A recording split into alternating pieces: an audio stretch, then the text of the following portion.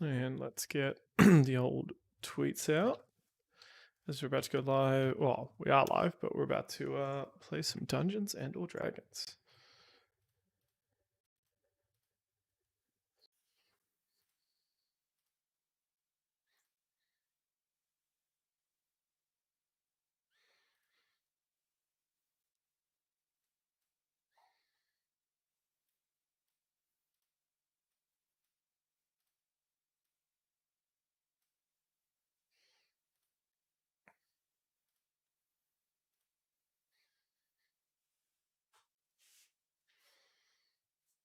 If you're just joining us, welcome.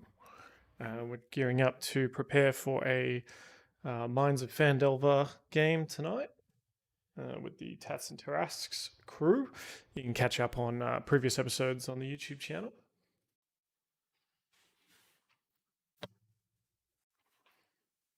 But if you're hanging out here in chat, it's just you and me for now.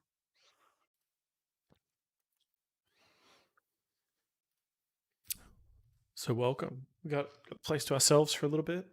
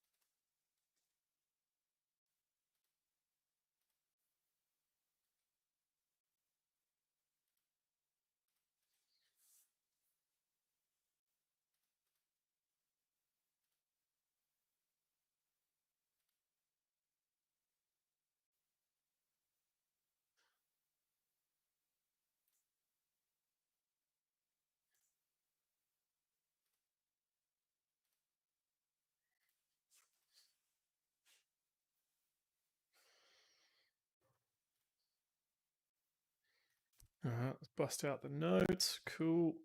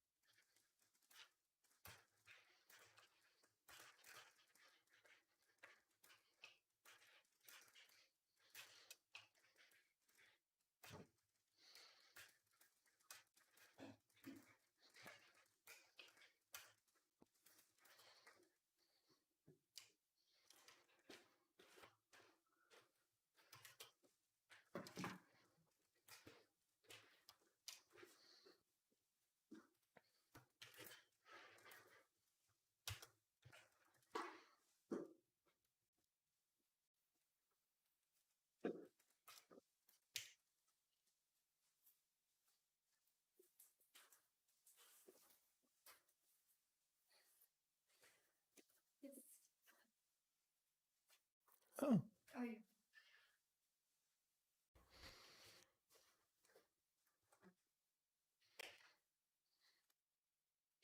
Oh.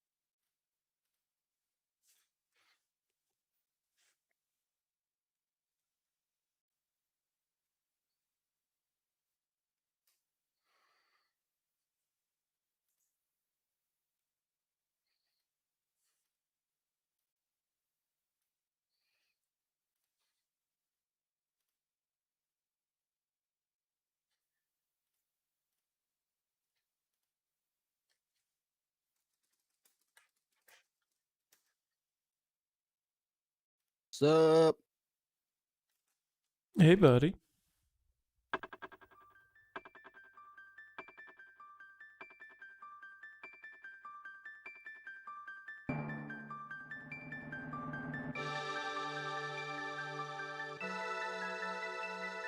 How's your Thursday night so far? Tired. Oh, me too. Ugh. Early day at work tomorrow as well, so that'll be fun. I'll tell the guys when they come in too, but I'm pulling the camera. Actually, let me.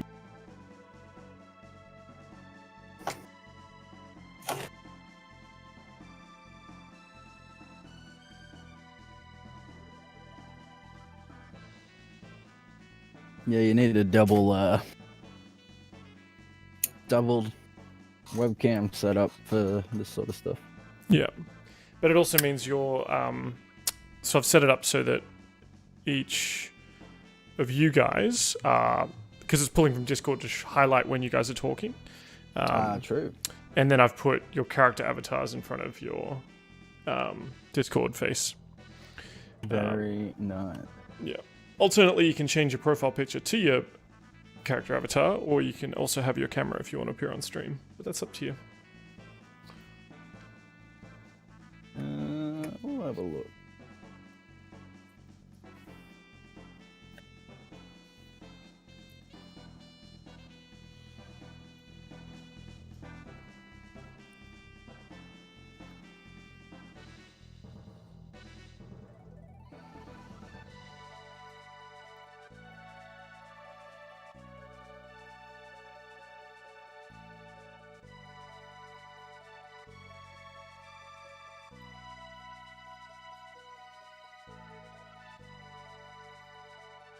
Alrighty.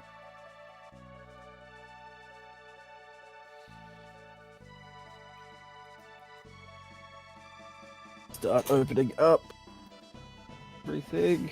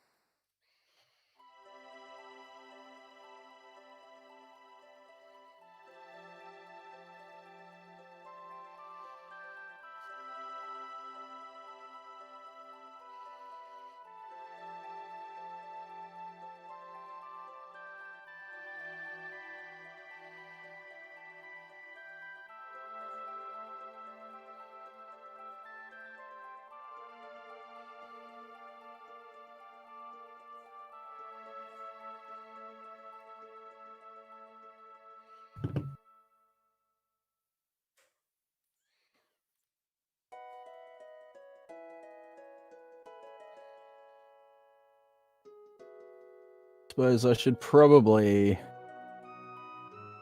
go live. Yeah. It has been a little while.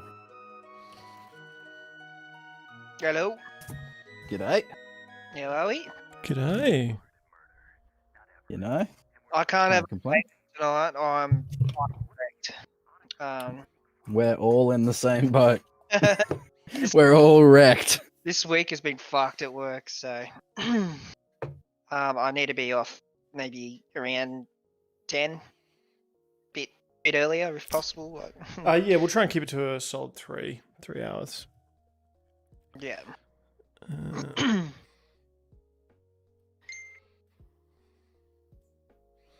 me just adjust my layout here. Excuse everyone in chat who's going to see me fiddle around.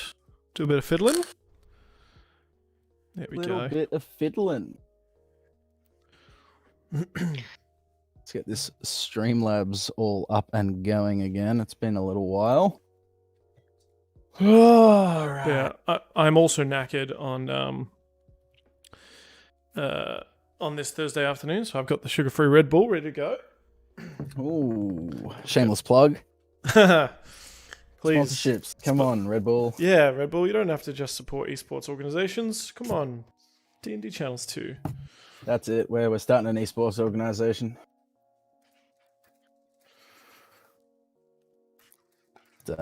Quickly, bear with me 1 second. Test something. Does this still work? Yeah. Indeed, it does. Right. It's there. Hey, Chris GTV. There. Yeah, I can't get Where are it. these other accounts? I can't really get it working either. Taking their time as usual. And I figured it's just easier to do Discord. Right here, And- 15 minutes. I'm out. Sorry, I just can't be bothered waiting, and I'm just like so run down. Mate, we'll start without them. If they're not here in 2 minutes, is the 7 o'clock start time. Of course, it means it's going to be a lot harder for you to kill all these bandits on your own with just the two of you, but... Look, that won't be ideal, but we could potentially get her going.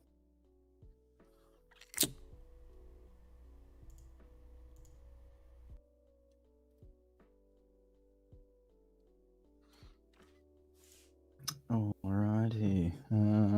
So we're not going to see your beautiful face still, unless we tune into I am unless people Dylan tune James. into twitch.tv/I am Dylan James. Let's do it. Oh, jeez. That ready. Set up everything again because it has been a hot minute. Yeah, dude, I'm standing. I got my standing desk, so I can do my squats. Essentially, this is now my new workstation because we're on full lockdown in Oz.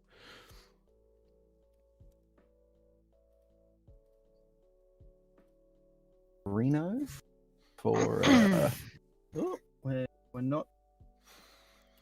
We got the old usual up and running, Danny boy, or What usual? Oh yeah. Let me turn that on. I know what you're talking about.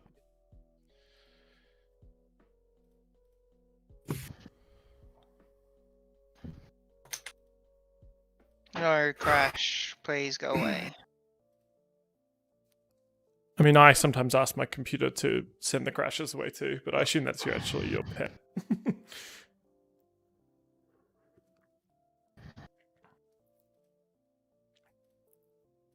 Fuck, what's the thing we're using? Foundry, was it? yeah. Yep.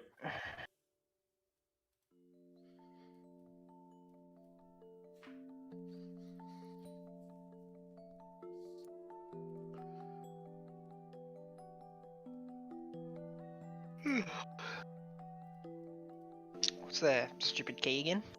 King sized? You should just be able to click on your name and hit login, and it'll let you log in. It may not remember you. All the time. Let me. Oh, you got it. Yep. Right. It says you're in. Yeah, I'm in. Yep. There is a Timmy, which is eating his KFC, and we're at 7:01 now, boys. Oh, he's... all right. Ooh. Well, we've got a DM Daddy, we've got a Dylan, and we've got a JR. We're getting there. And Emma's brought treaty treats for everyone. Oh, hell yeah. So- Oh, my microphone's not picking up any audio. That's fantastic. Thanks a lot.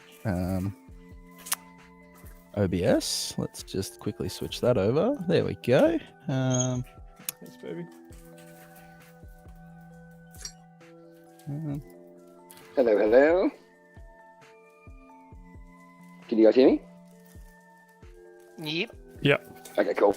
Yeah, just give me a second. I'm just organizing my setup. You're not able to use your headset. No, I'm literally using my phone to the Discord, and then I'm going to use Lana's laptop because my Doesn't the your- base is the decent. Doesn't your headset have Bluetooth? It does. It's just easier to use on my the pods. Oh, it sounds horrendous. Okay, I'll change it in a bit. Thank you. That's right.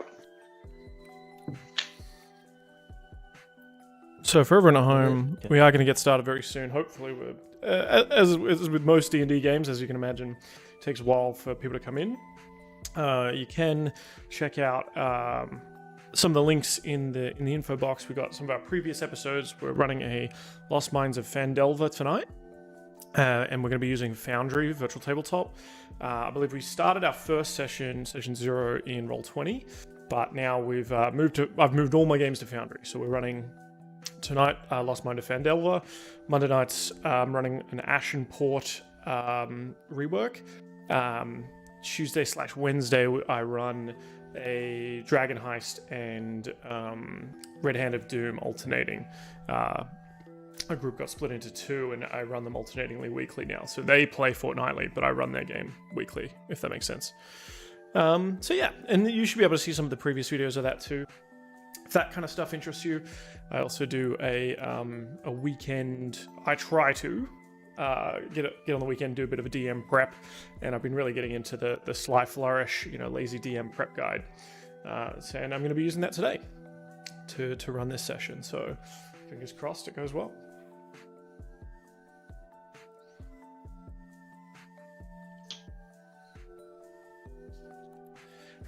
Crisis, this is, I think, the equivalent of EP 4 or 5. So the group, and we'll get to a bit of the recap, but the group has obviously done the goblin attack, fought the goblins in the Cragmaw cave, and sort of done a bit of nonsense in Phandelver itself. So that took about 3-4 sessions, 4 according to my notes here. And they pissed off the Redbrands, and rather than wait around for the Redbrands to retaliate, the Tatts Tarasques crew have decided to take it to them, and are now exploring sort of the underground base of the Redbrand brigands.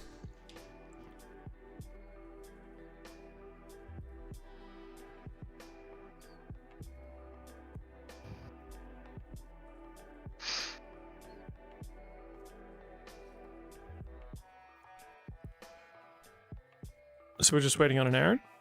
He said he's on his way. No? Yeah.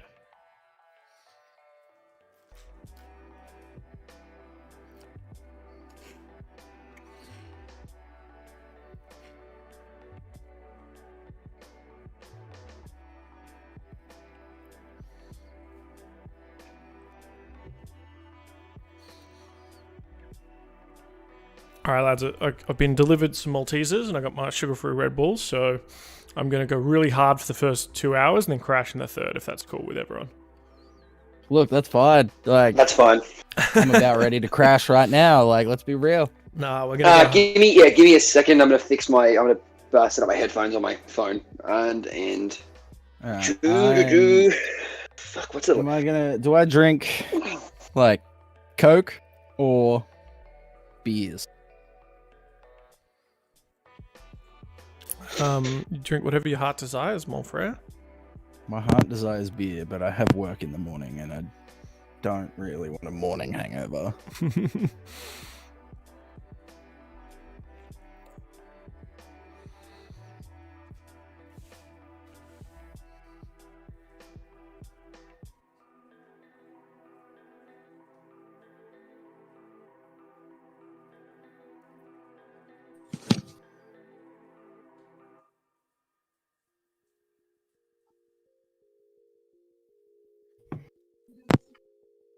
Oh, I made that mistake last night.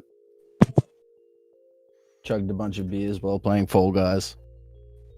Oh, yeah. Then, yeah. Whew! This morning wasn't fun. You're just not as young as you used to be. Oh, absolutely not. Absolutely not. Is that better? I think so. I just got to turn you up a little bit. Slightly, yeah. I think it's clearer. It is clearer, yeah. Yeah, okay, cool. Well, it's just, yeah. Without the fucking, without the hub thing. True. That is good point. Yeah, it's never gonna be perfect. So what happened to your laptop? The DC jack's loose, so, like the little... The charger? Not the charger itself, but the point where you put into your charger. So, it's under warranty, so, ASUS is literally sending a courier to my house tomorrow to pick it up, and it'll be fixed within like 10 business days, so that's fine. I've taken my desktop back from Tiny, and I'm gonna hook it up to the TV so I can play games. Wow. You need a monitor, don't you? No, I've got two monitors. It's just that I have no room in the house to. It's the reason why I bought the laptop. True. And Tiny had my computer because I just didn't have the room for my computer. True. Very true. Yeah, they're both good monitors too. It's just 32-inch fucking curve, 144 Hz, and then like I've got a bend well. But yeah, do not move.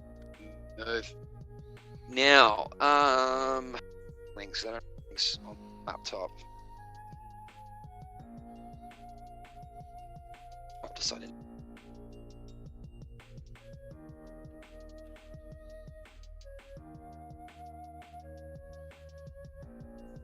Cool. All right, so I've So we're waiting for Aaron anyway. Yeah, waiting for Aaron. Yeah, hopefully not waiting too long. But I'll just let you guys know I've embedded the Discord video onto my stream. So if you want your beautiful face on there, you're more than welcome to. But for now, I've covered you up with portraits of your characters. But if you're doing it from your phone and stuff, it's probably not going to work anyway. Yeah, not tonight for me, sadly. Where can you repost the Forge link in?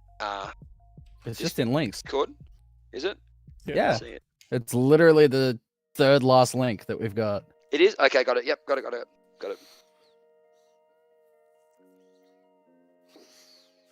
Ryan not joining us either. Let me message him. We can start without him if we get a Aaron, because he's not. I don't think he was in the room anyway. Yeah, he was.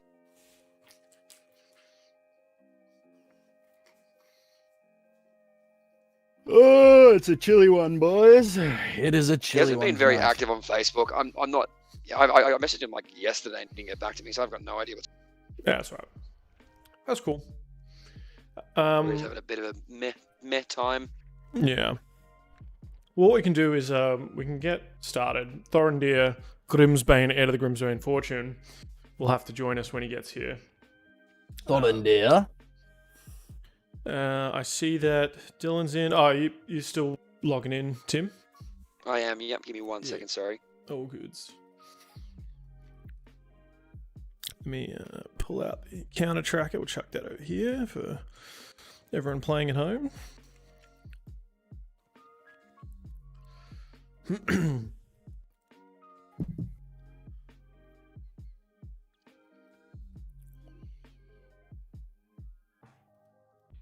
Perfect. So I had to write it in myself.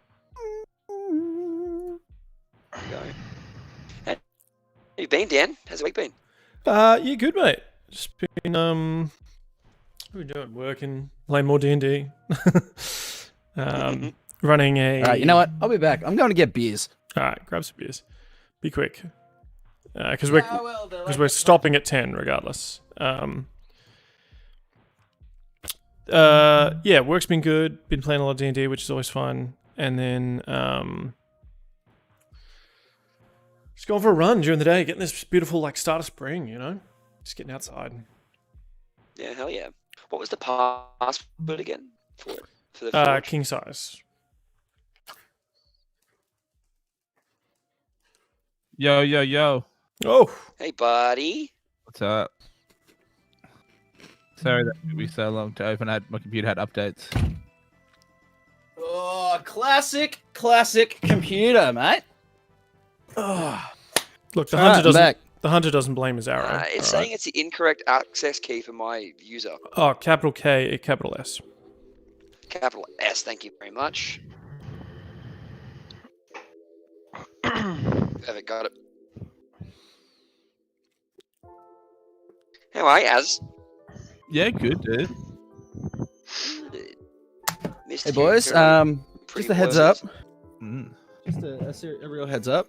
I need everyone right now to jump over to, well, everyone that can, jump over to twitch.tv/I am Dylan James. and just appreciate what's about to happen. Oh, is there going to be a drink cracking? 'Cause I'm on board. Yeah. I don't just want to hear it. Like, I want to feel it. Oh yeah, you are gonna feel it. You were online, bros. Yeah, bros. Jeez. Yeah, cuzzy. You gotta wait for the. You gotta wait. Bloody already? ads. No ad. Oh, I well, didn't you wouldn't, Ad you this wouldn't time. have ads if you Oh, subbed. no, I got- mean- I I've got an think I ad let now my too. subscription lapse. Oh. Well, the good thing about that, guys, is it's currently September, so 20% off all subs. Alright, I see you. I see you. Yeah, what's up, Dylan? All right, here we go. What? This isn't the right can. What kind of bullshit is this? No, that's it. Unsubscribe. I mean, if I was subscribed, I'm now unsubscribed. It's a Alright. Kolsch, but it hasn't got the thing. The pull ring. Yeah, no pull ring, dude. Normal can. I'm really annoyed now. Okay. I'm actually more impressed you found a Kolsch without the pull ring. Right? I'm I bought, actually more I bought a slab, and half of them have the pull ring, and half of them don't. And I'm like, They're what the running fuck? out. They're running out. They're running out of the pull rings. Oh, I'm gonna get my money back. No, they're actually running out of them. Sadly. The company who makes the pull rings. I know this is obviously I'm good mates with Steve. The company who makes the pull rings is stopping because in the States there was an issue where someone stepped on it in sand and then like fucking sliced their foot open. That was always my actual concern Is with that them. because it opens the whole top up? Is that Yep. the Yeah. one? Is it? Yeah, I was actually like, as if some cunt in a bar hasn't used this as a weapon yet. Like, Yeah, that's where my concern was. Yeah, I mean, they took the solo bigger mouth so you can slam it down faster and just went to the extreme with it, didn't they? Yeah. Give me a sec. I'm just gonna talk to chat for 2 seconds. Sure. Was I- Well, someone Was else. I not behind? Did I move myself? I thought I was behind you. No, I wasn't. you were searching through the crypts, weren't you? That's right. Yeah. Yeah. I just wasn't So- sure if I was behind you or not. Now is an So excellent that's right. time for us to, or for someone to volunteer to give us a recap. Chugger nut. As you or me. What do you want to do? I remember researching this thing, and then I remember something happening outside, and I can't remember Yeah, what that we was. we found some people. We found some people in the that little side room, Ah, that's right. and there was heaps of treasure in that one. There, Ymir is Mr. Pack Horse Barbarian. I was searching through some sarcophagi. Yeah, I know Ymira's carrying like fucking, the Everything. armory of fucking Helm's The Deep. but, everything. like, Yeah. So, do you remember where you are? We are in the abandoned manor of the Redbrand's hideout. Basically, some cheeky bandits who tried to mess with us. Initially, I tried to recruit them, but that doesn't always go to plan when you have a sexy barbarian and a grumpy gentleman dwarf. Grumpy. I mean, you don't like being slapped. They Don't told the worry. There's name not even a really tally. I wouldn't even well. worry about it. Nah, he did Oh, not. I know. Oh, look, we haven't even started the saga of Tally yet. But I mean, seeing that we have, a You time mean frame, it's the Iliad? That is the towel. just the Iliad, the epic Iliad. Yeah.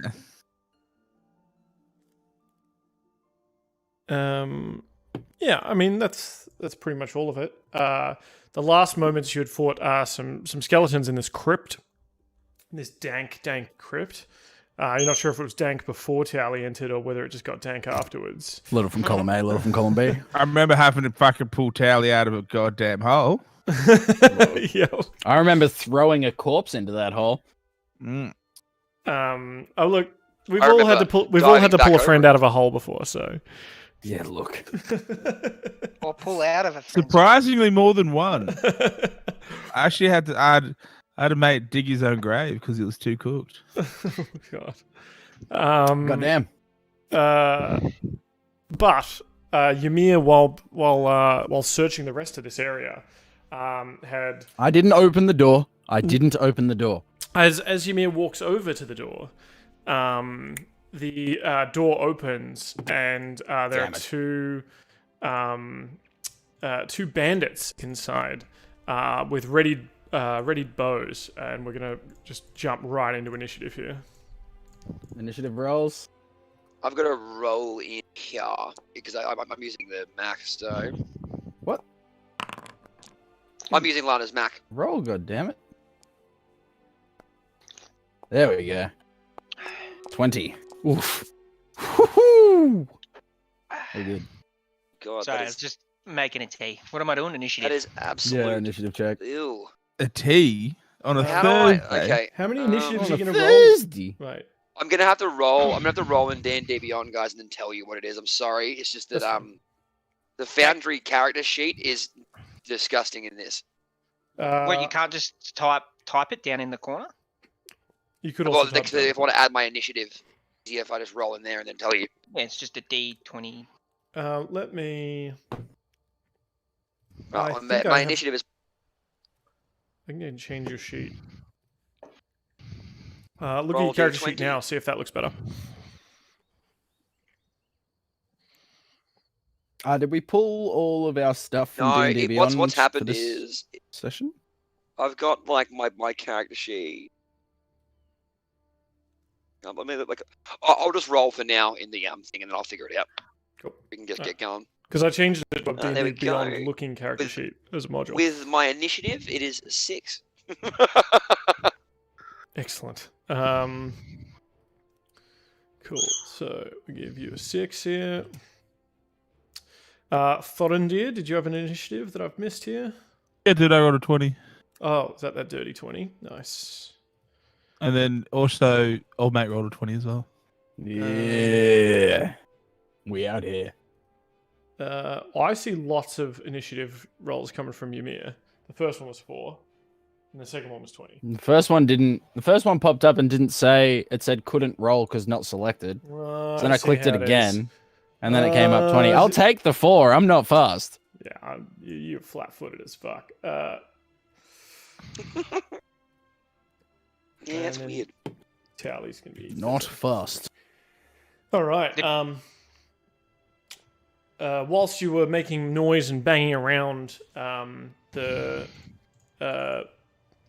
notice one of the bandits pulls open the door. The other one sees you there.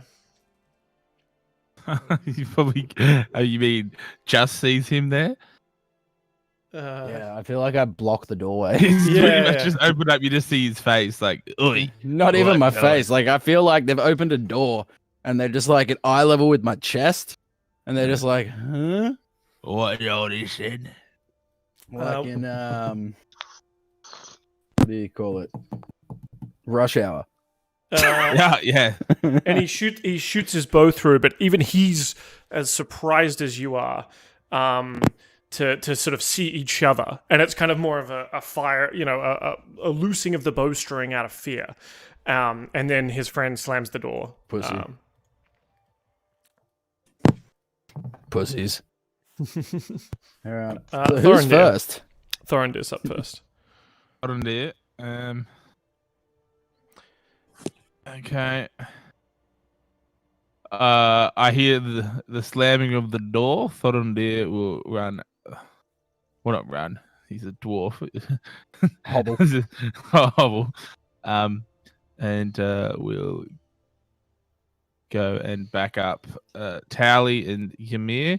And I'm assuming with the door closed and Ymir in the way, I couldn't even get to them if I tried. So I'm going to end my turn there. Cool.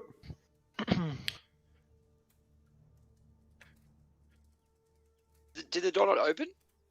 Yeah, They the other guy slammed it shut. slammed it on him. Oh. Tally. Having seen what I just saw, I'm gonna cast my spirit totem Ooh. in preparation for a battle, and I'm gonna use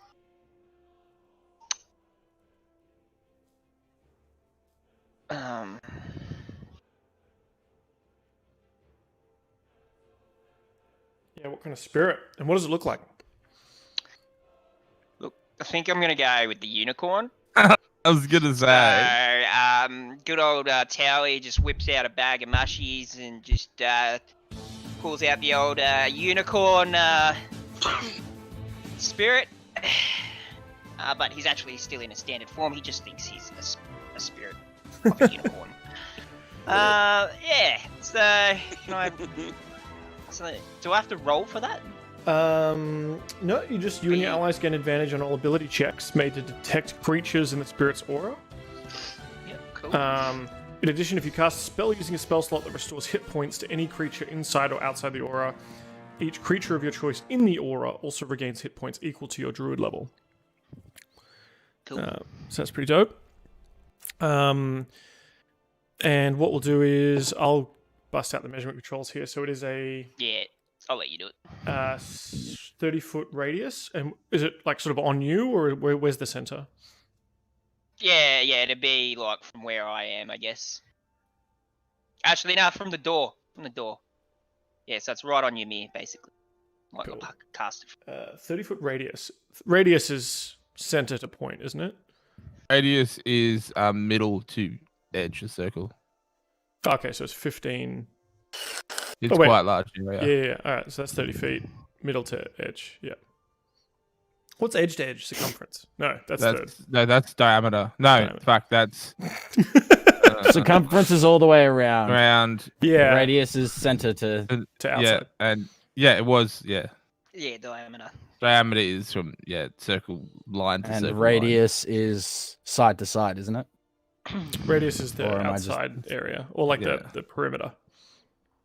Then what's circumference? Or maybe that is that. Who Circumference knows, the mate? outside. This is where you come here to all learn. these Answering- measures make it so- Answering the big questions here, chat. Answering the big question. That's right. Cool. All right, you have a spirit totem, a unicorn spirit totem there. Yeah. And I'm just gonna kind of, as my action move, kind of to the side of the wall next to Ymir, out of the way, into safety. Is Did you it? say your movement's action or what's that? Yeah. Well, you have movement. Yeah. So I just moved, Yeah, so and that's my turn. Cool. All right.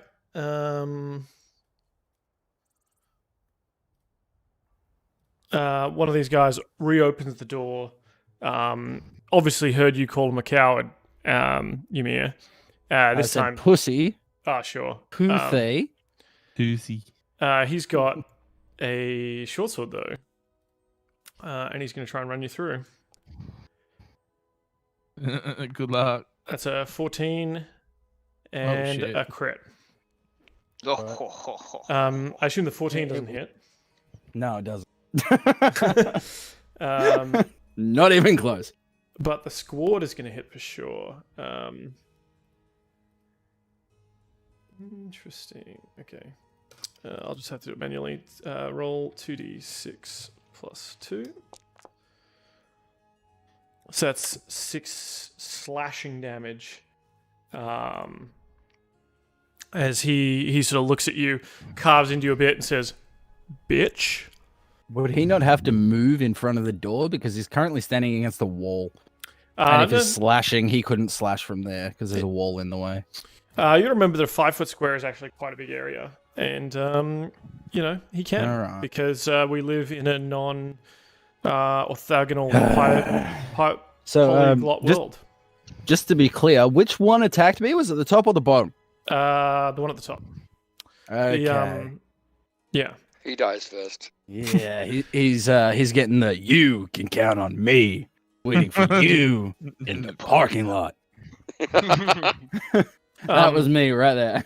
It's also a kind of a moot point because he has enough movement to move, attack you, and then move back, and he's still within your threat range. So, Yeah. He Pauly. gonna die.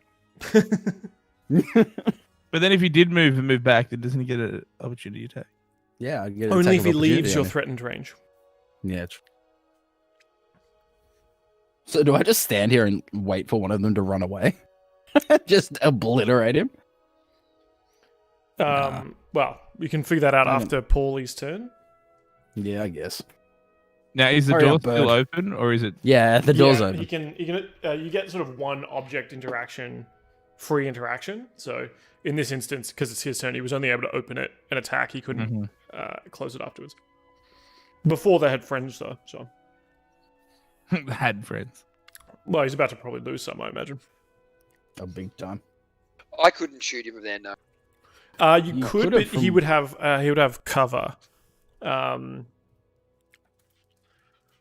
reckon you And could sort have of- shot him from where you were. So he gets sort of a +2 AC, +2 to AC. Maybe there. Because they're kind of hiding behind the angles- wall for ranged attacks. If you move angles. up closer to Towley one more, you'd have a better angle. I think you're still going to have half cover. Yeah. Yeah, either way. I think that's fair. 'Cause he's near the door anyway. Yeah, okay. Well, I'll definitely shoot the bastard.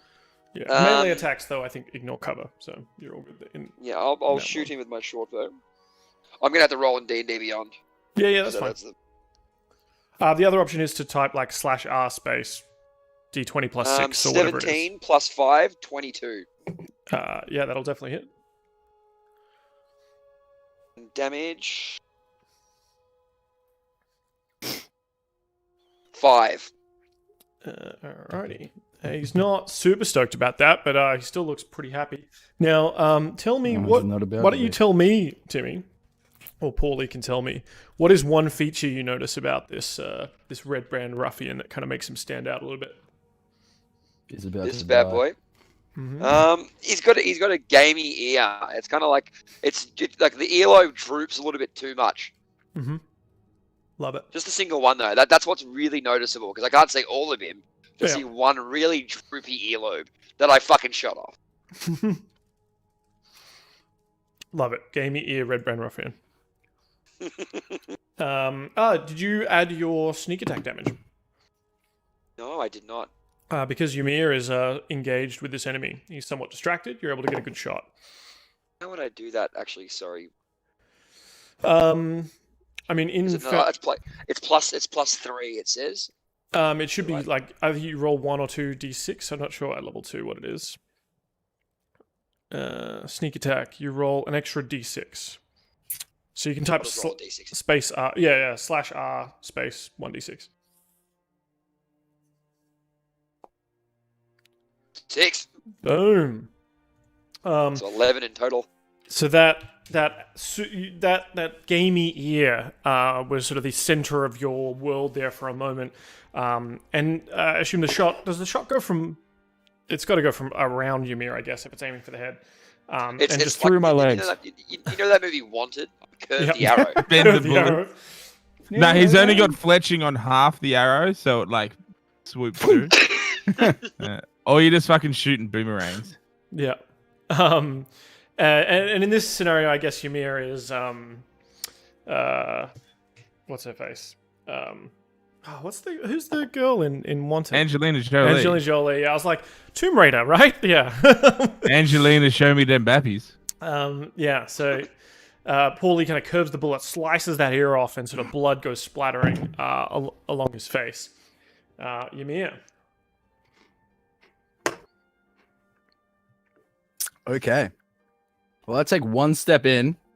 I can't remember how to turn. Oh, nope. I figured it out. I Whoa. slowly turn. The imposing turn. It's the walks in just you. And then I do this. And I do this. Bop. Boom. That'll definitely hit. Yep. Do I have wait, You got to roll some damage. I gotta roll again? I do damage. Where's my damage? Yeah, the auto damage rolling thing. I think one of the modules is interacting with it. Yeah. It doesn't auto roll damage So anymore. I just roll my strength now, yeah? It's a D for your great axe, I believe. You have so many weapons. I got to scroll through. What the fuck? So if you click on your great axe in your inventory, there is a damage button. I'll just click it for you there. I think it's 1d12 plus plus strength. Plus STR. So if I type roll space Oh. 1d12 plus strength. Let's try that. What Does is that your work? strength? I think it's your strength is +3, so 1d12 plus 3.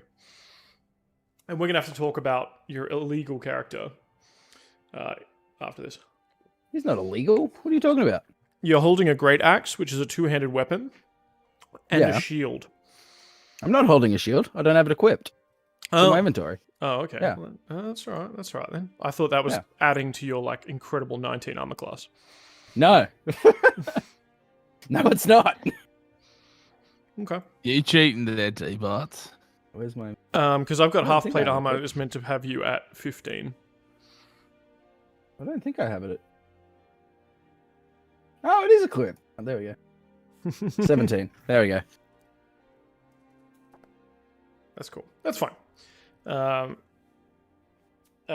we did the first one was 8 damage. That's fine. Yes. So do you want to describe to me how you cave this guy's head in?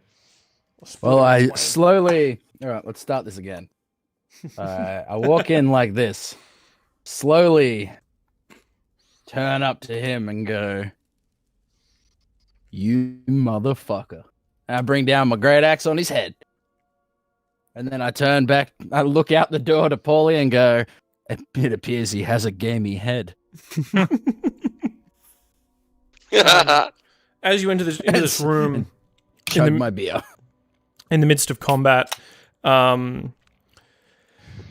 you notice there are 2 cells in this room. And where did I? One of it has 2 women in it. The other one has a sort of a young boy.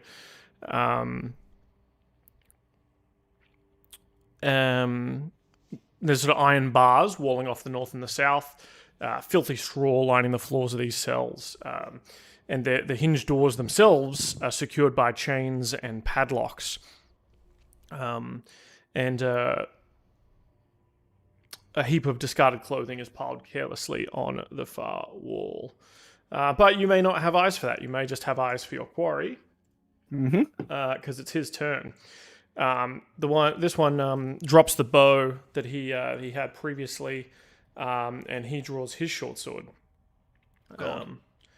and sort of sees his way out blocked, and decides to attack. I need a whirlwind attack.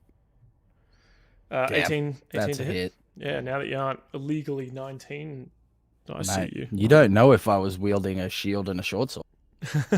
Well, when you hit him with your great axe, I definitely know you weren't. Yeah, well, look. So could that's have all of them. six damage. 6 damage on the first attack. And the second attack goes wild as this man is clearly sort of frantic, being trapped in here with you. God damn. So you took the 6, and we're back to the top of the round with Thorendir. So wait, do I take this? No, I only take 6 damage. Correct. Okay. Yeah, only the first attack hit. So I was on 18, so I'm down to 12 now. Can you move out of the room at all? Like, No, I ended my turn after splatting that dude in the head. Is he dead? Yeah, good. Yeah, he's super dead. He's super green. so you couldn't use a bonus action to like step back away out of. I could have, but I didn't think about it. Yeah. I just obliterated his skull and called it a day. Although someone could move to like next to me and attack this idiot here. Well, Thorendir comes through here. The dwarf has come to my aid.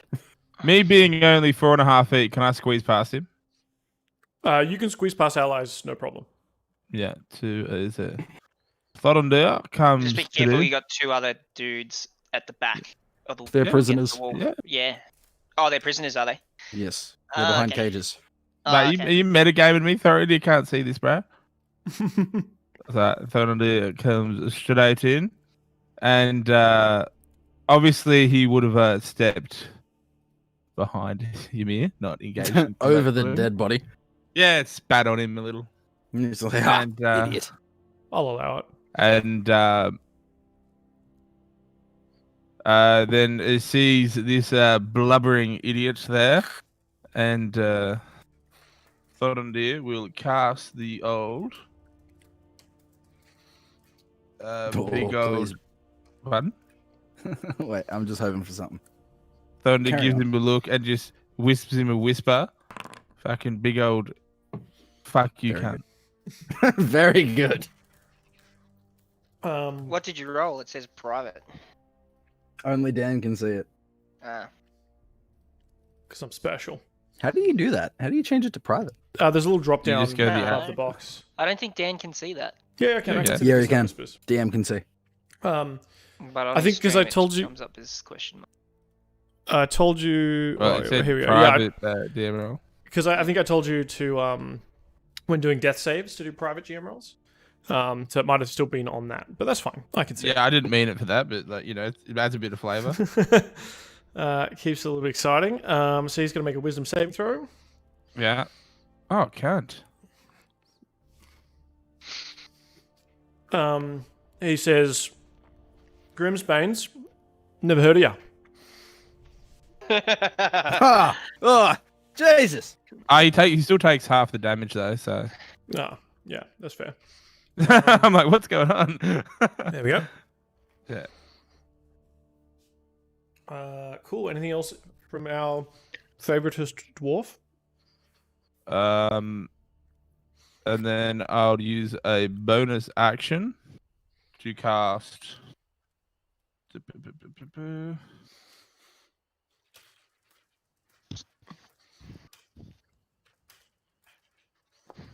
Healing ward on Yumi. Hey. Oh, you've got a heal? Of course I do.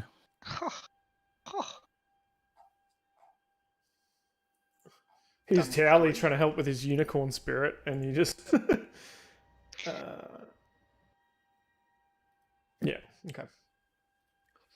All right, Towley, you're up. Yeah, I'll I'm gonna stand up in the doorway so I see what's going on. Towley's just gonna like cast a bit of a let's see. Oh no, so I want cure wounds, don't I? Yeah, but that one's broken for some reason on my bar. Just go to my spell book. Prepared. Well, there's something wrong with this fucking character sheet. Like, it's got none of my spells in it. It says like I try to bring the thing down, it's just not there. Have you accidentally filtered by like prepared or something like that, or like concentration? Because that can. Yeah, you're right. Yeah. Yeah. So it was you that fucked up. It was me that fucked up, and I'm gonna cure wounds on Yumi. Cool. Just getting all the love yeah. here. Just getting all these Hell boys yeah. rubbing themselves on you. Eight. So you get 8 healing damages. What is that healing? What does that curing of wounds look like, Tiali? Yeah, it just takes a big old puff out of his blood and just blows it over the the open gash, and lo and behold, it's somewhat better. It's not perfect, but it's pretty good. It is a little bit better. And that numbs the pain, makes it feel great. And Really because to of keep your going. spirit totem, all of Yep. your allies get Also- 2 health back, Yeah, and Ah, including myself. yes. including yourself. So each creature, Perfect. yeah. Lit. So No worries, so boys. those sweet fluffy clouds billow That out dank off smell in the Ymir. room's now smelling a bit danker. That's right. This dank crypt just got dank, boys.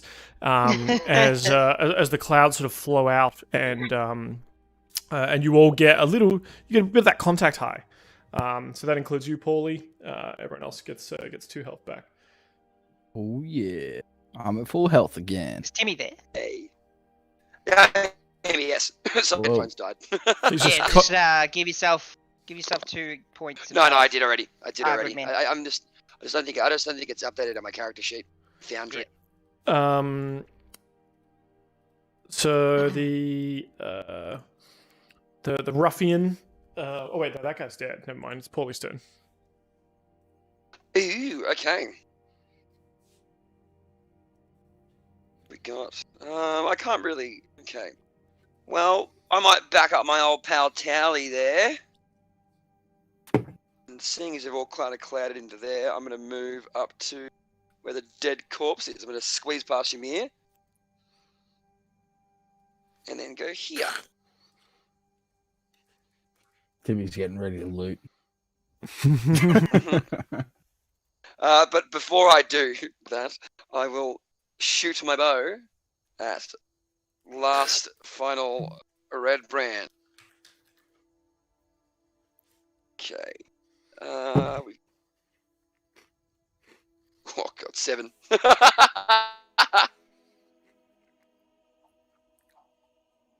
I rolled 7. Yeah, that's not going to cut it. And I'm disappointed in you. We all are. And it's Ymir's turn. Well, so what? I was facing this way, and then this idiot behind me slashed me in the back. So I slowly turn around again. Does everything Ymir do is just glacial and mountainous? Just the Yes, because he's huge. He's just like, as he turns, you hear the creaks of the building move because he doesn't quite fit inside. Yeah, the muscles are like fucking like a bridge. I like to bridge imagine. Wires. No, I imagine him as the Earth Titan from Hercules. oh yeah. Oh yeah. Like that's Ymir.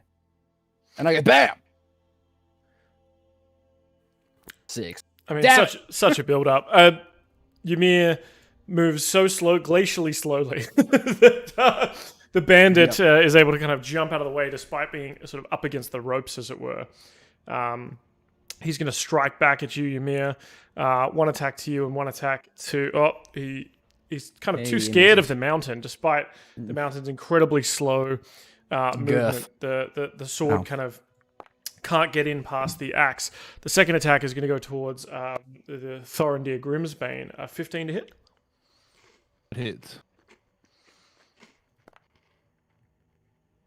That's going to be 7 damage for you, my boy. My lad. My friend. And it's your turn to return the favor. As this guy is sort of cowering, swinging his sword almost wildly to try and defend himself. You think maybe he's pissed himself. As he can feel his own mortality coming up on him rapidly. I think he did shit himself. Come now, my boy. A man should face his death with a smile. And Thorendir whips out his old 2 blades and casts down the Grimsbane justice. Okay. Well, what the fuck happened there? Sorry, that's... No. rolled a lot of dice. Yeah, roll a lot of dice because I created the finesse longsword as like a dexterity weapon that has multiple ways of attacking. Yeah. So the slashing one hand. 19 to hit, and slashing one hand, so 6 damage. Yeah, and then hit again with the rapier. That's the old Spanish grip. The old, yep. Interesting. Okay, yeah. So describe to me what that looks like. Essentially, the finesse longsword is sort of uppercut straight through the chest, like giant slash up. From I would say left hip to right shoulder, and then the rapier stabs straight through the head, like those red dots for the people in India, straight through there. Ooh, damn! Right between the top of the eyes. You do the old T1000 into pointy finger into the head. He sort of jiggles a little bit. He drops his carton of milk and collapses to the floor. I just want milk. And like real milk. Thorendir, that's combat ended now, I assume. Mm-hmm. Yeah, Thorendir goes to the ladies with this cell and goes, "Don't worry, my dears. Thorendir Grimsbane and his companions are here to rescue you today. Tell me, how did you all end up in these cells?" You see so this young woman, youngish woman, and oh baby, and 2 sort of small children. She says, these assholes took us from our house. We've been here for I don't know how long, maybe a couple of days. I thought maybe my husband would come for us, but Pussy. we haven't seen him, of course. Please let us out. You're not with them, I assume. Me with these bunch of dead people, I presume now. Don't really, no point insulting the dead any further, I must say. I'm a lord now. Must have some principles. Don't worry, we'll have you freed and off to town any moment. Have you seen where they had their key, or shall we get my companion here to bust the lock? She says, I mean, I don't know. They all kind of look the same, mostly very generic. These bandits. Except for that's that okay. gamey one. I'll assume one of these in here was the jailer. They must have the set of keys on them. Pauly, you're always good with your nimble fingers. See if any of these lads are carrying a key. I can do that. Any reason to rifle through a dead corpse's pockets? As long as you just don't take their boots. Is that not a thing we do anymore? I can't even wear shoes. Good. I just think it's bad luck to wear a dead man's shoes. Yeah. That's the thing. Yeah, but they're not Okay, going to. what do you want me? They're Do not you want me going to roll something to rifle through their pockets? No. You can kind of pretty freely explore the pocket opportunities. Ooh, I will. After rifling through, I want to You want to what? Sorry. open this door just here as well. Oh, I apologize. I realized they're in prisons. I didn't realize. For some reason, I'm only getting shadows of what I can see. It's dark. Okay. Yeah. So I'll remove this this sweet dank Fog of war. unicorn, and let's also remove that portrait view there.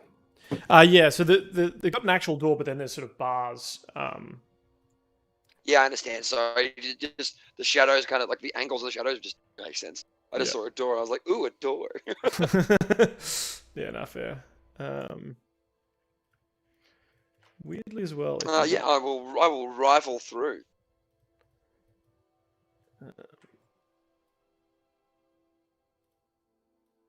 Cool. Trying to fix up one of my character sheets doesn't like me adding images, which is a bit rough. There we go. I'm gonna rummage through this pile that I'm standing on. You don't find keys. You do find a couple of coins. So you find 17 silver on in the pockets of one of these guys, and the other one's got 3 gold. Okay, I'll chuck the 3 gold to Thorendir so he can divvy it up, but I'll keep the 15 silver for myself. Sounds about right. 3 gold, was it? Yep, found 3 gold.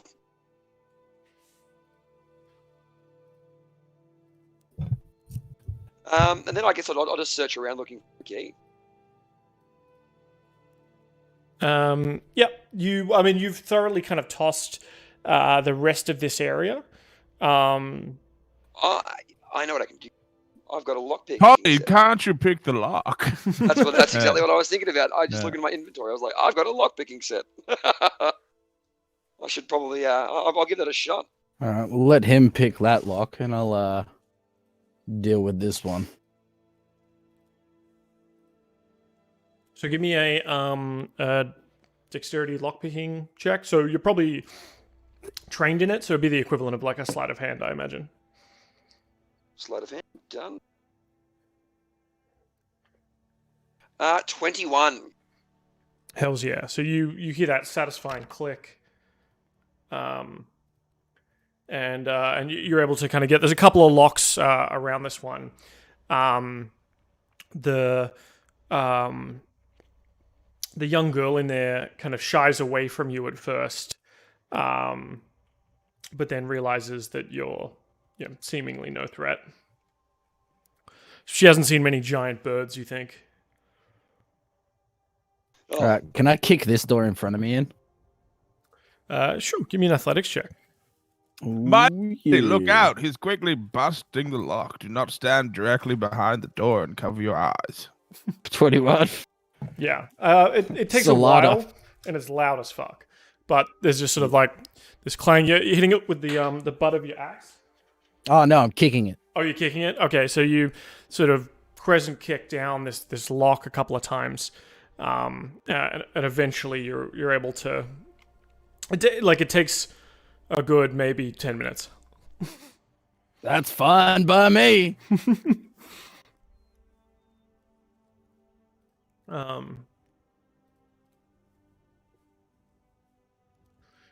the young boy in there kind of clings to his mother's skirts at sort of just the sight at just sort of the sight of you, Ymir.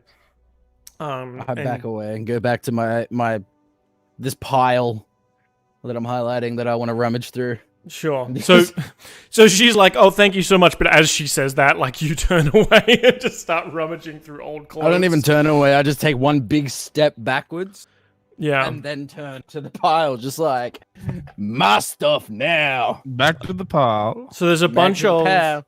like mostly villagers' clothes here, pre-worn, some semi-soiled. It's not great smells coming out of here. Is there anything? Can I roll is there the possibility that there may be something good in the pockets of anything? I doubt they'd keep anything good in the jail. Yeah, but something that might have been missed or something, like some coins or something that may have been missed in sewed into the inline seam of something, or like something that otherwise would have been missed unless someone was looking for it really, really, really hard. All right, give me an investigation check. But I don't find jack shit. Yeah. You think that these must have been clothes of maybe other prisoners, so anything of value is probably taken from them. Which means I've probably already got it in my pockets. And Backpack. the woman says, sort of gathers her what must clearly be her daughter up, and says, "Oh my God, like, thank you so much. I can't thank you enough. I obviously have nothing really that I can offer as a reward." No, a lady's thanks is only the reward we require. Now, do you need to be you come safely with the escorted back to town?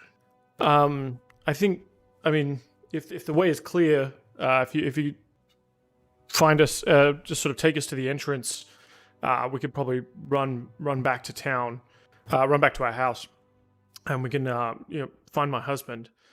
But seriously, there must be something we can do. When I was young, we do have a family heirloom that we could offer, but when I was young, we fled from the town of Thundertree and left everything in our herb shop. But inside there is a case containing an emerald necklace that'd be quite valuable, and I want you to have it if you can retrieve it. Tally perks up hearing herb shop. I was waiting for Tally to say something there in herb shop. Yeah. Is Tally even here? JR? No, he's We've not. lost him. Okay. Oh, just when I throw shit for Tally. I know. That's I was not going to say anything. I'm like herb shop, clearly. Sorry. Oh, look who's back. So Myrna says that she doesn't have anything to offer. Well, she doesn't have any money on her, but when she was a kid, her family had to escape from the town of Thundertree, and they left behind an emerald necklace, this sort of family heirloom, in the herb and alchemy shop that they ran. I see. And then we were all like, oh, Tally's gonna perk up hearing Herb. And alcohol. Hells yeah. Dank Herb shop. In Thunder Tree. Yeah. Damn. It's gotta be some lightning stuff. Well, Yeah. if we ever get there on our travels, lady, I shall look for that necklace. But surely it cannot be as beautiful as the smile of a lady back at you after a long day. And I'm sure your husband misses you and your child terribly. Quickly, we shall escort you to the front door, and you can run for your homes. She says, "I'm so thankful, Master Dwarf." The name's Grimsbane. Thorendir Grimsbane. She Add says, to the Grimsbane fortune, my dear. Now go along and spread the name to all your friends. That your rescuers were the companions of Grimsbane. She Yeah. says, "I will. We will. And if you, if you run into my husband, I'll be sure to. He'll want to buy you a round or three, I'm sure. Good luck. And she sort of gathers up her son, and she says, "Come on, Naz, Nilsa," and the young woman sort of goes and gives you a kiss on the cheek, Pauly, before sort of blushing and walking out with her mum. Ooh. Did you just Oh, make are an they ooh gonna- to are a they child gonna- kissing your cheek? She looks a bit older. She looks She was Oh, older. okay. Sorry, I was like, what? Yeah. Let's I can. Do we want to help them across the pitfall? Oh, I mean, I Yeah, was we're taking escorting him them to to the the front front door. Yeah. Okay, cool. Yeah, I was gonna say. So that's the daughter. Oh, damn, Thorendir. Fuck. Did the wrong one. Yeah, I say the right one. Yeah, no, she was actually pretty hot. But then the husband came out. I was like, Thorendir's a pretty honorable dude. He's not going to fucking... I You mean kicked the the door in mum? and I got nothing. let's walk him out. I'll fly him across the pitfall. Yeah, you help fly them across one at a time. Because I don't know how much you can carry. Well, you can probably carry. I can like As a tower, I'm a just gonna very- stretch my arms across and just. a very short distance. Like I as from what I read about the Aaraockrans, like I could carry people as long as they're small. Like I could never pick up Ymir. Yeah. Some of Well, my that's some of my given. own weight. I could hover for like 10 seconds. Yeah, you can do that. You can do the Banjo Kazooie slow fall. Basically, yeah. Yeah. All right. So give me an athletics check to see like how smooth you are at doing it though. Like I assume Yeah, you're trying to absolutely. make it look effortless. You really want to know? Yep. I rolled a 1. You critted. Did you crit? Well, I rolled a 1. It's a 2 technically. I rolled a 1. So you get the boy over, and like you're like, oh, this is easy. You pick up the Otherwise, I'd kill the fucking boy. and you sort of you offer to carry the mum across, and like she's a lot heavier than you realized. She's a good like villager woman. She's got them childbearing hips, mate. Mama's thick. Mama's She- thick with 2 she's C's. thick. It's like this is like Elastigirl kind of thick, and Oh, damn. you aren't quite ready for it. And for you sort of get her across, and sort of fall into the pit yourself, and have to kind of sheepishly flap out again. And it just takes a little bit longer, and it's just not as smooth. And by the time you're carrying Nils across, she's somewhat less impressed.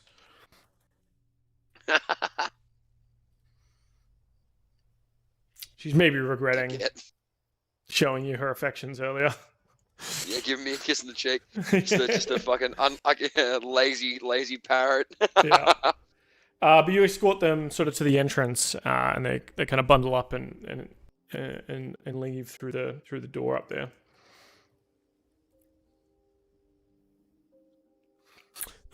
Crisis says those thighs are made for carrying, not to be carried. Good. All right. Yeah, wait, where? A longsword? Hell, give me my inventory.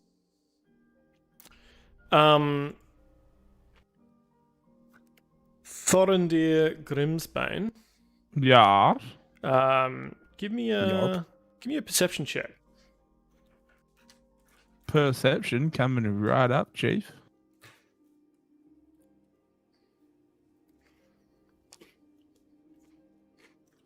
16. That's pretty decent. I mean, I don't want to stereotype about dwarves. You've been underground before, I assume. Oh yeah. Some would say I'm a master of stone. What is the specialty of the Grimsbane house? Like the family? What is their... how do they make their fortune?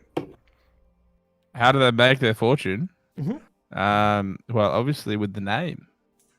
No one knows. There's no answer to that question. Any dwarf could buy the name Grimsbane. No, It's essentially. like one of those little plotted lands in Scotland. Yeah, I think Snoop got a lordship recently. Yeah, he did. No, essentially what it is it was initially like conquested like fortune that was built up over like no, it wasn't necessarily mined out the ground, but it was sort of earned over glorious conquest. Mm-hmm. And then the necessarily the people like the whole point of getting the Grimsbane fortune is you have to be earned. It's not given by necessarily just because you're the king's son. Mm-hmm. And so essentially, and essentially Thorendir is the prince of the Grimsbane fortune, but he still has to earn it. Yeah. And it's like the mightiest of dwarves earn the title, the fortune of Grimsbane. That's awesome. And so part of your heritage obviously was spent underground. In the sort of carved stone fortresses of the Grimsbanes. Mm-hmm. You, with your excellent sort of perception there, in this sort of crypt room, you feel a breeze that is sort of unaccounted for. As you were sort of walking in and out of this crypt area, you feel that there's sort of like air pressure that's is a little bit off for like the room, right? There seems to be a seal somewhere that's maybe not sealed completely, and you think it's up near that workshop that you were digging around in. So Thorendir, the door was open, Jesus. Comes to and he does the old, picks up like a bit of dust on the ground and then drops it to see like what way the air's going, and I assume investigates it to like a crack, like in the mortar of the stone walls. So you find there's definitely a door here. Is it a door or is it a gym? Well, it's not a jar. Yeah. Tally and Pauly taking the ladies out. It's just me and Ymir. At the moment, yeah. Yeah. I mean, they can kind of walk back in soon, but yeah, we'll come back in. Yeah. I just whispered to Ymir, there's another door hidden out in the stone. I don't know if we've been spied on or we are not meant to know about this door. So I guess we proceed with quiet. Proceed with quiet. I'm an idiot.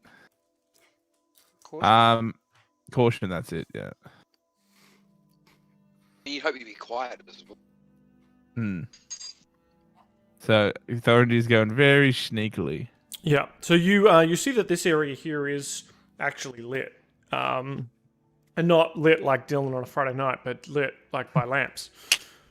And I say boomingly, because I don't know what quiet is.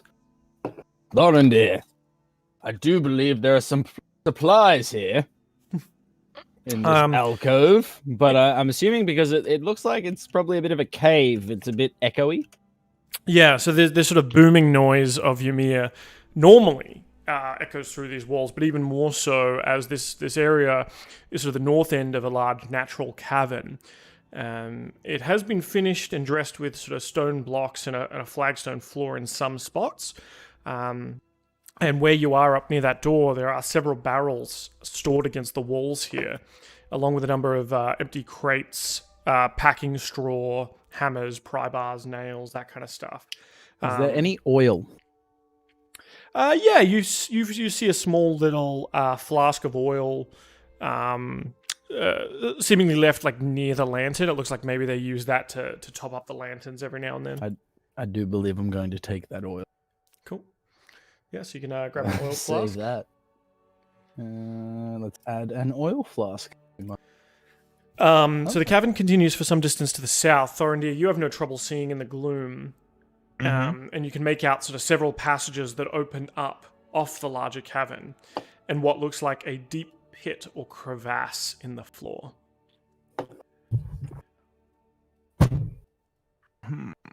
Where is the deep pit? Sorry. Right there. So that this kind of hole. Sorry. Yeah. Sorry. So this is sort of a deep pit that we'll say it's a good like 60 feet down, even more. In areas like it looks super dark and deep, right? It's like you stumbled across an existing mine in Minecraft and it just keeps going down. Yeah. There are some small ledges and things like that, though, you think.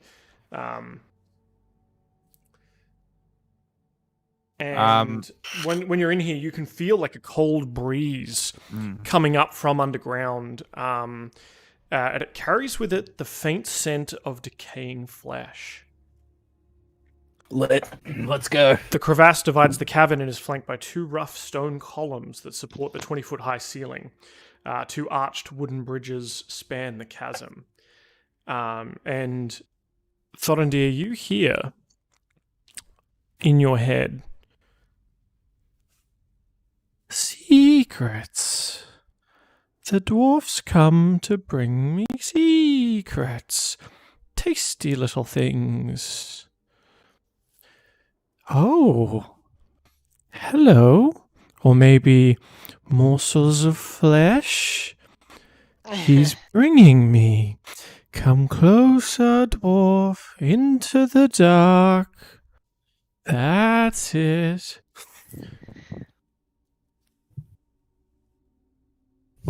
Yummy, I'm hearing voices.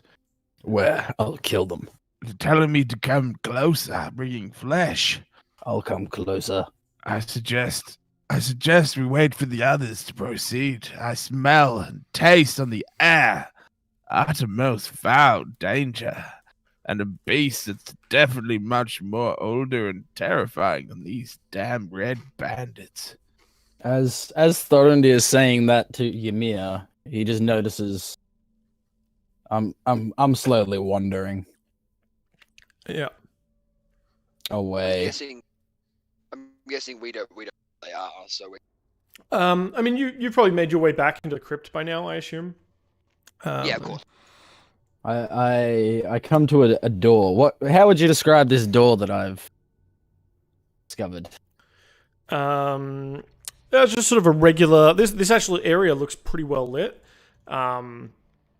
It's a wooden door, and so you've kind of left the cavern area and are back into a clearly constructed corridor. So I'm just doing a little bit of investigation. I wander back up to Thorendir and say, "Dwarf, down there seems to be some construction. It looks a bit more well taken care of than the rest of this rabble.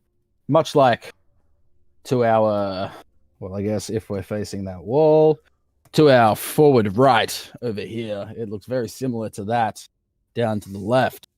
But from what I could tell, the cave also continues even further down to the left.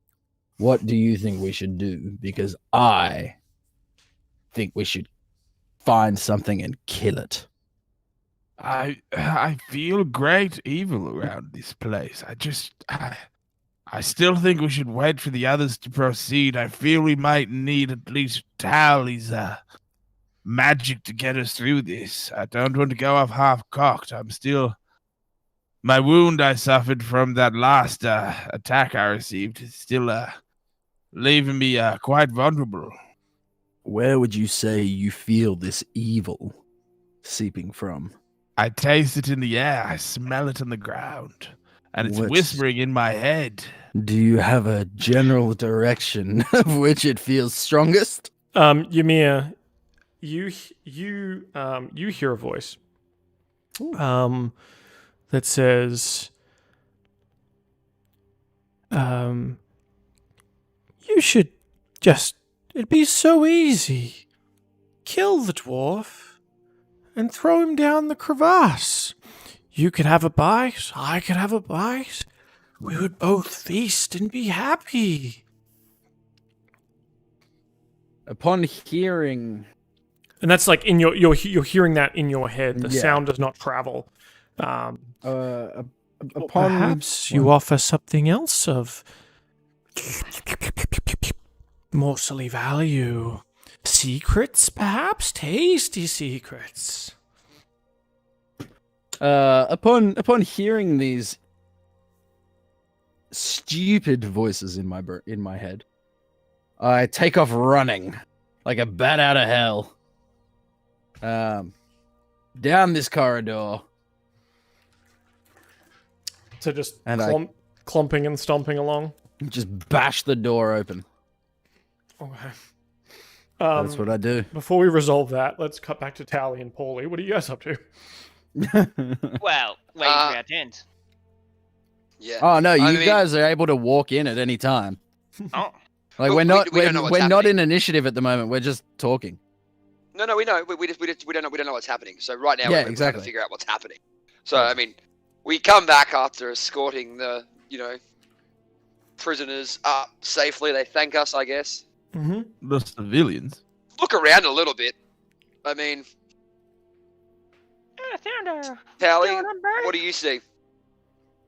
I'm already inside, brats. I'm like just caught up with the Just others. running. I'm like, yeah. Okay, I God, follow the he's- haze of cloud that surrounds Tally. Guessing that's probably where the rest are. Before you get too far ahead, Tally, we're going to resolve a few things at once here because Ymir has gone off full cocked as he does.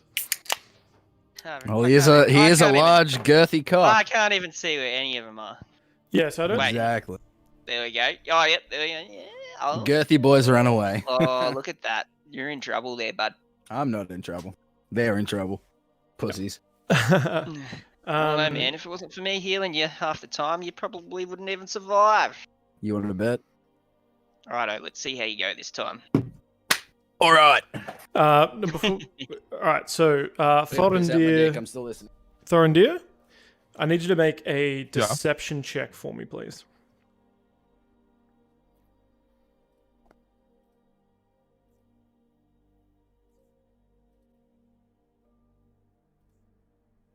Whoops. Hmm? Never mind Oh, that. yeah? So you feel this kind of tingling on the back of your neck, this crawling ants on your brain kind of feeling. And then you hear the voice in your head go, "Oh, this is a tasty secret. A juicy morsel."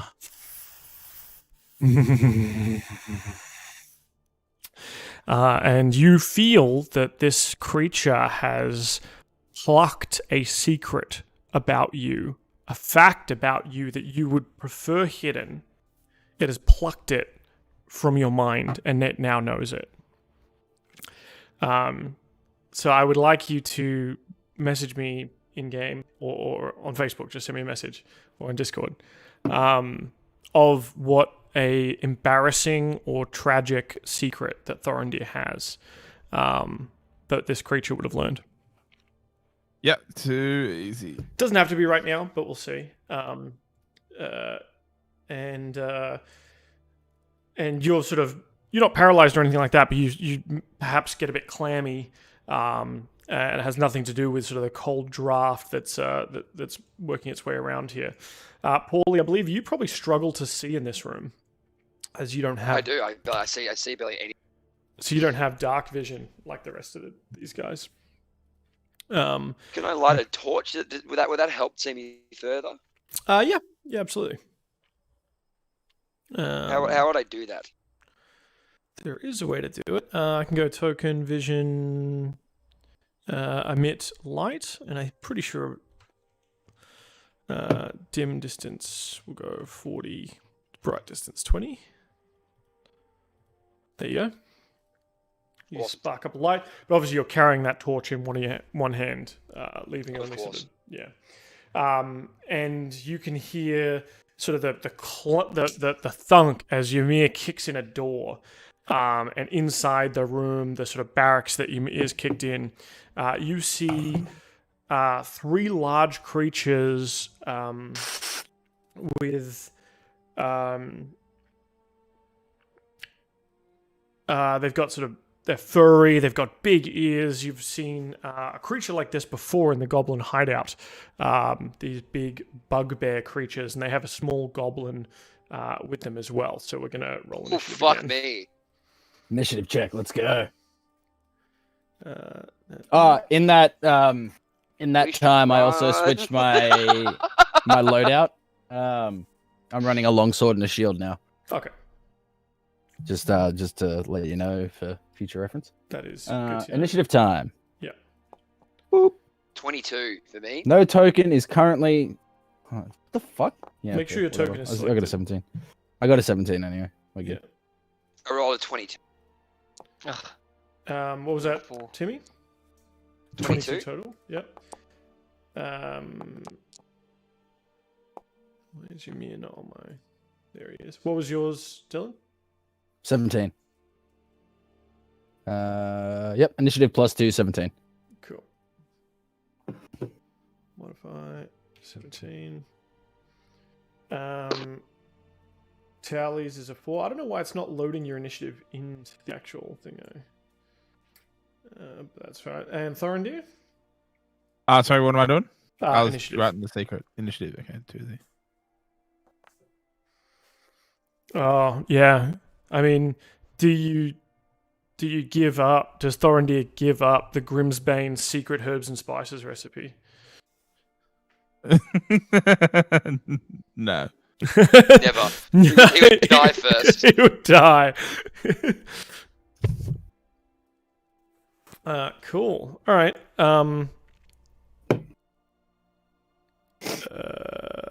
We'll go with Ymir first. Oh yeah. So I've already booted the door in. Mm-hmm.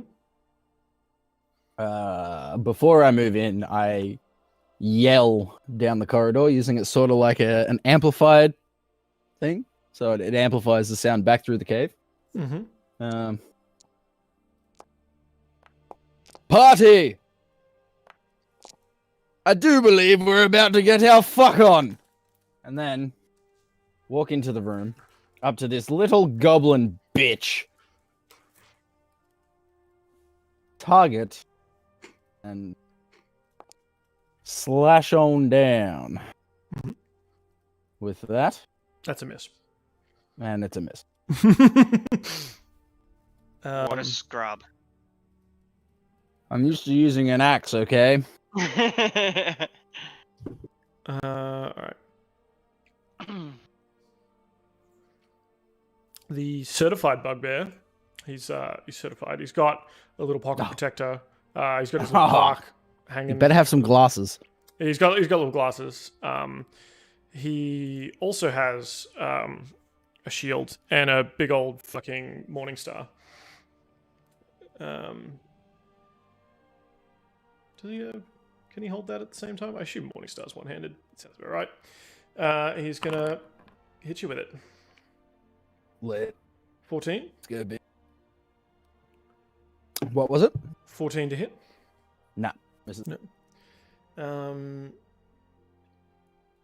If a bug goes for cool. Yep.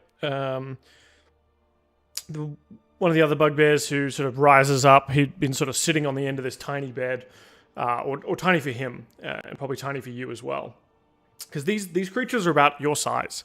They are massive. He moves to cut off your escape. That means he's moved into my attack of opportunity range, doesn't he? He's moved into your threat range. It's when they leave your threat range that you get attacks of opportunity. Man. He's going to try and hit you with his Morningstar. 21 to hit.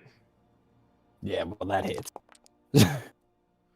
5 damage. Okay. I'll do that. And you hear yelling in the room to your north. And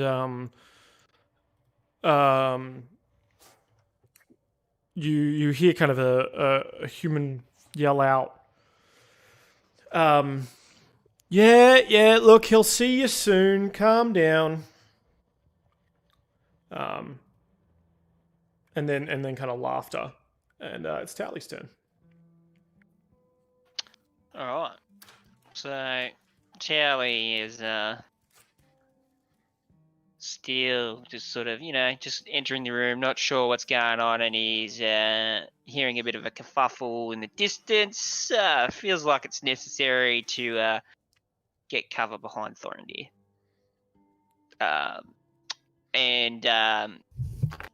Because, he's a Tally. He doesn't like to get ripped up. He just likes to chill. He's, ready to potentially see what happens next and maybe prepare a few things in the works. Thorendir highly on edge, and as the towers approach him from the rear after he's had things stealing out of his mind, will attack Tally. What? Oh. Not weapons drawn, just fucking startled, and will attack him like barehanded. Yeah. This is like and then Yeah. go to punch him. Slap him. Will a 10 hit you, Tally? How do I tell? What's your AC? Your armor class. Oh, yeah. 13. Yeah, nah. It just sort of you kind of just absorb it into your microfiber body, and you're not sure whether he's trying to pat you. Thorendir very fucking spooked and literally had secrets stolen from his mind. He's like, Tally, there is evil afoot in this cave. Oh. What are we talking about? I don't know, but my mind. Is there anything I have to do to help? I don't know, Tally. But Ymir's run off. Where's Pauly? Just behind me. Should we do anything? Should I have had a move as well? Because I did 21. Yeah, I kind of started with Ymir because he kicked open a door, but it's pretty much your turn now, Pauly. Right. Okay. Well, I'm gonna go there. Mm-hmm. Maybe a bit further. I don't know. Yeah. Okay. I'll go down to here. Sure. You can hear ahead of you sort of what sounds like fighting, or possibly carousing. It's hard to tell with Ymir in the corridor ahead. I'm gonna fuck it up.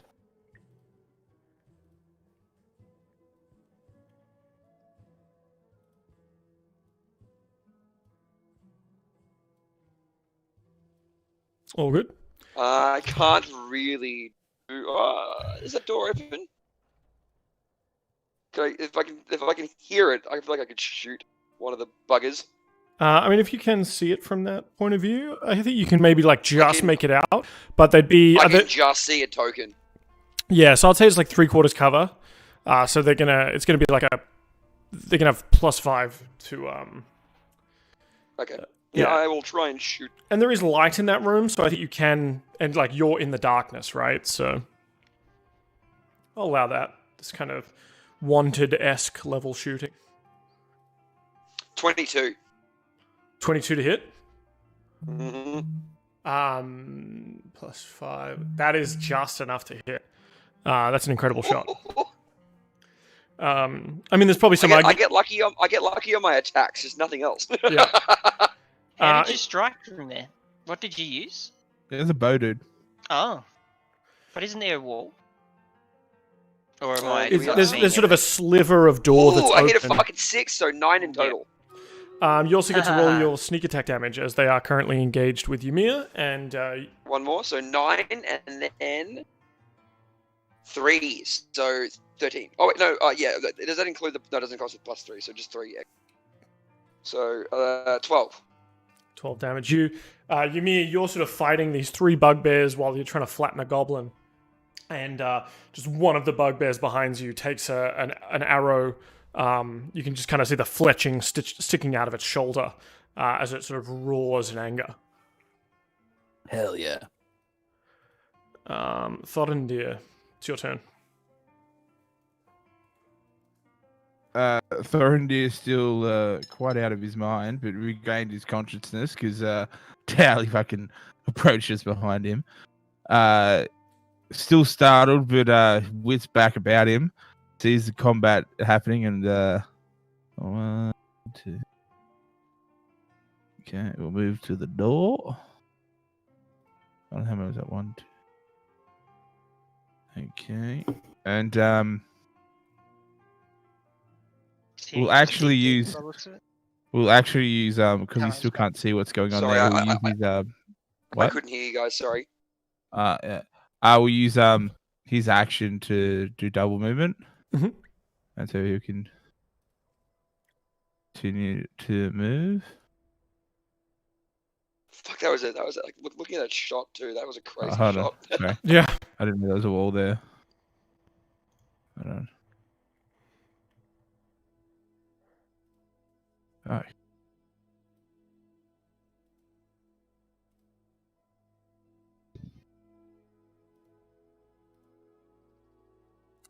So you enter into this. Hold on. No, I moved 1 square too many. There we go. Yeah. Ooh. Don't worry. So you move down this corridor, and you can kind of poke your head in as well, where Ymir is, and you see this what looks like a barracks, built with sort of roughly built wooden bunks that look a lot newer than the sort of foundations of this place. This place looks rather ancient.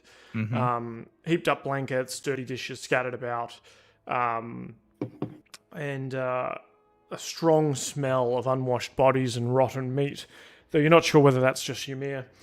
And these sort of 3 tall, furry humanoids are fighting with Ymir here.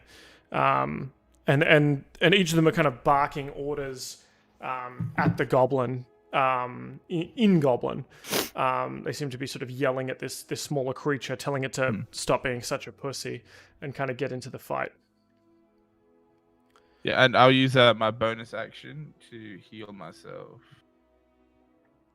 I've got you at full health, is that not correct? No, I'm at 9 out of 16. Ah, true. So remember that last guy hit me for... Oh, yeah. You got a little bit of healing from Towley's thing? Oh, sorry. How much did I get from Towley's? 2. Just wasn't it? 2, yeah. Oh, yeah. Yeah, okay. Then I'll use healing ward on myself for 5. Cool. Which brings me perfectly to full health. And that's the end of my turn. All right. You hear again yells in common from sort of the room to the north, and sort of a chortle of laughter. What sounds like maybe some carousing or something going on up there. This guy's visible. Yeah, they're all visible. Okay. One of the bugbear that's been hit by an arrow sort of roars and sees you he sort of turned to look when the arrow kind of hit him. Look through the corridor where it came from. Sees a Thorendir kind of running up to him, and moves to attack. Now, you mean you're going to get an attack of opportunity here on this guy. Bop. 14. 14 will not hit. It sort of clangs off. He's able to sort of deflect it. He's got sort of a Taj shield, and he sort of runs at the dwarf here and kind of throws down the Morning Star. 23 to hit. Oh, that hit.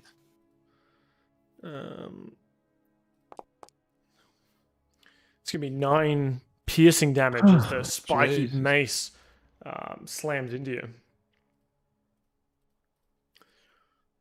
Yeah. The goblin in the room that you're sort of chasing after, Ymir, or had kind of run up to and tried to hit, it was sort of swift enough to leap up onto the bed, and your sword slashes into the bed. Goose feathers go flying in the room. It's a fun old time. And he's going to use his nimble escape. And can he? And sort of skitter around the room to get into the far corner away from you. And he's kind of cowering in the corner there.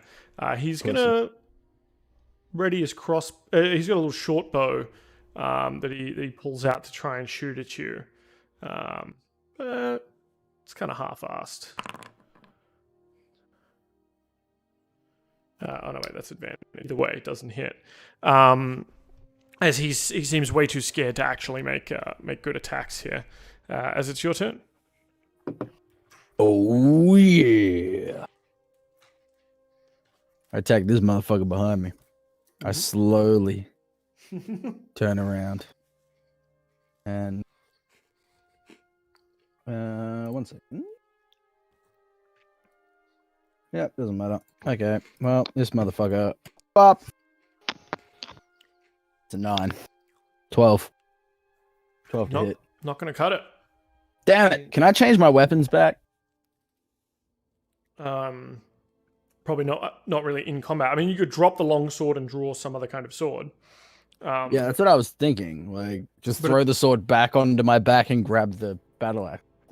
No, because you've got the shield equipped on your arm, you wouldn't be able to use the great axe. Okay. Think of a way that I can do this in character. Yeah, I mean, metagame wise, the long sword and the great axe should be the same to hit ratio, right? Oh, okay. Um, I'm just being really unlucky. But it could just be in character that Ymir just thought Sucks. swords is where it's at, and then it's just like, nah, not feeling it. Yeah, he's like, well, these fucking suck. Because I know it takes a while to like put on a shield. I think you could probably drop a shield easily. You just can't like. Yeah, that's what I was thinking. Like, just throw my shield and grab my axe. Yeah, sort of I'll let you do that. So you can All right, lit. You can drop the shield for your next turn, I would say, right? Would it be an action? To drop the shield and stuff, no. But drawing the axe, you can do as part of the attack action. That's fine. Okay, cool. It's just remember that you've dropped it there, because if you have to bail, or if you go down and no one picks up that stuff, I for gotta you, make sure to. it's gone. So I gotta get it back. And you think, oh, that'll never happen, or like, we'll remember. I literally just ran a game on Wednesday where someone dropped their bow to pull out their daggers, and then later on went down, and their allies did not pick up their gear for them when they escaped. Dogs. So, fun times. Speaking of fun times, you're in this room with a couple of big bugbear boys, and they want to show you some of that. They want to give you the old Cragmaw handshake. You know what I'm saying? The old welcome to the neighborhood. I got no idea what that means, but I'm in. It means a 22 to hit. Damn it. That's 16 damage. Wow.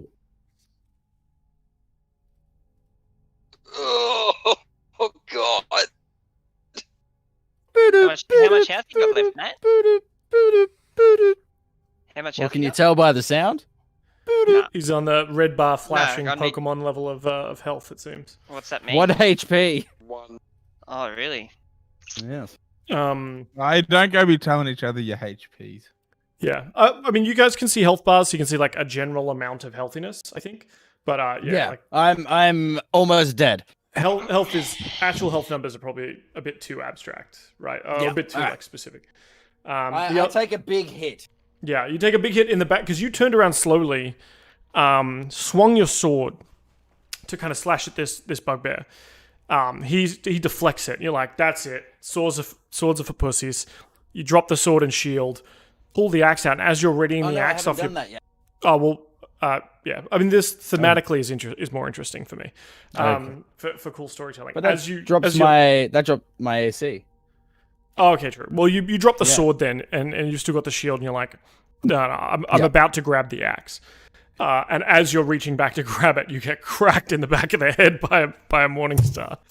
Whoa. Sees Tweety Bird over his head. Yeah, and the one in front of No, you. I see Pauly over my head. little Pauly the parrot's above you. And the one in front of you kind of grins. It's got this big toothy grin and sort of halitosis breath. And it sort of Ew, raises gross. the morning star up to smack you with it. Okay, but I still have 19 AC, so sucks to be him. He completely whiffs it, actually. So, yeah. Sucker! You're able, despite, narratively kind of ready to drop the sword, you were able to get the shield up, and it kind of clanks against it.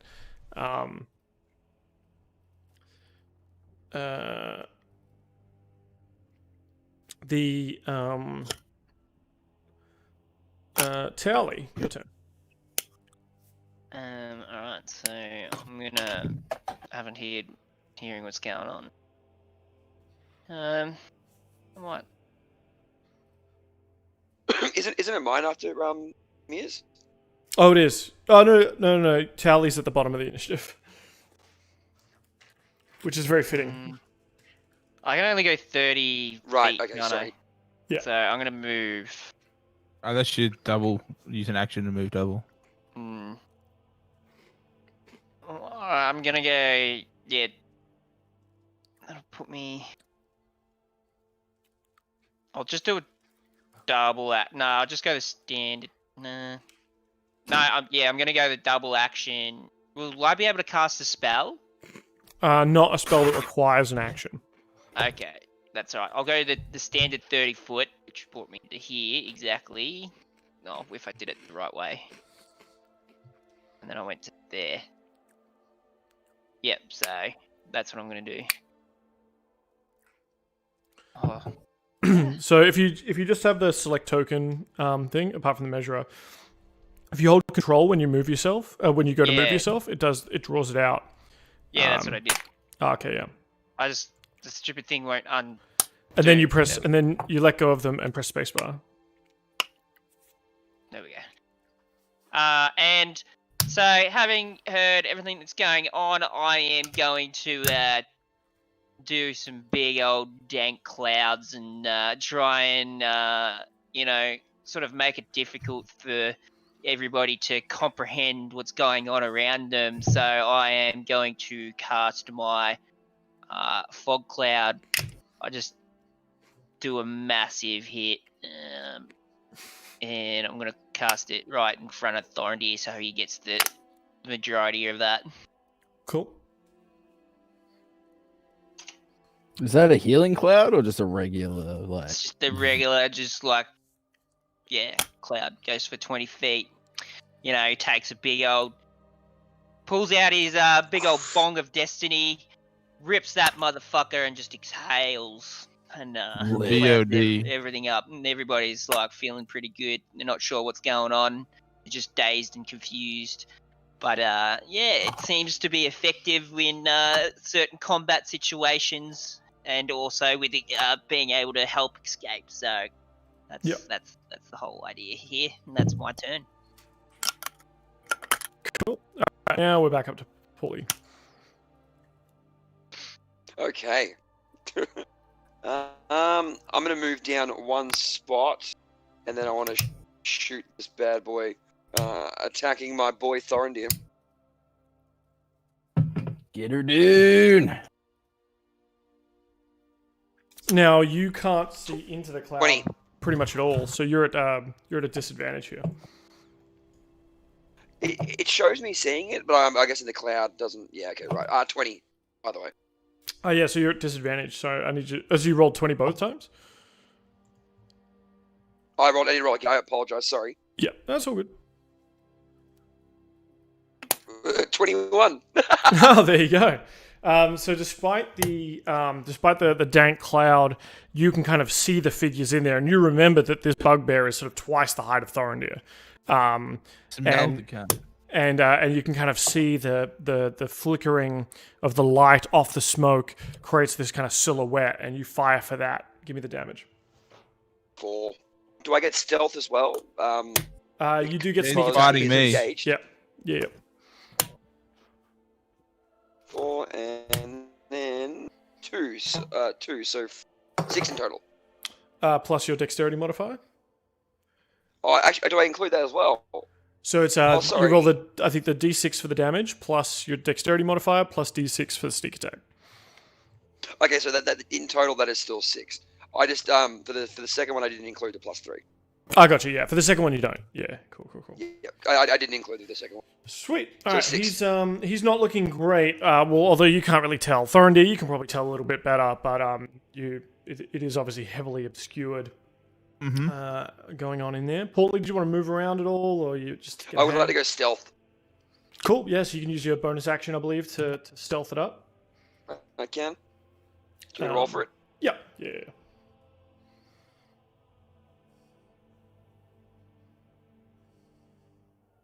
Ooh, fucking 20. Natural 20. Ooh. 20. 23 in total. Yeah. Perfect. Cool.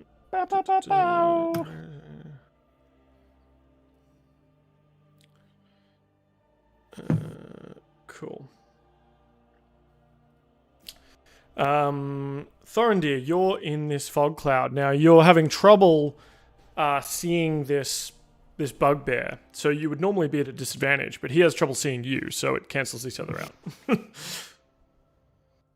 Question. Yeah. He has trouble seeing me, but does he have trouble hearing me? He certainly does not.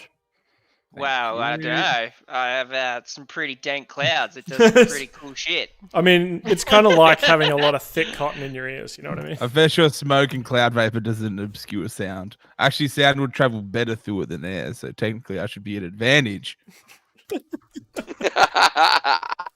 Finally using that audio engineer. Yes, finally using a sound engineering degree for an advantage. Yeah. No. No, you know what? Um, No, I'll let. So is this going to be dissonant whispers? No, advantage won't matter for me at all for this. No, but I'm I like this. So I like this idea. So and so essentially, I've been doesn't- hit by this bugbear. Oh, sorry. I was going to say he doesn't know where he doesn't know where the sound's coming from. So maybe it's more effective. Yeah. Can I disengage from him? And does he get a attack back or? If you use your action to disengage, no. But if you just move out because you want to use your action for something else, then yes. But he will. No. Yeah. Yeah. No, so yeah. Okay. I will be casting a Dissident Whisper on him. Mm-hmm. I am And, going to give him disadvantage on this roll. Yeah. Just because I think it's cool that like he's getting the paranoia. You know what I mean? Like he's got those thick clouds. He doesn't know where that shit's coming from. What do you whisper to him? I whisper to him. You may be large and you may be tall, but you have nothing against Graham's Bane. Yeah, Fails absolutely. twice. He panics, and he turns to run, but you hear him just sort of like collapse and almost like headbutt into the wall. And is it like this? Is it the slow like blood face drag down the wall? Yeah. So Oh yes. he didn't know where to go, what to do. He couldn't see. Tries to run away and clutching his head perhaps, and just fucking slaps into the wall. Ooh. Oh yeah.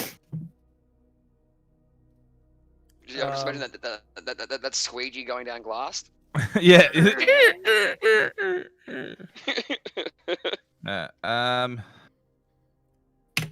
Okay. That's me essentially done for spells. I'm fucking all out. Do I- No, Ymir can hear me, so hold on. I'm just gonna check if my bonus action requires sight. I Nah, don't- it's just within 60 and can hear you. Yep. For Bardic Inspiration, and I'll cast that Bardic Inspiration on Ymir. So Actually, I still have Bardic Inspiration. Previous fight from you as well. yeah, if you hadn't used it, you should have it still. Yeah, I think it lasts like 10 minutes. Yeah, it lasts for 10 minutes. You guys haven't rested or anything, so. No, it took us 10 minutes to beat down the lock, so you wouldn't have it. Good point. So I would normally be a team player, but because he actually said it took 10 minutes to beat down the lock. No, fair. Yeah, No, fair enough. Fair enough. If only yeah, someone so, had, picked the lock. So I think Ymir will just be hearing through the echoes because he can't actually see me. He'll probably just hear something like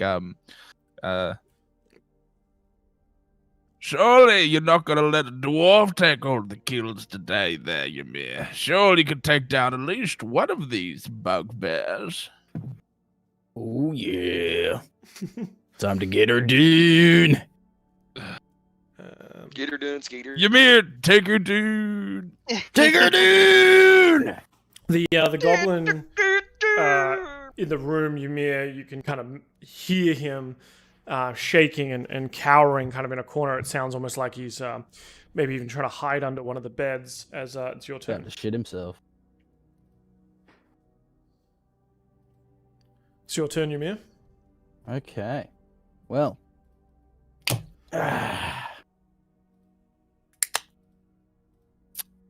Quick question: what are the odds, Ymir? What are the odds? Oh, mate. Oh, fuck. Oh. Amir doesn't have any odds. It's always one for. Give me a second. I need to find a dice. What Oh, are we wait, we rolling? we can roll in here. All right, so what are we rolling? A 6-sided die? Yeah, what are your number though, mate?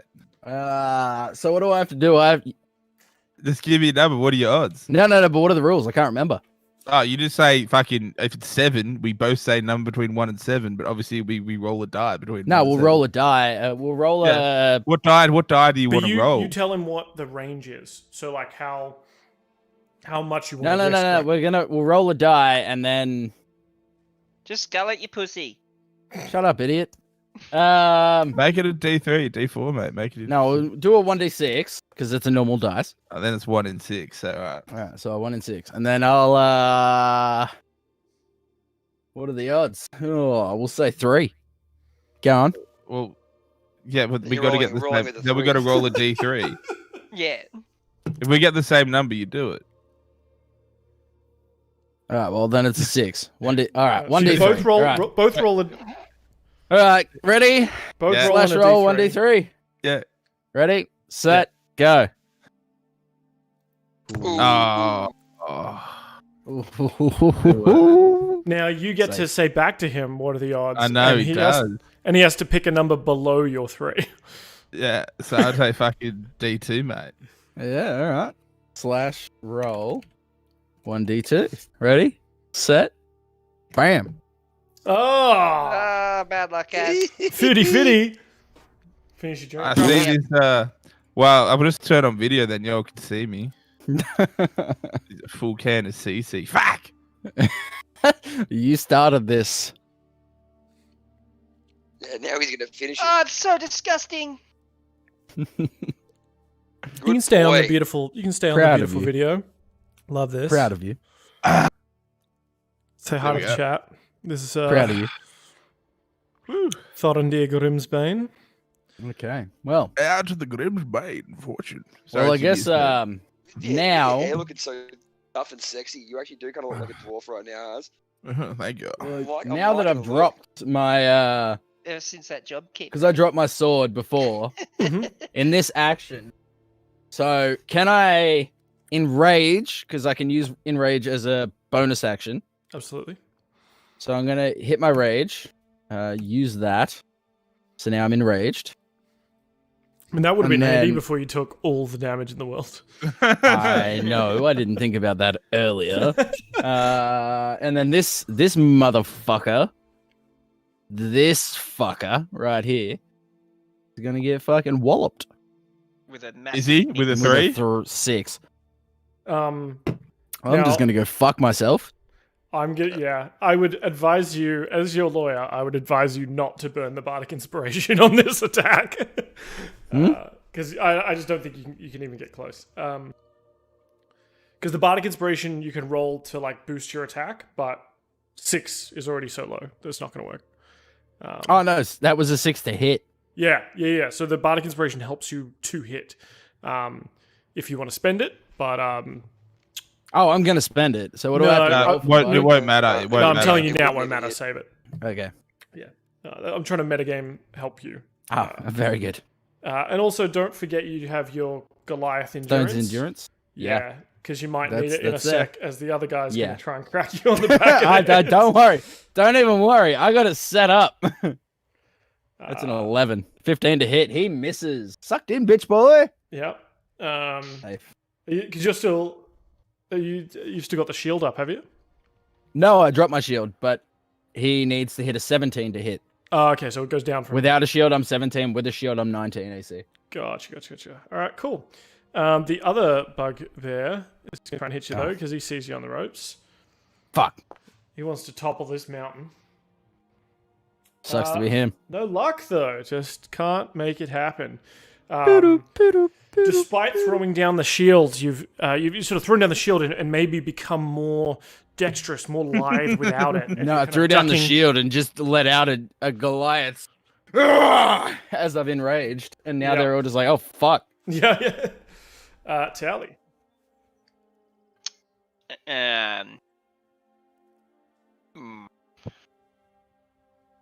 No. I do. I downloaded the Maps Crisis, and then I can't Filled use them a out, spell did the that I've walls already myself. done earlier, so Yeah, you can. can I? Can I do it more than once? Yeah. Well, how many spell slots You have got you got? left? charges on it. Right, that makes sense. So I think you've used all 3 of your spells because I count that Fog Cloud, a Cure Wounds, Yeah. and I don't know what your third spell would have been, but Yeah, I've got I've got mending, I think. you can cast Mending and Magic Stone as often as you want Mm. because they're cantrips. Yeah, that's right. Sorry, I Um, got absorb elements. Yeah. But you have 3 spell slots. I don't know what your third did you cast Cure Wounds twice while you've been down here? Maybe. Nah. No, I've Um, only casted once while I've been down here, and that was smoke. Yeah, and then you also did Fog Cloud. So I don't know I think you'd still have 1 spell Oh slot. no, he left. used it to heal Nah. us last round when we were fighting. Yeah, when we're upstairs. I Like healed last someone. session last week, but we Yeah. haven't had a rest. So. Oh, of course you haven't. Cool. Yeah. All right. So I don't think I have anything I can really do. But I will try and just... I'm going to run up towards the door. Actually, no. Hang on, let me think. 1 second, because I do have... Something for I might- Grimsbane. Can I use my... I'm going to look at maybe using my magic... Actually, no. I've got Entangle, I think, from memory. Don't I? Probably. Do you? I do. Well, you technically, as a druid, you technically have access to all druid spells, but it depends on which ones you prepare at the start of the day. Yeah. I think I've only prepared absorbed elements Yeah. looking at this. But it's funny, it says I've got Entangle in my D&D Beyond, but in Foundry for some reason it's got Absorb. I'll let elements. you swap those out. So you can change that. Now, Entangle is a concentration spell, and so is Fog Cloud, I believe. So just bear in mind to cast Entangle, you'll have to the Fog Cloud will disappear. Yeah, enough. That's doing better than what the... Nah. Man. I'm just gonna throw my magic stone. Like I'm gonna run up to the door in my rush, and I'm gonna quickly throw my magic stone at the guy in front of me, as in to try and you know, make him dazed and confused a bit more than he already is, and then I'm gonna bonus action and move back behind Thorendir. You can't move as a bonus action. I mean, you can duck in and out, but he's going to try and get a swing on you. Is the only problem, yeah. Alright, well, there's nothing I can do then. I'm just gonna stay there. Just hang out. Just I'm gonna hang keep outside the passing. cloud. Yeah, as I'm just gonna get in a little bit, just so I'm a little bit higher. There we go. That's my go. Pauly. I'm kind of happy being a little sneaky boy. Really no room for. You're just watching the angles. You got the orb. Yeah. Fucking Hanzo. I've already forgotten what the orb's called in Valorant. Operator. Operator. That's right. You're watching the angles with the operator, just like waiting. That's what I do. Do you? I'll sneak up to here. No, dig up, stupid. Cool. So you're sort of on the edge of the cloud there. You can sort of ready an action. So if you were to say like, I'm just gonna kind of hold my action, but you give me a trigger, right? So like if I see an enemy, I'm just gonna let an arrow fly. Pretty much, yeah. If I see something, I'm gonna fucking go. So I'm basically gonna be like, in stealth, just waiting for some gun to come past. Yeah, just waiting for that head to pop, and then yeah. Yep. Cool. Pauly, you hear a voice. Hello, little parrot. Parrot want a cracker? Crackers. Cracker. Just come down. Come. I've got a box full of crackers. Just come down a little bit closer into the crevasse. That's it. Lean down. Right here. I mean, like character-wise, I genuinely hate to hear someone say "parrot one." Yeah, it's part of my backstory. Like, yeah, I do not like it. Is like a fucking trigger. Like Iago. Yeah, it infuriates me. Yeah. I mean, you said it was down the ravine. I could hear that, or was it just in? You could hear it in your head, but it was telling you to come down the ravine. Well, am I still holding up? I still got my torch on me. I probably don't, do I? Oh, actually, you are. You are. Oh, that's an I've excellent been question because shooting, you've been though. shooting. Yeah, you probably left it, like on the ground or something. Yeah. Okay. So it's probably like here or something. That's.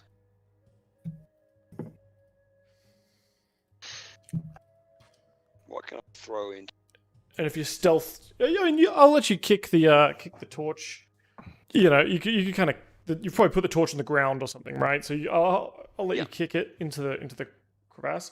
Give me a perception check as it kind of tumbles down into the darkness.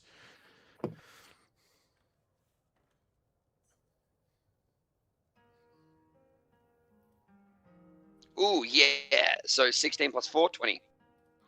Yeah, that's excellent. So, the first thing you immediately noticed is a giant green eye looking back at you from the darkness. That's fucking creepy. The second, Can you enlarge that? I just want to see it. yeah, for sure.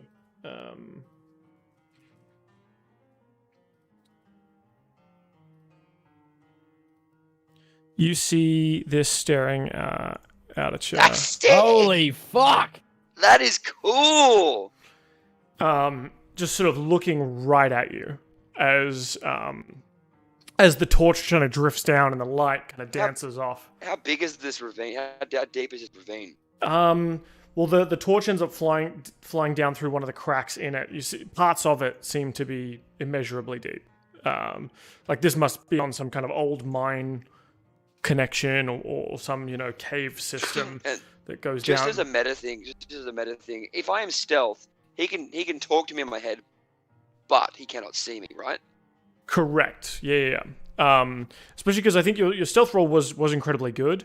But Yeah, it was nat 20. yeah. But as you sort of kick, so you're standing away, but you kick the torch down. This thing is sort of like looking up at where the torch was. Maybe like it's almost like it's on a Zoom call with you, right? Like it's actually, it's not looking at where you are. It's like kind of looking at where it thinks you are. Right. But it seems to definitely be talking telepathically, right? Like it's broadcasting its thoughts out. The other thing you notice is it's sort of hunkered over a body. You catch sort of a glimpse of it for a moment. I'm not sure if you can see that on the edge of your vision there. I can, yeah, quite easily, yep. Yeah, so there seems to be sort of almost like a fresh kill that it's kind of crouched over, hunched over, almost like a raptor, guarding its prey. And it also has on that sort of, because it's kind of like on a ledge that sort of struts out a little bit, maybe sort of 40 feet down. You catch a glimpse of with your incredible perception and your eye for this kind of stuff. You notice a small lockbox on the thing there with it as well. What was that last part? It just kind of bugged out. Oh, sorry, a small lockbox. Like you would store sort of personal items in, or small treasures. Do like well, I'll end my turn with basically readying an action. I do not want to shoot the beast until we're done with it. Okay, so you don't shoot it, yeah? Because I was gonna say you've readied your action, but yeah, you're looking for like threats up top. Immediate threats. Yeah, cool. That's fair. It is gonna try looking for you.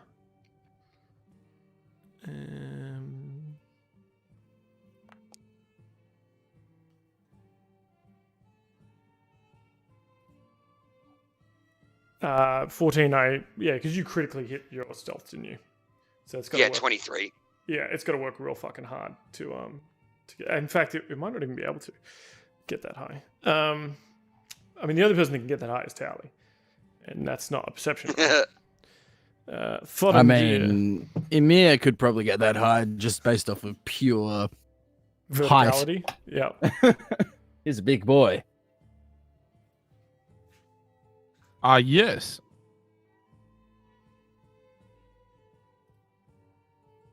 Hello. It's your turn. The old Thorendir's turn. Well,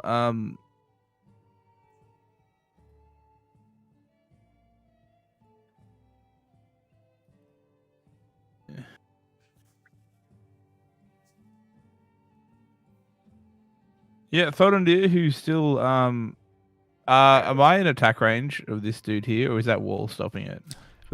You are, but the wall will kind of give him cover, so it'll be a little bit harder to hit. You can sort of step forward though to negate that. But that has its own problems. Actually, you could probably step forward and step back. I think that's fine. I'm just gonna delete this guy, this body on the ground. Thorendir will move on to this big boy here and definitely whip out the old Spanish grip and attack with the longsword one-handedly, and does nothing. Nothing. And then hits with the rapier. Ooh. And 19 hit. 19 will definitely hit. And does 9 damage. So you sort of slice through with the finessed longsword through the smoke, leaving sort of smoke contrails behind the blade. And whilst it doesn't find its target, it parts the smoke enough that you can kind of see part of its furry furred flesh, and then the rapier comes in with the Spanish grip and a twist. and just pierces right through that smoke cloud. Oh, beautiful. And still in combat, will be then hide like behind the corner of the wall, like he's Sure. dipped out, attacked, stabbed, pulled in cover of the wall. Yeah, that's fine. Because he's still in combat. That's technically right. So they don't get the advantage because I'm not leaving combat. Is that correct? That works? Yeah, that's right. You're still in Yeah. a threatened square. You've just sort of ducked a little bit behind cover. Yeah. And so he would have to move away from Ymir to negate that cover, right? So Yeah. Cool. Ymir.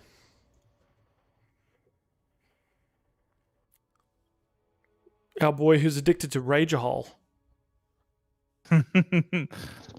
All right. Let's fucking go.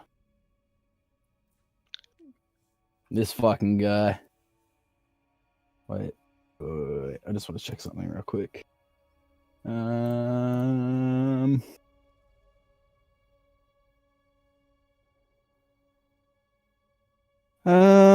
it go? Fuck. There it is.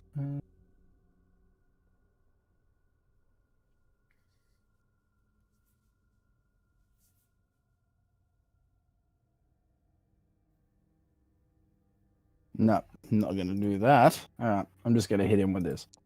Ah, fuck. Why did I swing that at myself?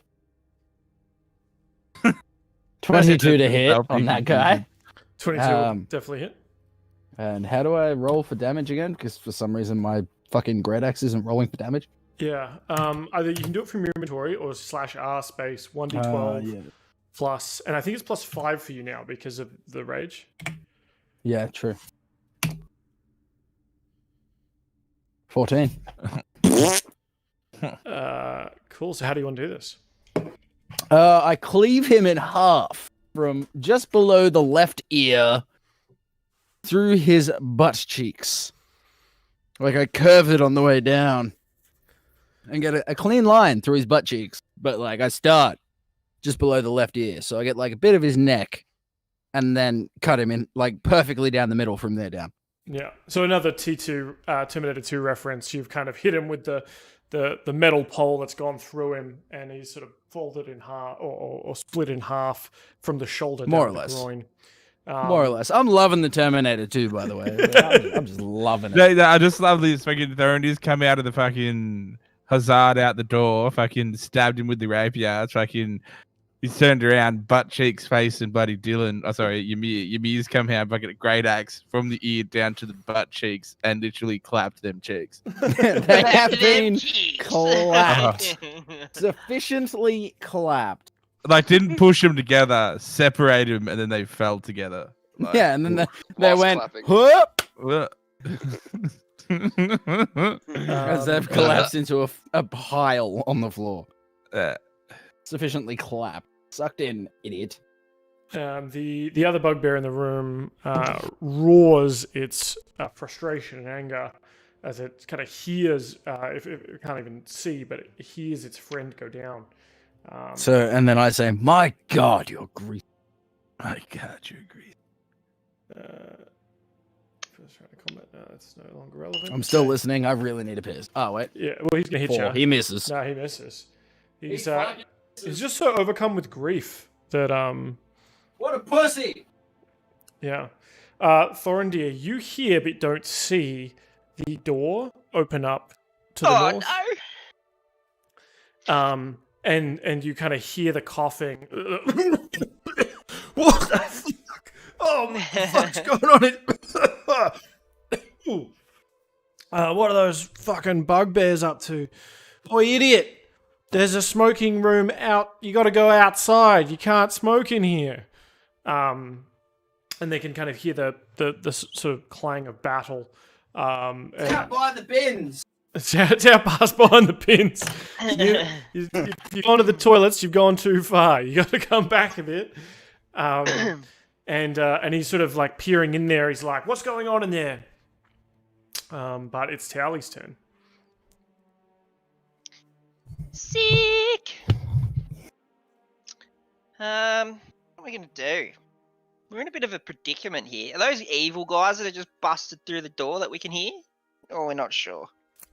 Can't see, mate. It's cloudy. Yeah. Cloudy with a So chance of. Chances are they probably eat like Munchies. baddies. And we probably don't want to get too involved with those dudes. I feel like Considering this party has a scorched earth approach to most stuff, so. Fucking destroy everything. Let's fucking go. Oh, that reminds me. Scorched Earth. I've got an idea for my next turn. I was gonna say for your next character. Nah, Ymir will be fine. Isn't this exactly how we lost the world's best ranger? Ymir will The be world's fine. best worst ranger.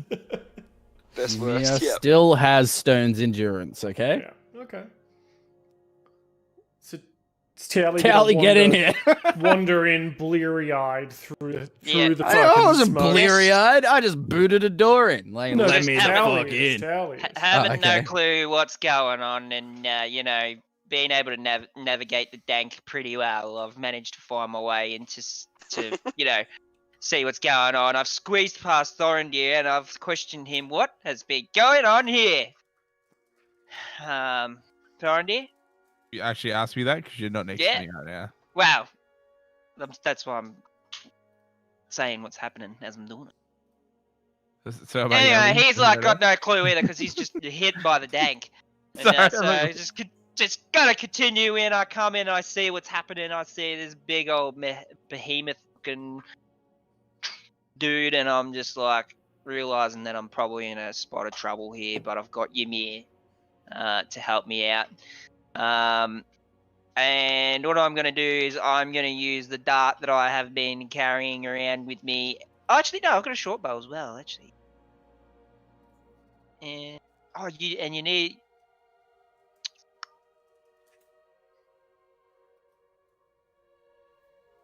I think we said Tally carries around darts just hilarious. Like I'm just gonna go grab a dart. Don't worry, I'll be right back.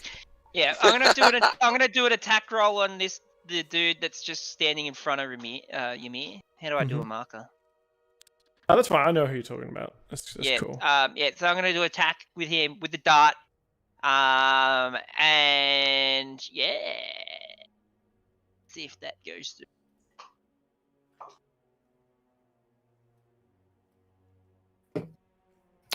Dart. Roll. I think I heard something. But my page went black. There we go. 16. 16 to hit. That's right on the nose. So you sort of looking at the shapes in the fog. You can kind of like, it's like Neo in the Matrix. You see through the cotton. You can see the code, and you throw that dart out. That's just the greatest reference.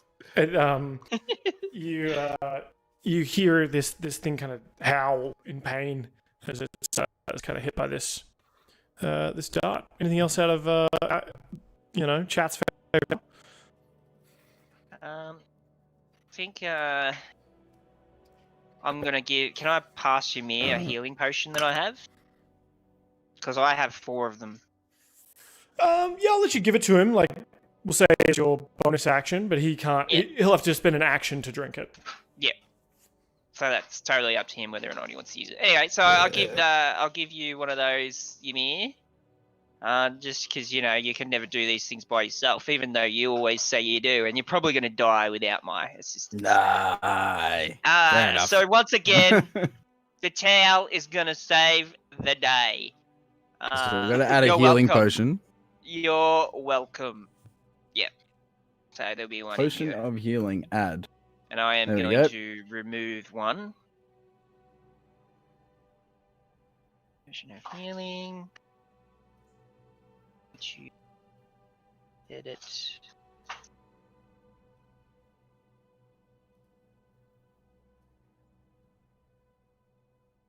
Cool. All right. And then we're at top of the round again to Pauly. Is it Ymir first, then Pauly? No, it's Pauly, then Ymir. How do I see how much? How do I see how much well, health that barbarian thing's got left? You can't. You can't. Yeah, you can see the turn order. If you up in the top right, there's like the little chat window, bot chat log. There is also the combat tracker. You can either left click it to see the there combat it is. tracker, or you can right click it to get it like a little pop out window. So you can. Yo, like, I put it- should be high. I was higher than 17. I was 21. Well, this is why we can't have nice things. Yeah. Fucking. Too bad. I'll take it. this is where Whatever. we're I at don't. now. I don't. I'll Really let you care. go first, bitch. I did kick the fucking door in. I started this shit. Yeah, Pauly. So what I'm gonna do, I'm gonna stay in stealth, knowing that there's a big fucking bad creature that we don't really need to mess with right now. He's I'm gonna dead. drop 300 ball bearings as I silently walk up to Thorendir. So basically, just trail the ball bearings behind me. Mhm. So basically, try and make a trap if anyone would try to walk over them. Yeah, cool. Can I just ask, how can you stealthily drop 300 ball bearings?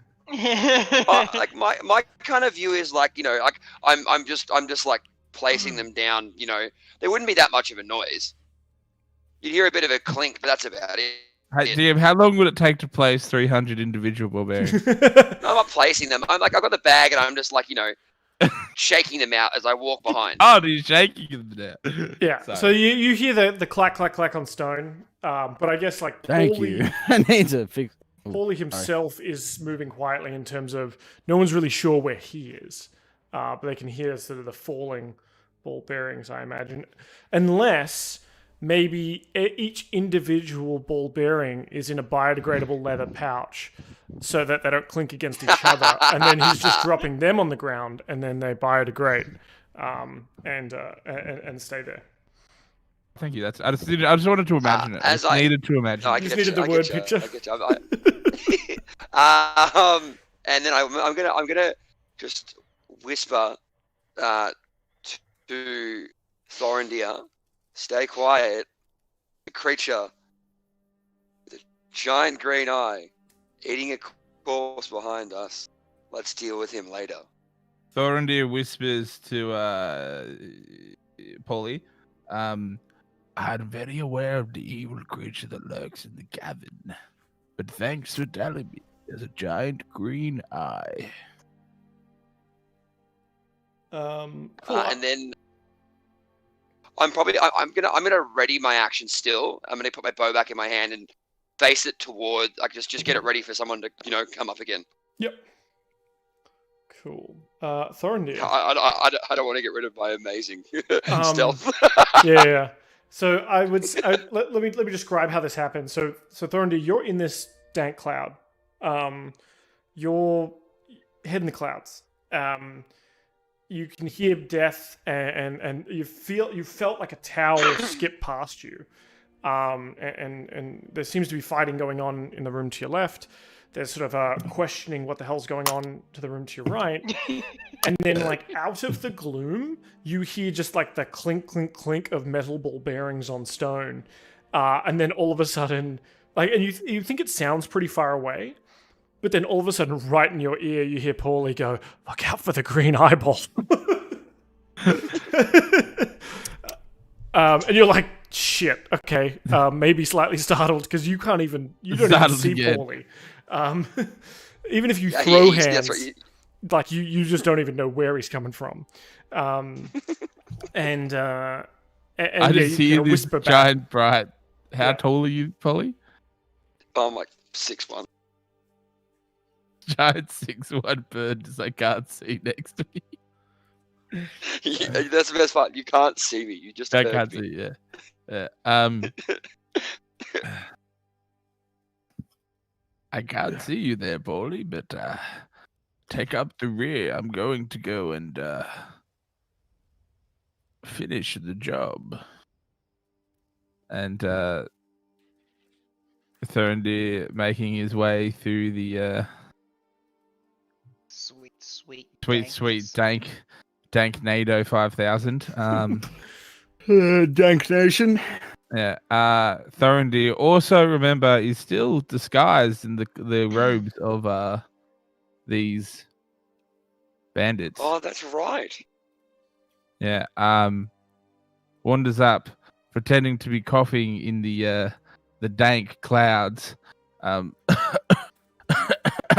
Lads, these damn bugbears have stirred the beast in the cave, and they've lit the preserves of the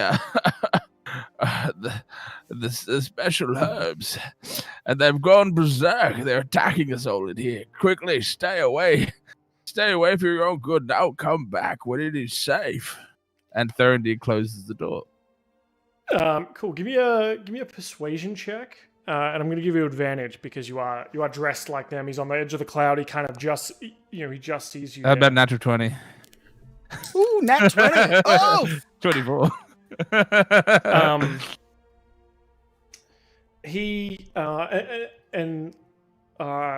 I'm gonna offer something to you here, and you don't have to Okay. take it, right? This is he's like, oh, like he takes everything you say like absolutely, like, oh crap, Yeah. what do we do?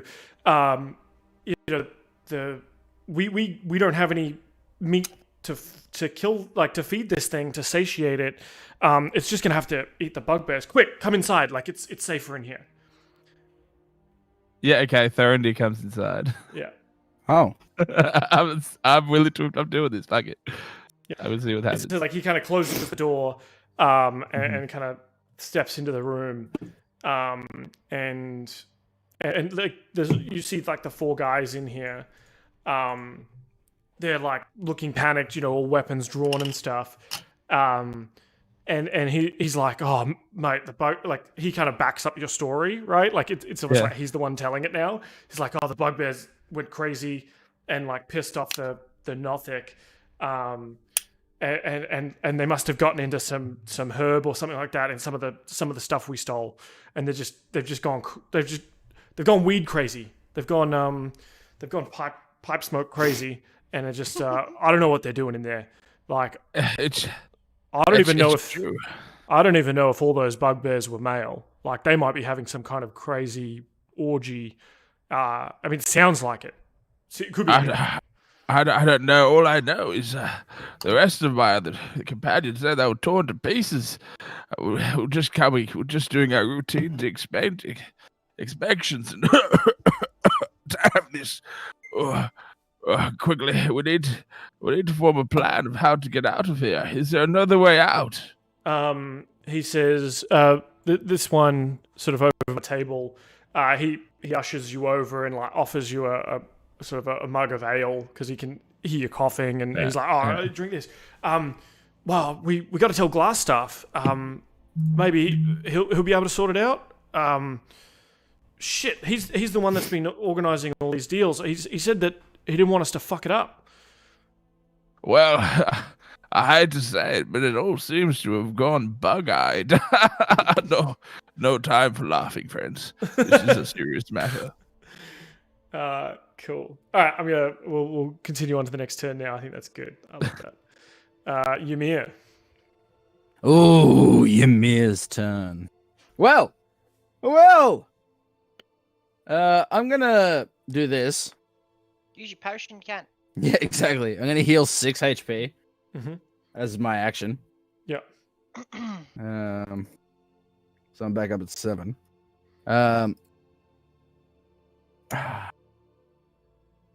And then, because as far as I'm concerned, in terms of Ymir, as far as Ymir's concerned, I don't know what the fuck's going on and what's going on with Thorendir, so I'm just gonna fucking bop this motherfucker. So your action to use the Oh potion, yeah, I can't do that. which also means that your rage will wear off. Yes. We can undo that if you prefer, but No. it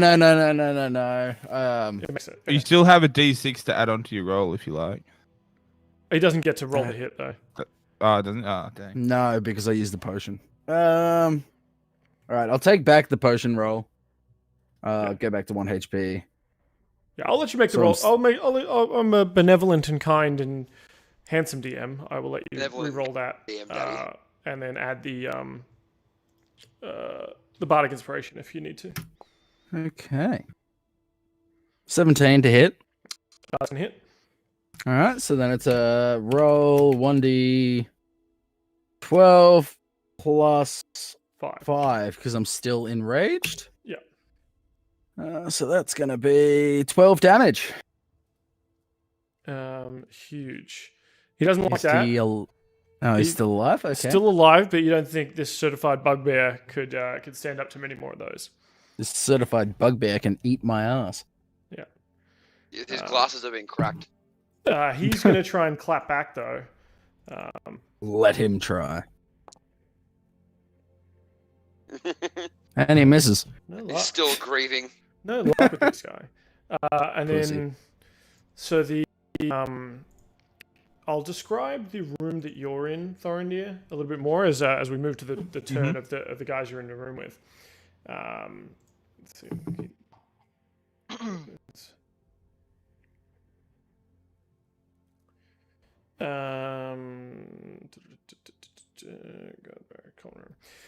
So you've been pulled into a room after you sort of escaped the smoke into this sort of common room area with worn tables, chairs scattered around.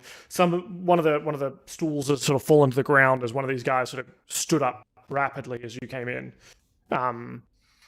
There's sort of draperies on the walls of brown and red. There's several ale kegs propped up and tapped. These human warrior dudes wearing scarlet cloaks are gathered around. You notice probably instantly a stack of coins and trinkets heaped on the tabletop between them, though it is somewhat forgotten now with the unrest that's happening. One of them, why don't you tell me what the guy you first spoke to? Let's give him. Why don't you tell me what feature he's got that makes him interesting? Oh, old Darren the Ginger. Yep. Darren. Yeah, he has a buck tooth out of his front. He has like one just giant front tooth. Like, obviously I had his jaw bashed in a couple times. And he's I would say he's at average height, so he's probably about 5.5 feet. Yeah. Just a good foot taller than Thorendir, but not at the moment. Thorendir's a good 6 foot at the moment with his he would only be 5 foot. Yeah. He's got his nice but not huge lifts. Yeah, he's technically an extra, half foot taller than he's meant to be in disguise. But like, if they literally move their hand through like where his head is, will just go straight through it because it's like a, it's not a real costume. Yeah, it's just a cloak. That's a magic disguise. So one of them says, "Oh, well, we should go tell Glassstaff." But I mean, he said he didn't want to be disturbed. Well, I think he wouldn't have said that if there was a bunch of bugbears on the loose fighting. God knows what that creature is. So they all are kind of looking at you at the moment because you're the one that's like dealt with this, right? So they're sort of like, what should we do here? Like, do we tell him? Like, he gets really fucking pissed off if we bother him with no good reason. Well, I only see two options afoot. One, we solve the issue ourselves, men, or we tell the man in charge and obviously face the dire consequences. But then again, solve the issue ourselves, we will be facing dire consequences. I don't mind tackling the fog again if we need to take down a bugbear, but then again, it's up to you. Punishment of authority or punishment of bugbear? Yeah, they're like, all right, well, we should try and go calm them down then maybe. And they like each of them kind of hang around, like not like no one wants to be the first to go in, kind of thing. As we go through to Ali's turn. Or maybe actually, I'm going to say Darren Ginger. He kind of, you've convinced him to kind of try and make his way into the smoke. He's got his sword out, and seems to be moving. Could I go with him? Just like, sure. Just like, I'll be a manly man. Yeah. I kind of missed what happened there. What happened with those dudes? You don't know. Yeah. That's fair. There's still a bugbear and possibly a goblin in the room with you. Yeah. All right. Fuck it. Well, I'm just gonna do me cool little dart trick again. Mhm. Oops. That's me. I'm rolling. Oh, okay. Cool. Can I?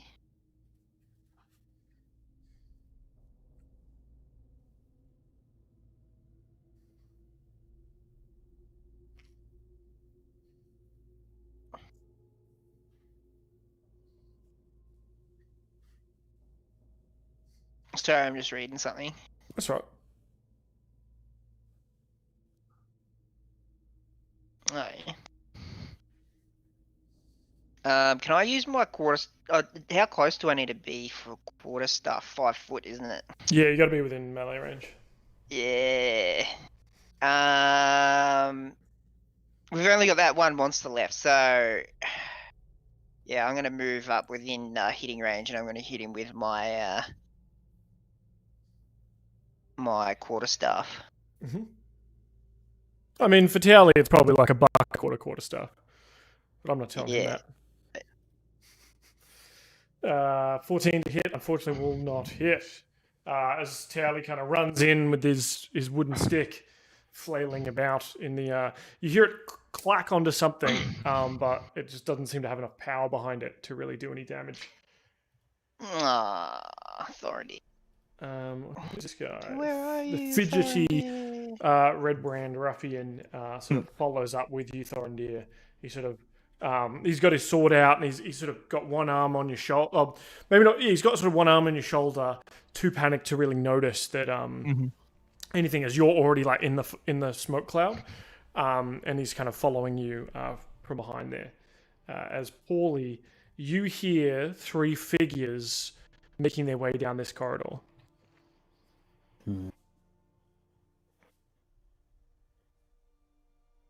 Pauly. Maybe his thing isn't working. I didn't realize I was muted. Do something, Pauly. Save us all. I'm not going to. Do it. Pussy. Jeez, I'm like the weakest one here, and I'm trying. But Come on, Pauly dude. rolled I- one good stealth check an hour ago and just wants to maintain it for the rest of the game. If he's just ultra stealth, he's just going to stealth through the entire game and then be fine.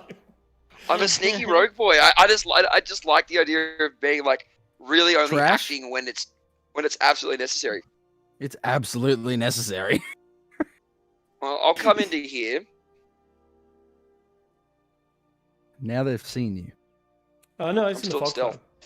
Oh, good point. cloud. As long as, he doesn't have like line of sight to them, or they don't have line of sight to him because he's in the fog cloud. He's just Altairing his way through this fucking Tenju self-assassin. So jumping through like hay bales and shit? Like, Yeah. Like he climbs onto this bunk bed and is like perched. Yeah, legit. Yeah, and then I'll shoot this bad boy.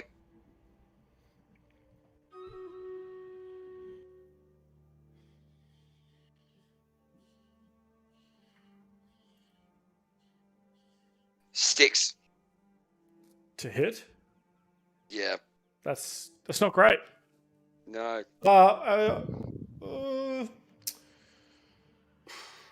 Yeah, the advantage disadvantage stuff all cancels itself out, I'm afraid. So that's not very helpful.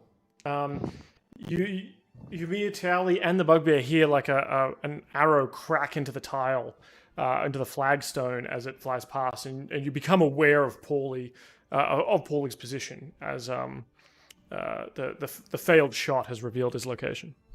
I guess it's my turn now. You can re-roll. You can use your bonus action to stealth though, Pauly. Yeah, I probably will re-stealth. That's what I was thinking anyway. It's like Deus Ex Mankind Divided or Splinter Cell. Like everyone's like this ghost version of you where you last were in the corner up there. No, it's like... Yeah. 21. 18 plus 3, 21. Oh, that's still good. It's still very good. All right. Thorendir's turn. Yeah. Okay. So me and these two lads. I'm sort of moving with these guys, so I probably don't. I will move up just a tad. And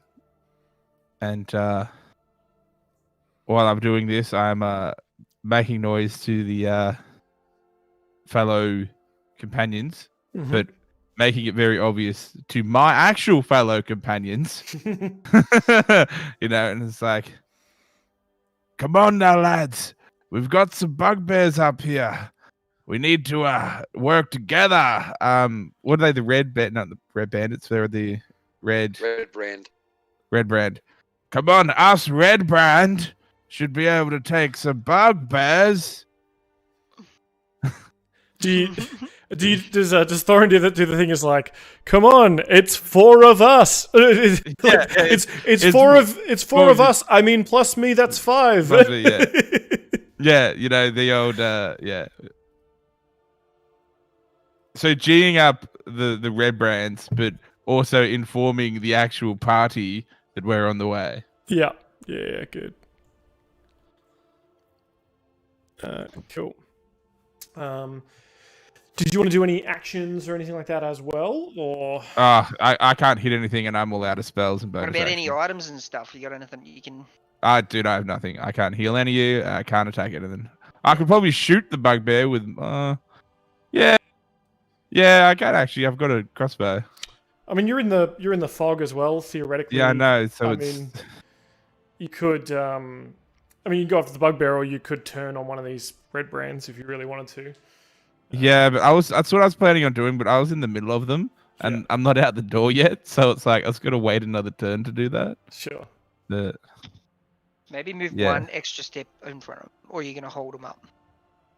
Wow. I'm not really gonna be standing next to you guys now, am I? No.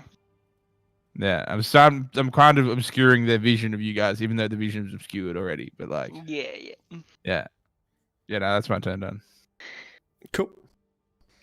All right. It's clobbering time. You better fucking kill these bastards. Trust. My turn. Fucking target this fucking idiot. Oh, oof. 19 to hit. It's taking like 3 hits now.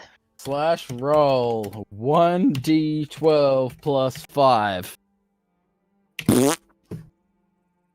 Ho ho! He did.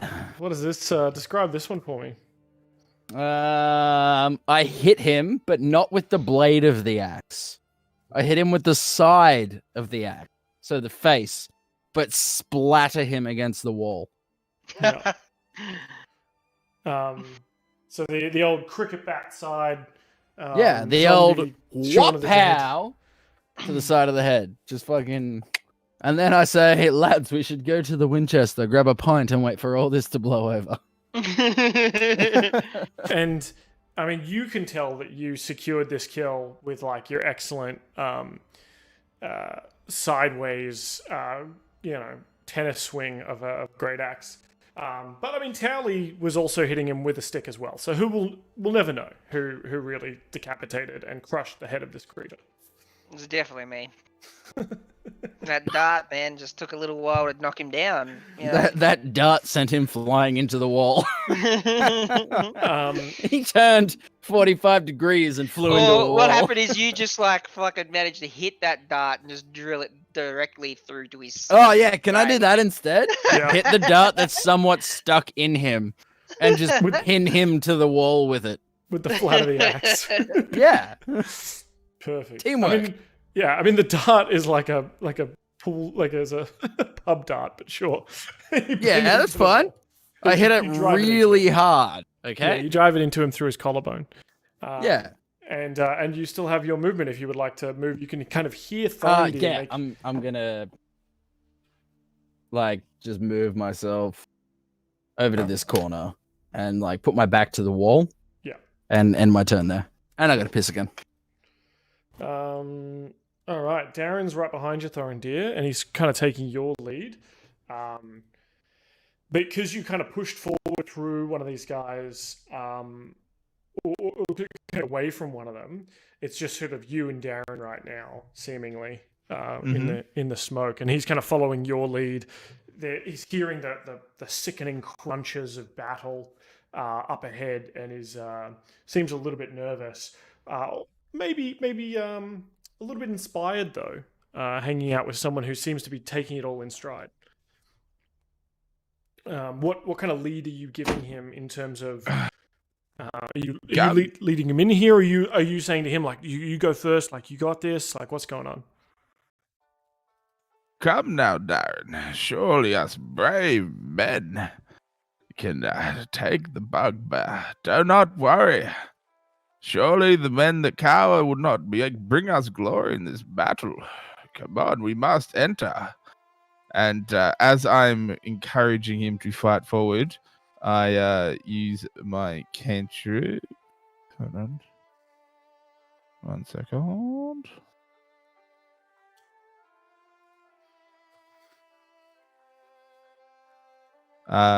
Magic hand, and I use that to close the door behind us. Oh, very cool. So he's like, right, yeah, cool, and yeah, and you kind of close the door in the face of the other guy. Yeah. And Darren sort of you hear him walking into the room, Pauly, from your perch up top.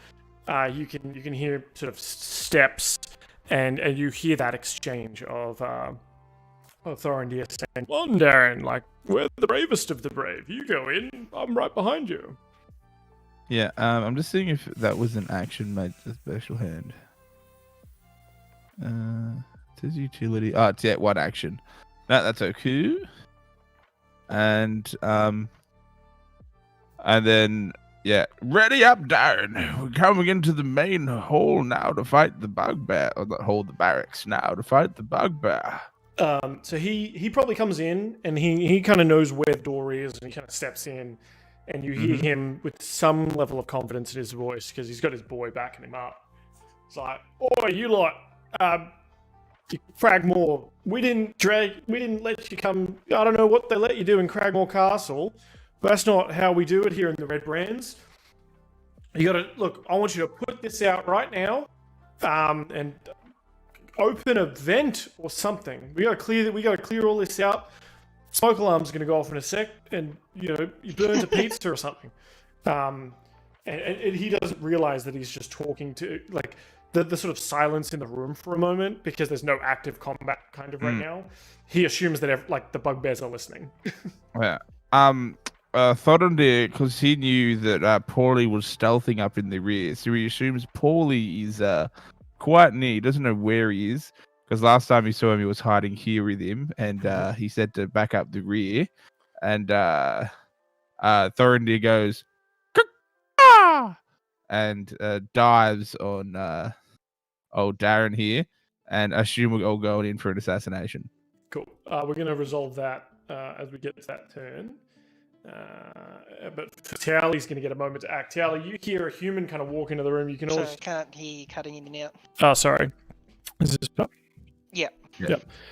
You hear a human walk into the room and orders everyone to put that fire out, stop the smoke. How dare you? This is my house.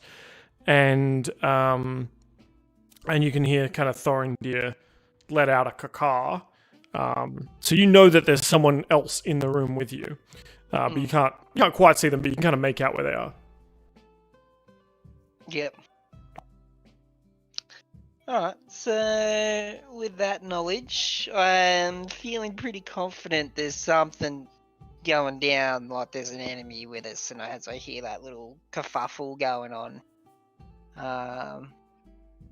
I'm going to use my magic stone and hurl it towards our good friend Thorendir in that general direction, as I believe there to be an enemy with him.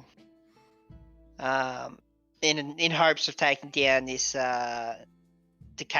just sort of like stunning the character so he can't scream or make any noises, so I'm gonna roll that and hit him with a spell. Cool. Yeah. You enchant some small magic stone pellets and then are able to load them into your sling and fire them. 16 Sling. will definitely hit, and it does Yep. 5 bludgeoning damage as you just hear him go like, "Ow! Who's throwing stones?"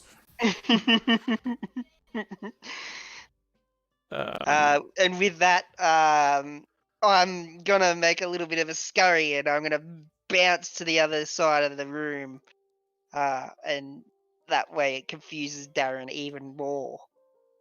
Yeah, good. Pauly. Seeing Darren, or the Redbrand, hop in the room and hearing the caca outside, Pauly is gonna do one of those sick parrot dives they do in that game, and then In Parrot's Creed.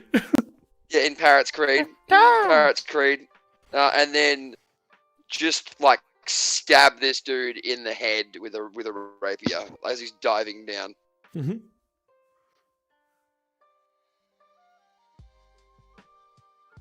19. Absolutely, that's gonna hit. And 10 damage. Is that with both the hit and the sneak attack? Not including sneak attack. That's just with the +3. So I need to roll another D6. D8 for the rapier. Oh, it's a D8 for the rapier. The D6 is for the Right, sneak sorry. attack. I understand, yep.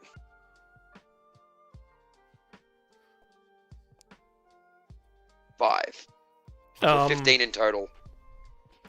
So the through the fog is Thorendir. You and Darren both look up, and Dazza. You and Dazza look up. There's the sort of smoke cloud. You can see the smoke coalescing in the corners of the room. Like, you know, it's right up there. It's in the top, and you make out a figure, and it's almost like the figure just spreads wings out and becomes this sort of giant bat-like creature that then lunges down on top of Darren, and you just hear the sound of metal sliding effortlessly into flesh. And before Darren can scream, he crumples down to the ground. You cut out again. You cut out. Oh no! I thought I described a really cool scene, but I'm just going to end it with you killed Darren. You did. And then as that happens, I say, I'm Parrot, man. And then I use my bonus action to go back into stealth. Jesus Christ. Hey, Dan. Yeah. I've got an interesting question. Not as from great. chat. 14. 14, okay. Yeah, deal. Carry that out. Carry out his stealth check. Yeah, he's got it. Okay, cool. So would we be able to use a skill check in combat for like if we use perception to be able to look for weak points on the enemy? Potentially. I think more that you could do skill checks. Depending on the enemy, obviously. Yeah. I think more that you'd be able to do like skill checks to work out if the enemy has any particular weaknesses or resistances or something like that, right? Like you can work out, is this a particularly strong creature, hard to hit, something like that. Because looking for like actually attacking weak points is kind of stepping on the toes of like a fighter or the rogue, right? Like that's kind of built into the rogue. Yeah. They're distracted, so you're going after weak points. You can use your action to aid an ally when they're in combat, which doesn't require a skill check, but it conveys advantage to the ally. The downside is you're not attacking, but you could kind of go like, hey, attack this area or something. You could store it that way for sure. Especially if the skill check to find weak points, because you can't really target like body parts, right? It's just sort of like exactly. general It's just heroics. like you swing your axe or whatever. Yeah. Good question though. Yeah. All right. Cool. As we go into Thorendir. Okay. Thorendir quickly. After seeing Darren, the ginger, slain. He would give a wink to Pauly, but can't see him because he's back in stealth. He quickly runs back to the door and opens up the door and goes to the back one here. What happened, you lollygaggers? Why did you close the door? We're in combat now with the bugbear. Darren's got him on the ropes. We've injured their Achilles heel. They're troubling to walk. Come on, we've got to save him. Give me another deception check here. I'll say with advantage. Because you've still got the costume. You've already convinced them kind of once. Oof. Fucking hell. Not good though. Let's see.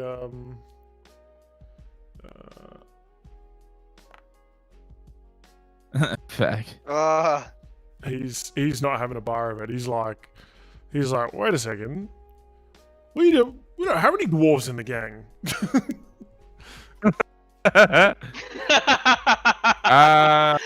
Thorendir just goes, fuck it, and we'll stab him with his 2 swords.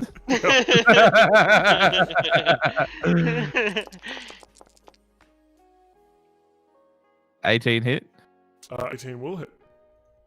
Yeah, 7 damage, and then 19 hit. Yep. Yeah, 6 damage. So this guy, the fidgety one, he's like, wait, hang on a sec. Wait, I don't remember you being part of the gang. And then Thorendir's like, stab. Fuck it, just kills him. So he's still kind of standing. He's like, oh, hey, hang on, this guy's not really part of the gang. He kind of yells back to the other two, who are outside the smoke, who can't really see what's going on.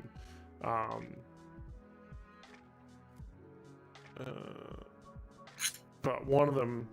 Has Dan's voice gotten really deep for anyone else? Oh, it has. It's the no effect. I'm back. Hold on. Yeah, it has.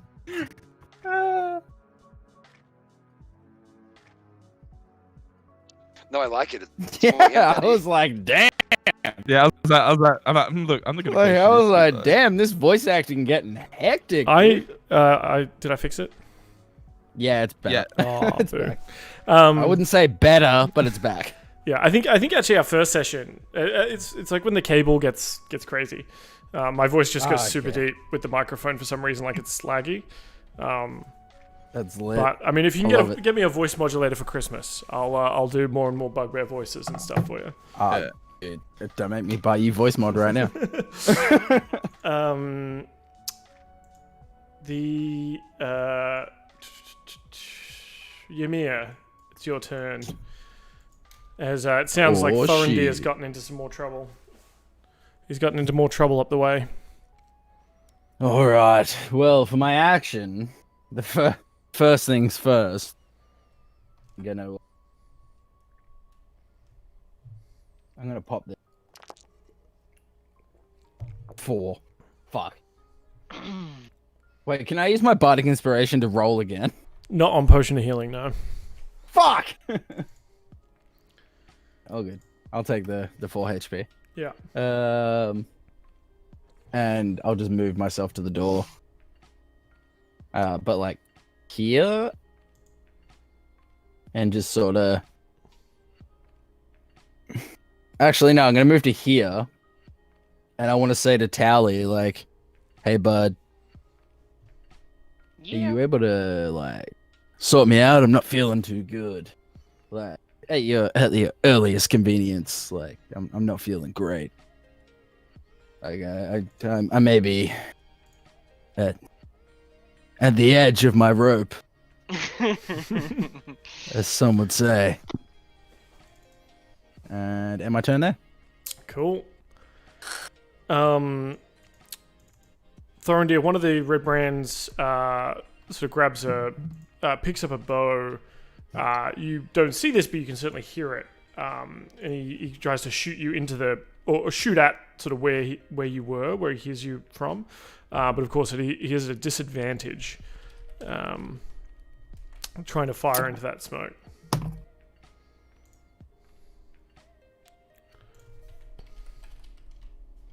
There we go. Short bow. Whoop. No, I said. Boop. Okay, that didn't do it. God damn it.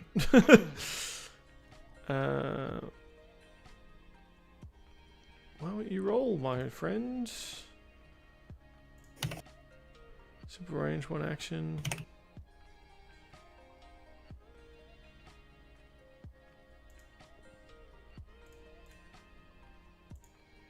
This thing's just fucking with me now. Does it not fear me? There's no man. Probably doesn't fear me since I took off my voice modulator. Alright, we're just gonna roll it manually, like gods. Okay. 1d20 plus 2.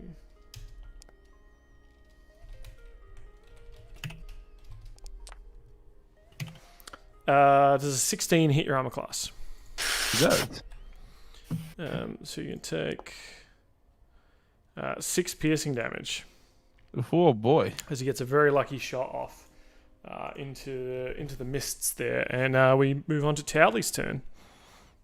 Yeah, this is probably my last go. I do have to get Yeah, going. we're gonna end it. This is the end of the initiative order as well. So, and I did say we'd call it at 10, so we will, and then we'll have to jump into a hot start next week.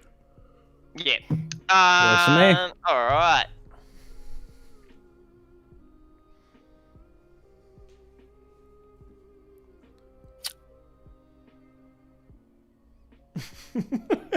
I can see what you're trying to do. Yeah, I'm gonna go to there where Thornbane is. You just say Thorenbane. Oh fuck, man, I'm tired. And actually, yeah, I'm gonna go there, and I'm gonna, do what I always do, and I'm gonna throw that magic stone again, and just fucking give him a wallop. This one's gonna be a knockout. Like, let's see what happens, I guess, before we determine that. So I'm gonna cast my magic spell with this bad boy. Throw me stone. Go to 10. 10's not going to cut it, I'm afraid, Towley. No! You hear the stone sort of clatter onto the table in the far room, scattering trinkets and mugs and plates of food. Just a classic old Towley, like hand-eye, or just the hand-eye coordination just isn't up to it. He just failed big time. Like, goes to throw, he fumbles it out of his fingers as well, and just worst custard arm you've ever seen. Cool. All right, and we've hit 10 o'clock, so thank you very much for joining me, boys, on this week's adventure. Let me change mics here. Is this working better, or am I still cutting out? No, That's better. All right, maybe I just got to be right up in this thing. You got to be all up in it.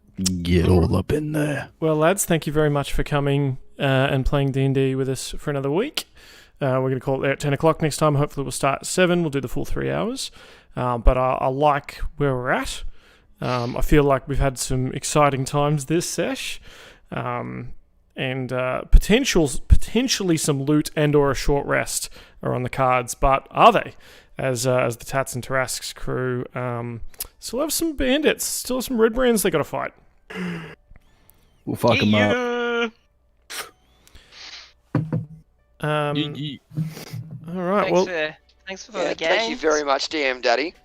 Thanks, DM Daddy. As always, I am going to mute right now so I can end my stream as well. Yeah, no worries.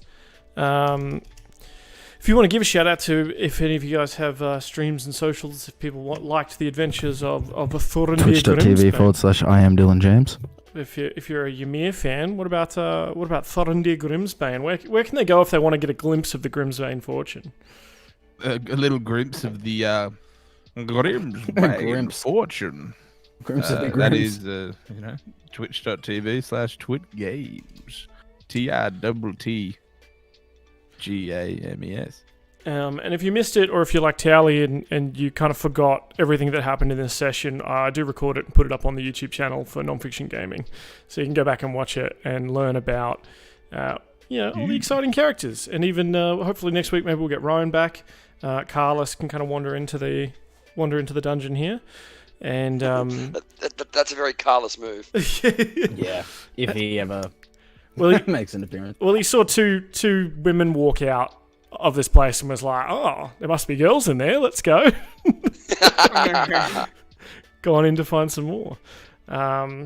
Cool. I'm gonna hang out on stream for a little bit, maybe play something a bit else, and do some stream capture and stuff. But you boys have been lovely, and I appreciate you for being awesome D&D boys.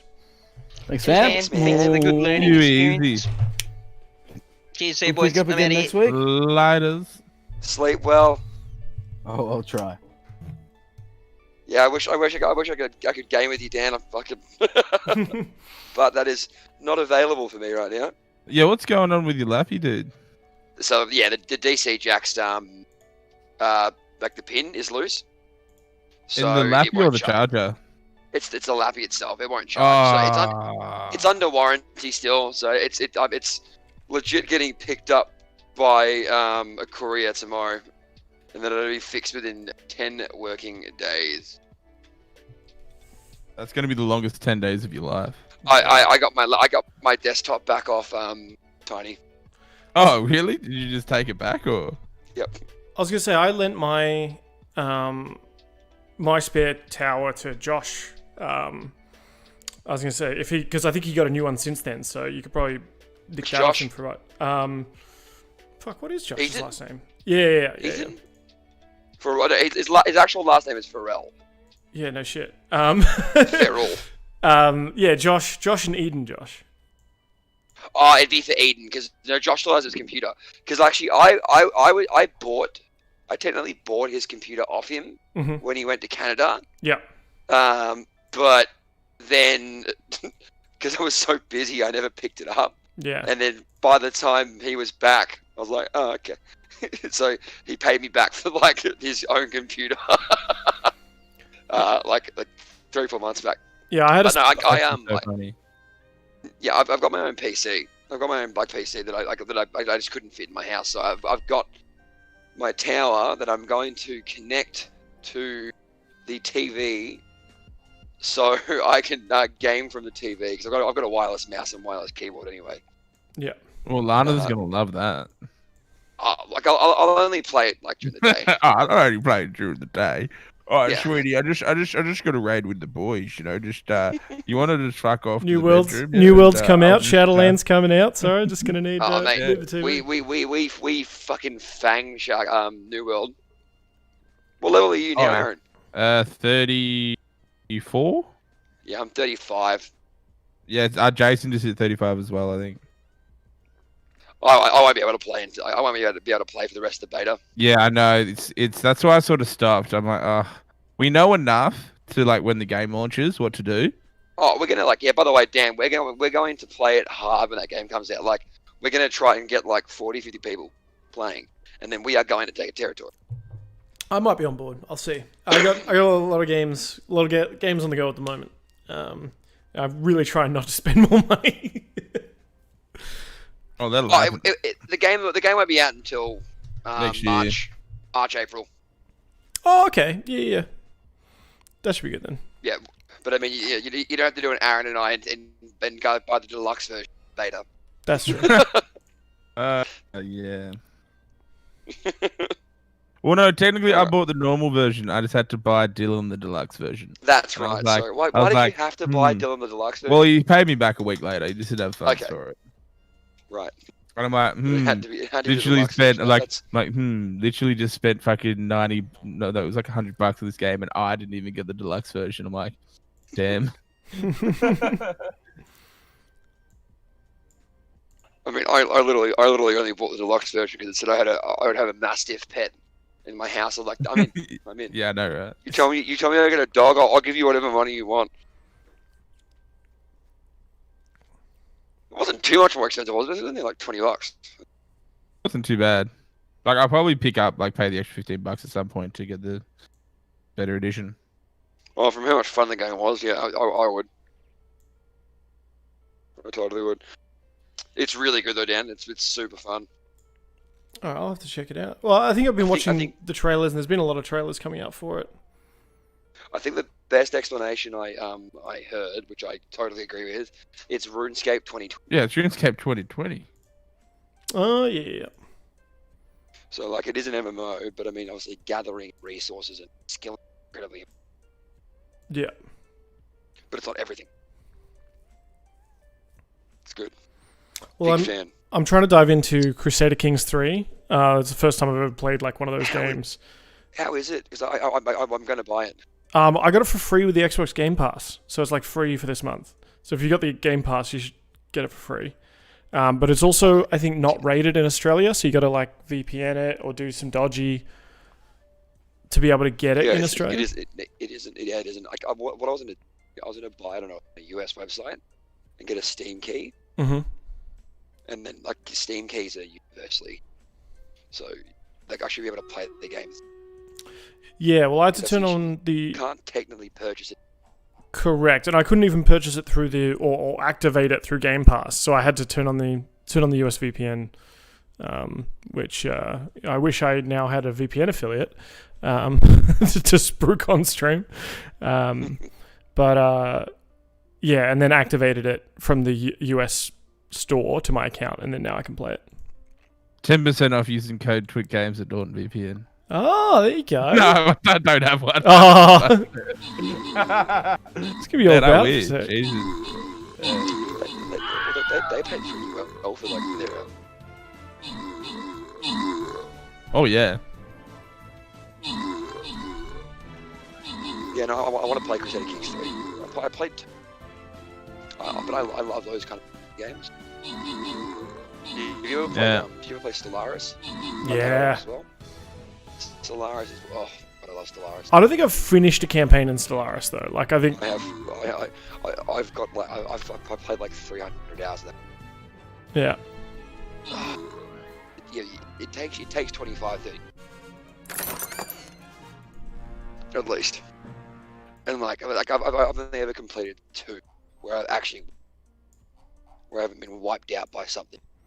Yeah. Well, we were playing First one I cheesed it, like I did the most exploitive way, but the second time I won, yeah, I did it through the hard yards. That was difficult. Like it was like a 40-hour game. Oh shit. Yeah, we played like a 3-player game, and then obviously like a bunch of NPCs or AI, and yeah, we played for a couple of hours one night, and then just couldn't find the time to all like jump back into it. We're just like, we have no idea what we're doing anymore. If you want to play CK3, I'll play it with you. Mate, I'm keen. Emma and I are keen to get a game going. I need to learn how to play CK3 though. So like she played a bit of EU4 and stuff, was all about it, but I couldn't. I just couldn't sit down and read that much. I'm going through the tutorial for CK3 now. Yeah, it's a lot, but once you the coolest part about it is actually like play a single player game and just kind of go with whatever you, and like eventually your character will have gout, missing an eye and a leg. He's a drunkard who's possessed by a demon. It's brilliant. Yeah. The game is. If you ever want to watch actually really cool who does it, the Spiffing. Oh, the Spiffing Brit. Yeah, I like think I've seen some of his stuff. Yeah, he does like exploits for like games like that, and they're amazing. Yeah, I really want to play Kasika. That's probably the first thing I'll download on Tower. Yeah, I'll message you about it. So Yeah. does Tani not have a computer anymore? No, it's weird because one of his roommates was using Trop's computer, and he was using it's better. Are you really? Is he cutting out in and out for you, or is it just me now? Yeah, 100%. I've cast on the curse. I'm sorry, Timmy. Is that better? Hello. Yeah. Okay. Yeah. No. Yeah. No. No, you can't in and out again. Trop also gave his. I heard shop and also.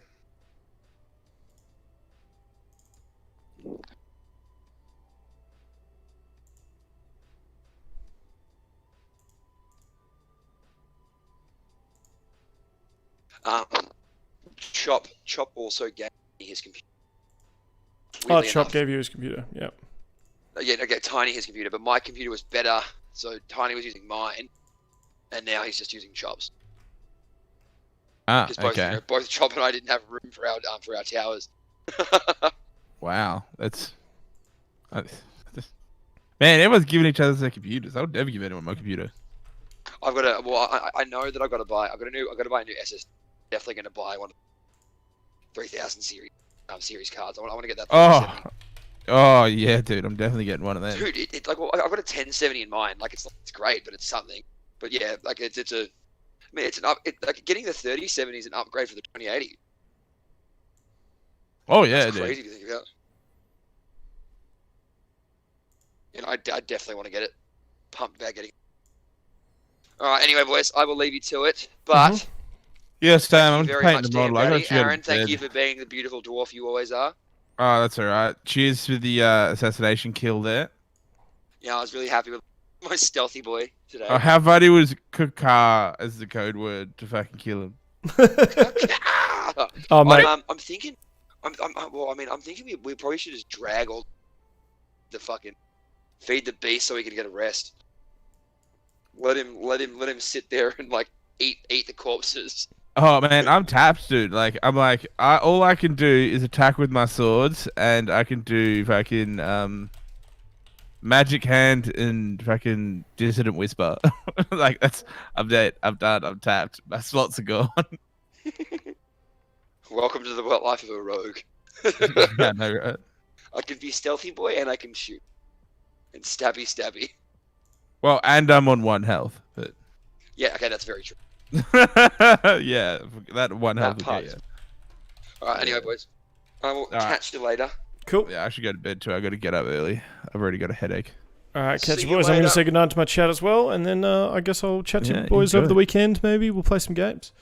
Yeah, damn. Absolutely done. Ladders. Catch up. Boy.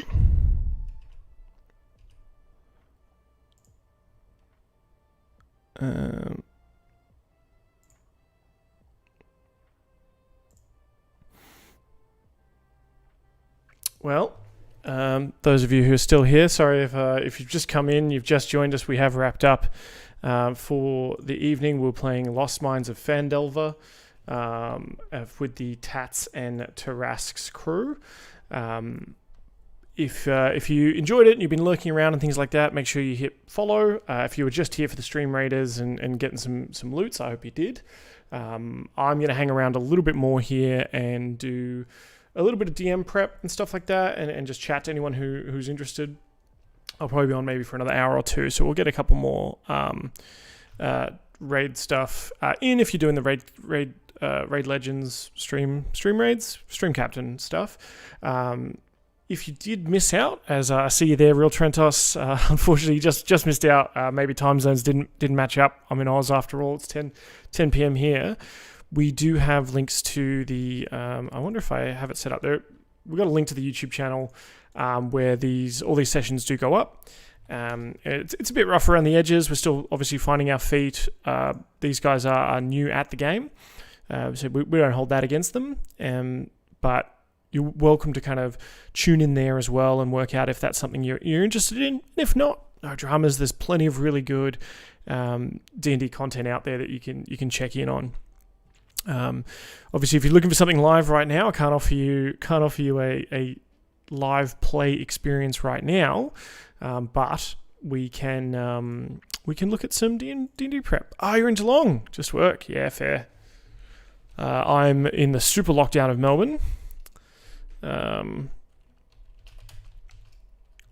Lost Mines.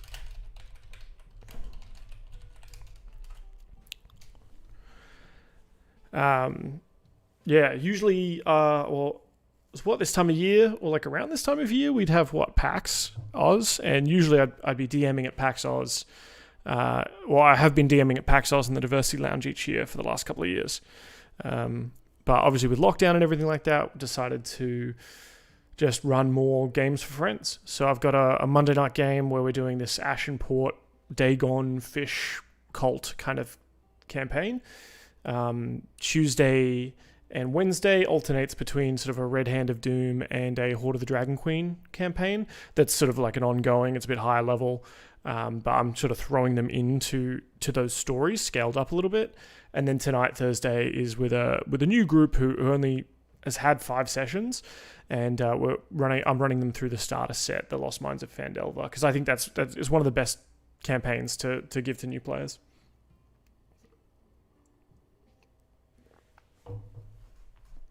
Well, the main thing is as well, Trentos, is no, for me, I'm lucky enough to be working and can work from home, so I don't have that commute.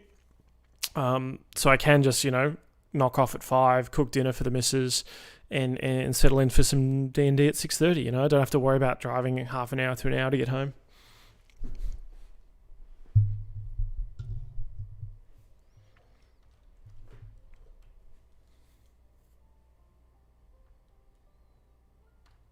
Do you play much yourself? Or are we more just sort of a watcher at this stage, like watching a couple of streams, getting some ideas?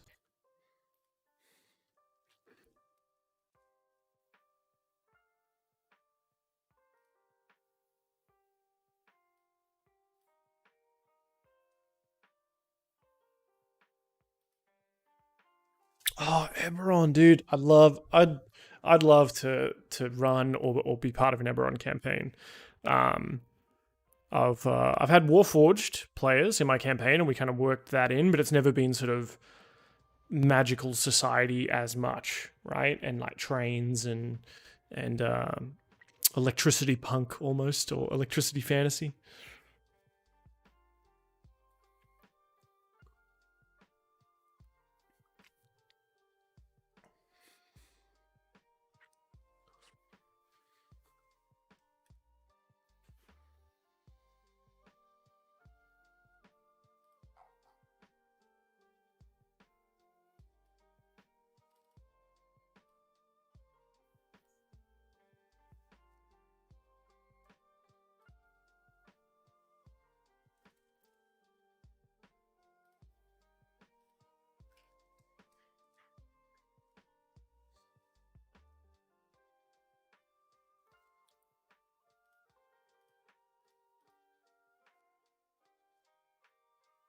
Scared of trains. Well, I mean, fair. No dramas, mate. No dramas. I'm just setting up the scene here. I'm gonna chuck my notes up in the side window here. With the delay and everything like that, and you can't be putting me front and center on your Thursday evening. You've got to focus on having a cheeky one maybe after work and just having a good time.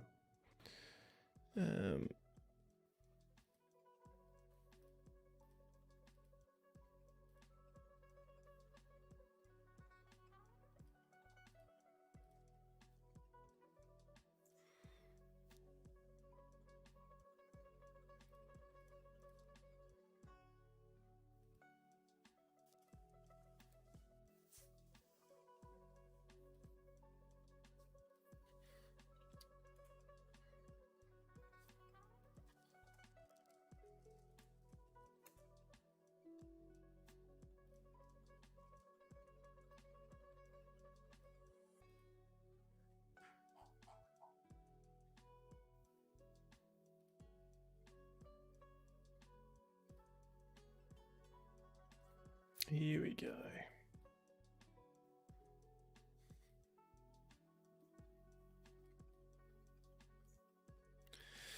All right, let's do some note prep for the next sesh while we do some stream raid stuff.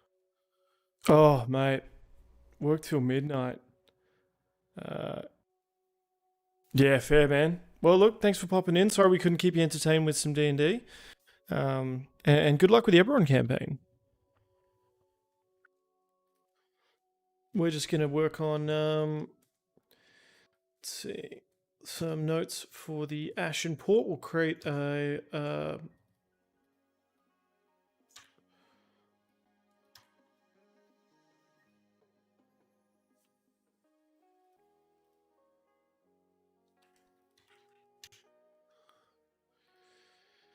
So we're using a layout here from that I've stolen or freely given, I guess, from Sly Flourish, the lazy DM.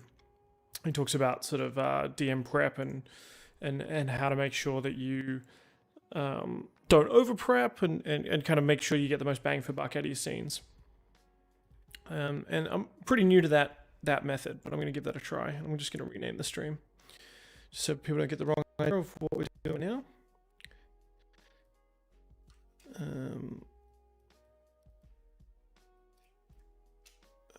Ash Port DM prep.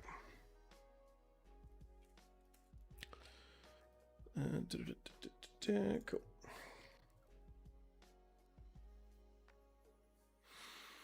All right, so let's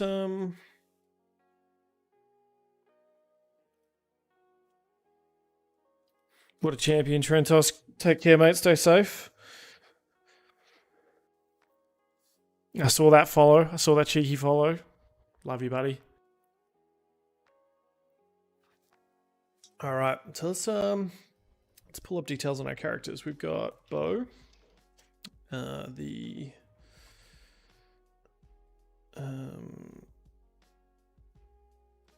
which is played by Katie, half orc rogue, rogue trickster.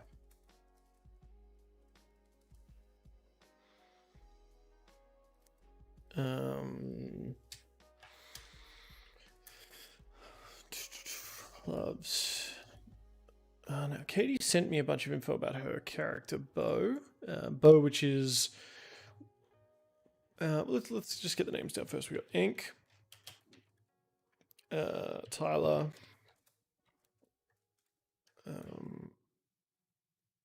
Rock. Is he a rock gnome?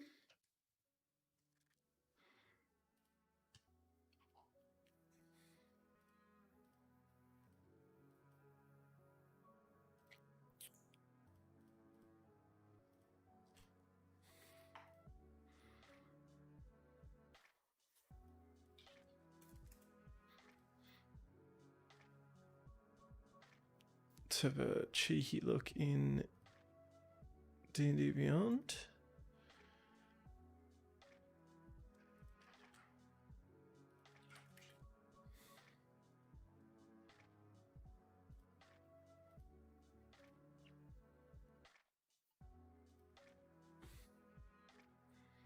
Ink, Gnome Fighter Battlemaster.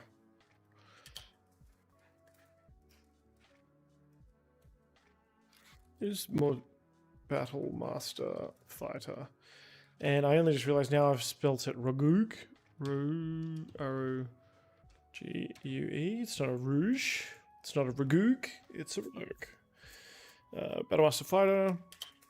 Former ship captain. Then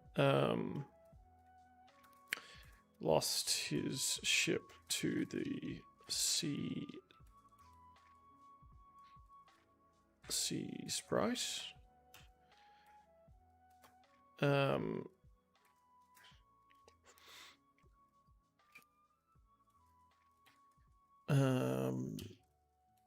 Is the sea sprite water deep? Sounds like it, or it's Neverwinter. One of the two. Doesn't matter.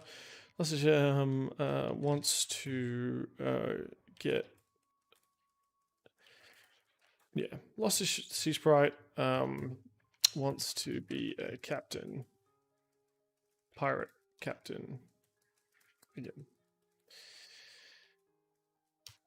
And then we've got Martine. Cam.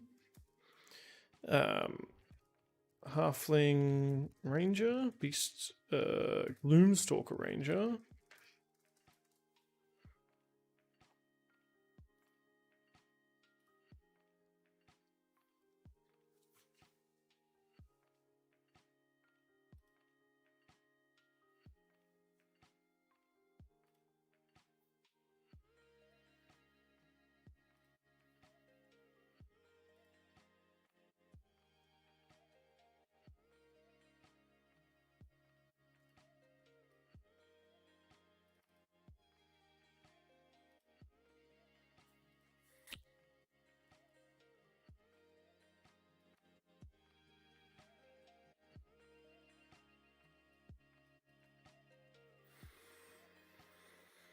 It's here. Halfling Glimstock Ranger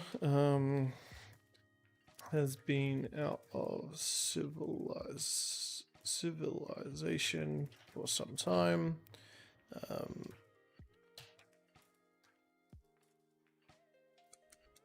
think Cam sent me a bunch of backstory stuff. They kind of have Lily, but that's NPC. Actually, we'll put that in the NPC section. That makes sense. So, strong start. The Lazy DM talks about you want to have a strong start. You want to have a moment where it's like, okay, now is D&D time. And not just, so you're in a tavern, what do you do? But a troll climbs out of the yawning portal. Roll initiative.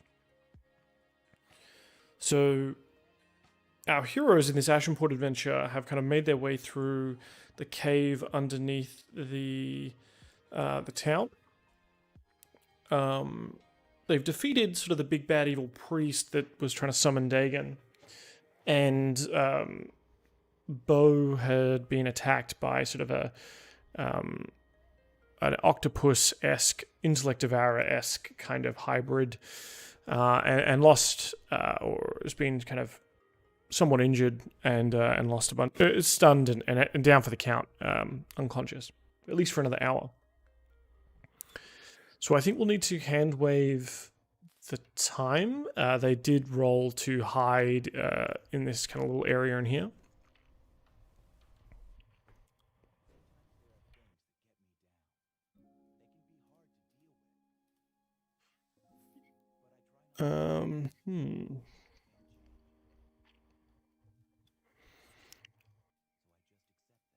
So they were watching a battle going on out here. And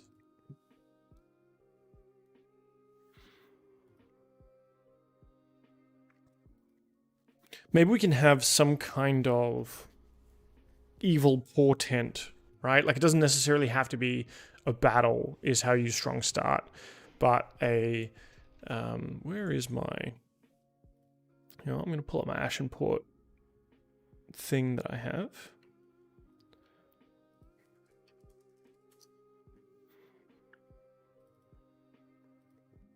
Maybe we can describe some kind of creepy sort of phenomenon that'll put us in the mood for a bit of Dagon tentacle-ness.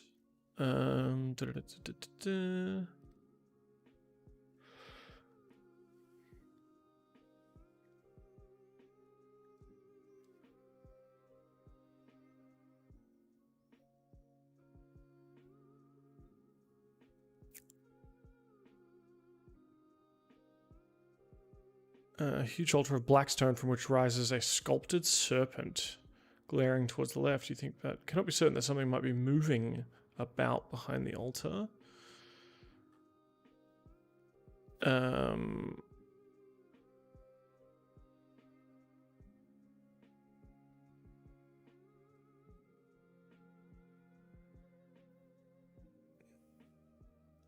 As you near the other levels, the contents of the room become clearer.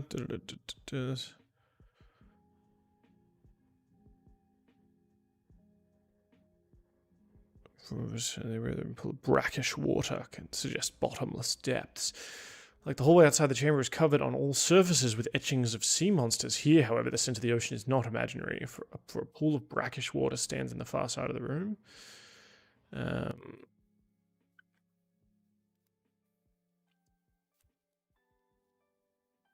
Wrathful sea pounds against unyielding stone. Between the two, the territory over which they battle, it's a tiny stretch of rocky beach.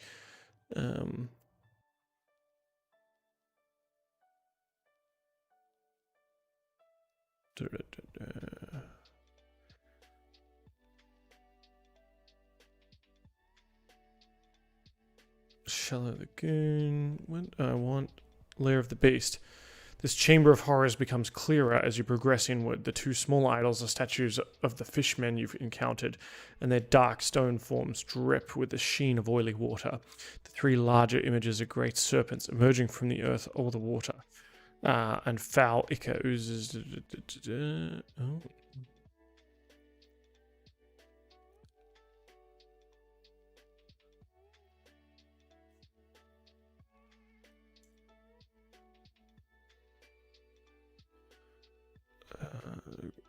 Serpent of Sharp Angles.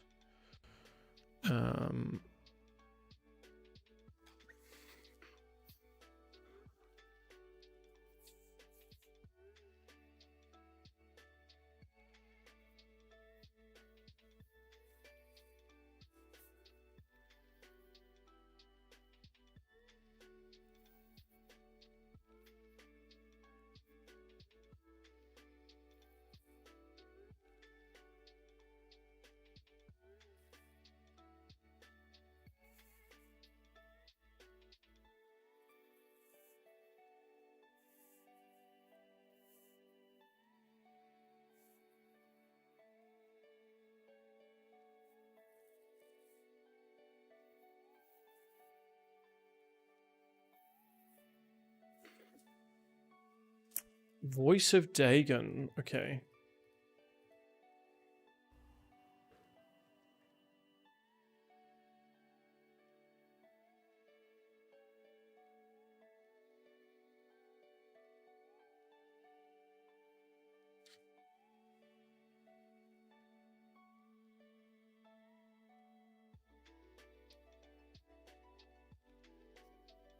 Ooh, here's what we want.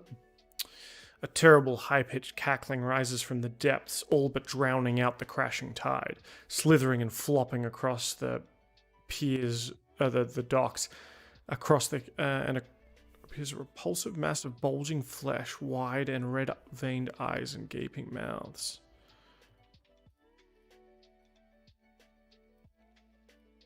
A gibbering mouther.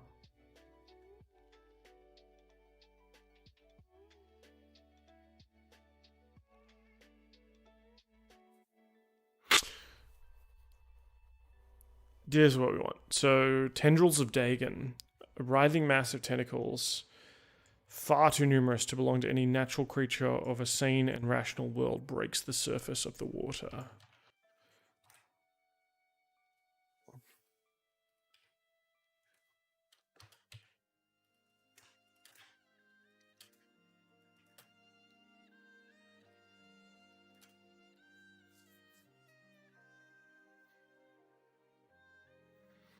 And shout out to all the stream raiders in here, getting on that stream captain run. Got 12 different people, well, 11 I guess, not including me, all lurking in chat here. Love to have you. I'm glad you could join us here on a Thursday evening. You're incredible. If it's a different time for you, I'm intrigued. Let me know. Let me know what you're up to. If you'd rather just stay silent, that is also cool. You do you. I'm all about it.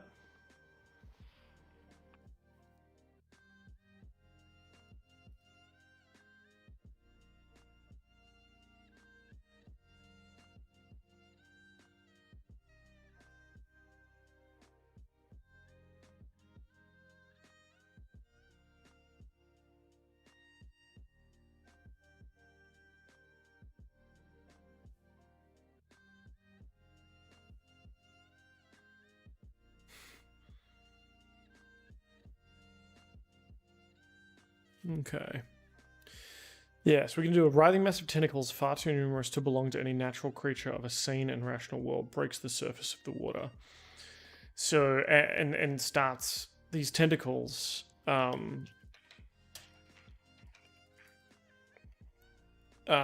start plucking off the sailors on the ship. So, up here, we've got the Kolinth or these sort of Dagon creatures like attacking these cultists. And these tentacles are going to come up and just like wreck shit. So scenes we can expect the cave docks. The gloomy cave docks.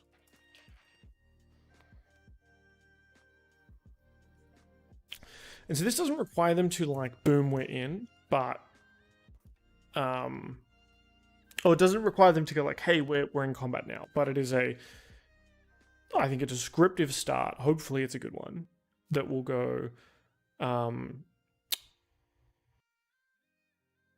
okay, it's D&D time. What are we going to do? We need to work out our plan.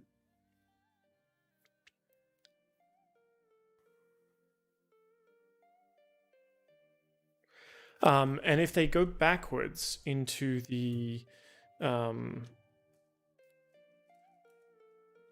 wave cave, right, where they left behind Bo's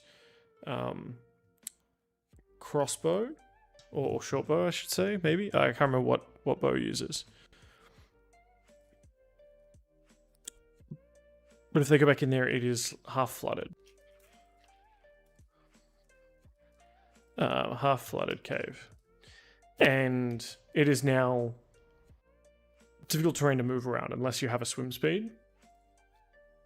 So they could go back.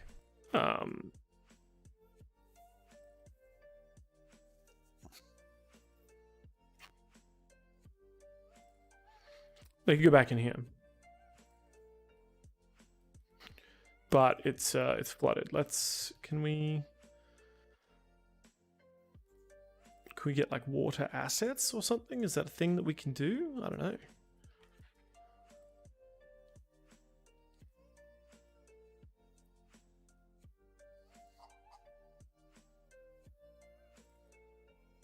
Maybe we just like paint it.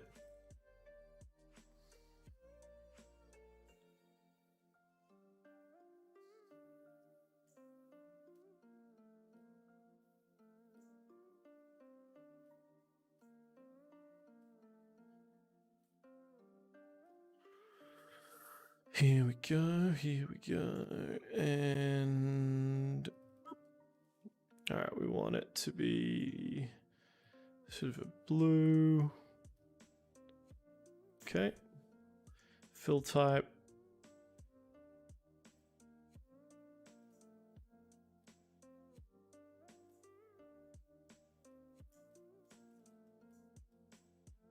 Okay.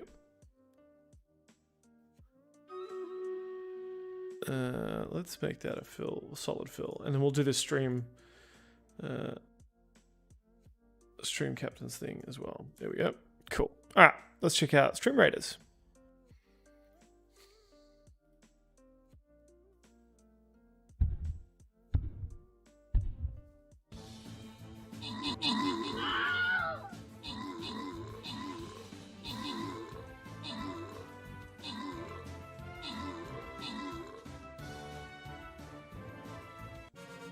Woof! Moose! And epic kills. Foo Boy getting the Dark Heart kill. Cool. Oh, I got a musketeer thing. Back to the map. Scalanus, welcome back. More loot for you, buddy. Let's collect these event rewards, shall we?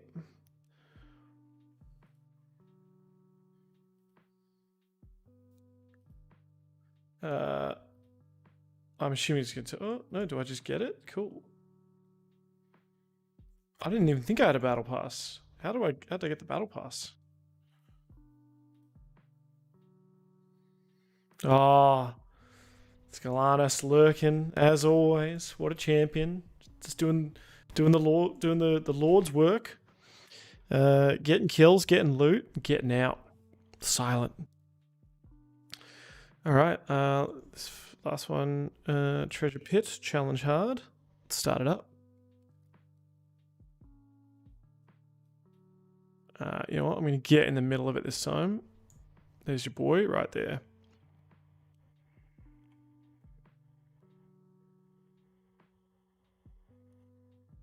Oh, here we go. They're coming in hot and quick.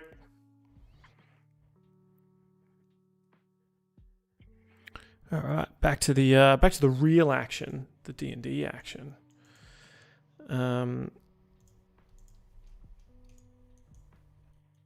Oops. So let's copy that. So all this is kind of the same level of water.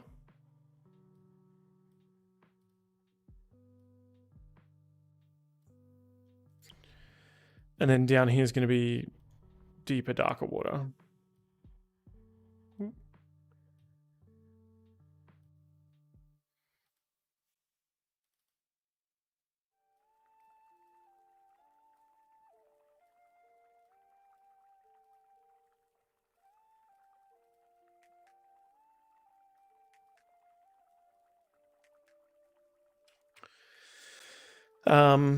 Secrets. So let's work out some secrets. There's one like I guess I kind of had for last time, but they didn't end up using it. Is I wanted them to fuck up the altar, right?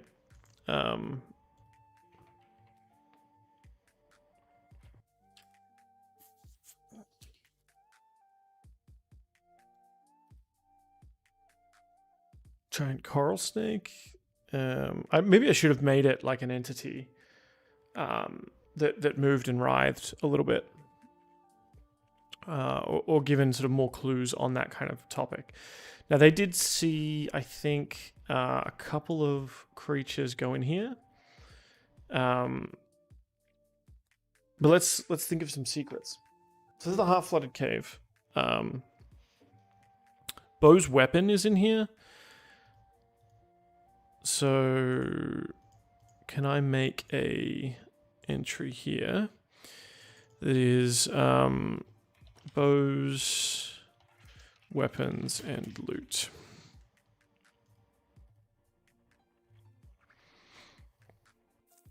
We'll just put it blank for now. So Bo dropped a short bow in the water and a dagger. What other treasure did this guy have? Now, I think I was taking some ideas from the Lost Mines of Phandelver. Althanis's Kraken Staff is in here.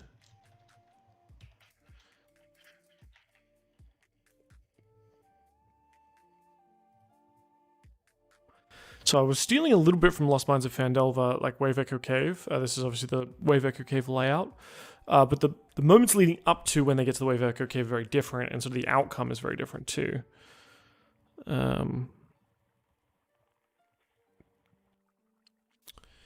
What other treasures here? That's right. Here we go.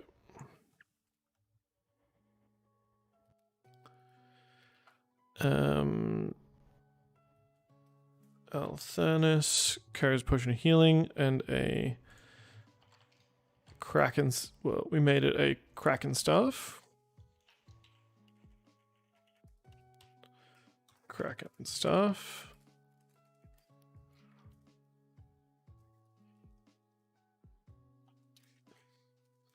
In addition, the drow, the priest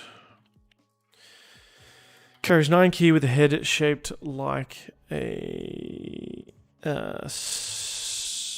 anvil. Sure.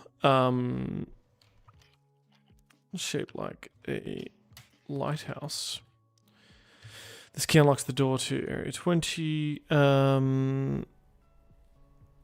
Wooden table. Sack contains 190 EP. Yeah, we'll leave all that.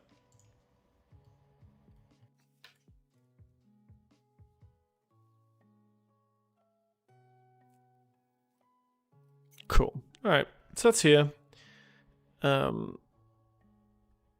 we'll drop this here so that we remember it's there.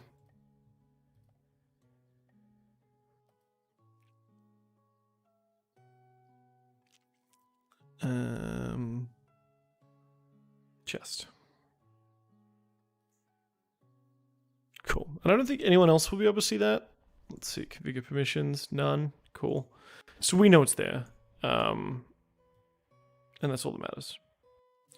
What happened to my other block here? Oh.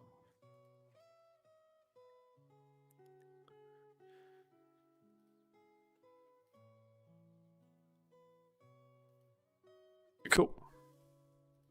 So Bo's weapon and loot is there. Also, in this, so secrets, the basalt altar is linked to the storm outside. I think breaking the altar will kind of sort it all out, right?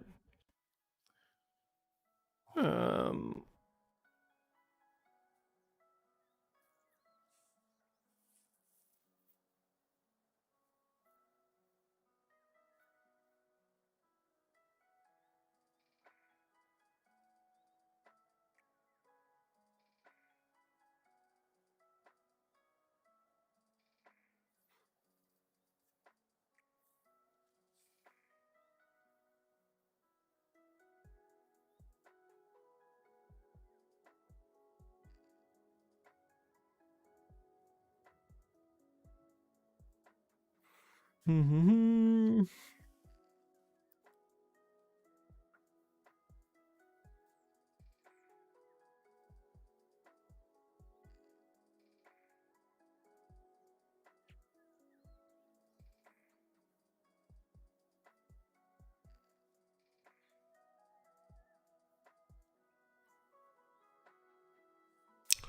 What does basalt look like? Because I want it to be a basalt altar. And in fact, I told them it was a basalt altar. But I have no idea what basalt is. Oh, so like a black rock. Igneous rock formed the rapid cooling of lava. Interesting.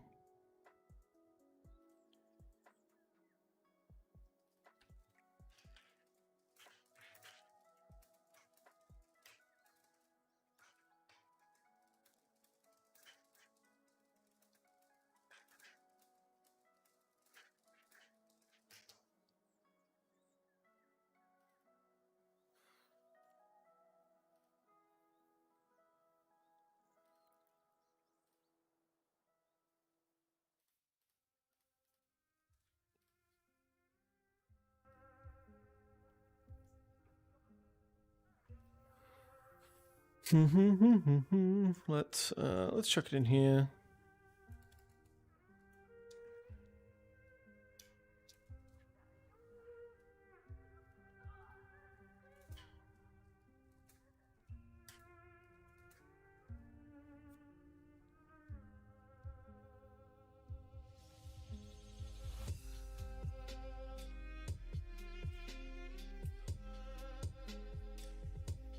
Like the whole way outside this critical here, however, these there's no measure of.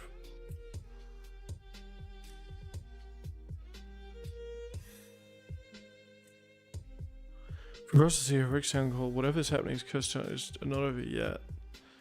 Second night down the cliffs.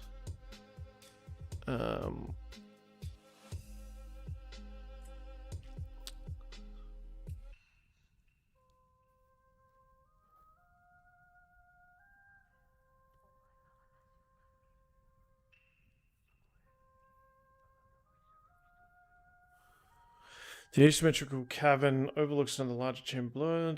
Moderate slope. Okay. Chamber of Horrors becomes clearer as you progress in with the two small idols, the statues of the fishmen you encountered. Their dark stone forms drip with the sheen. Three larger images of great serpents. The basalt idol, slightly larger than that beneath the church, boasts a rising serpent as well. Turned towards the right, it radiates an intense cold. Yeah, okay. We're gonna take that. Throw that in here.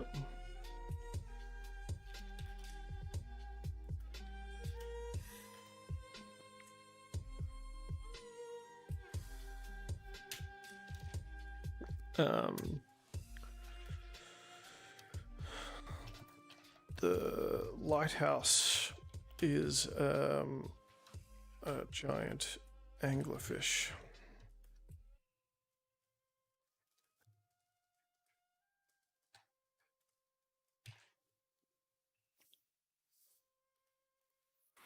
What are some other cool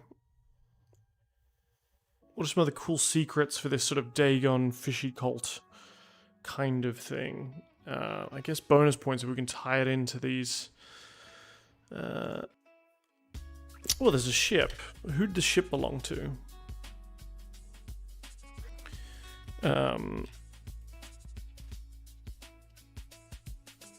Ship was once. How about ship was once part of the Gold Leaf Trade Consortium. Believed lost at sea. So then Lily, when they maybe go to rescue her, is like, hey, that's actually our ship, and they're gonna be like, yeah, but it's ours now. And she can say, okay, well, let's come to an understanding. How about you get us out of here, and then you can keep the ship and maybe, work up some good fortune.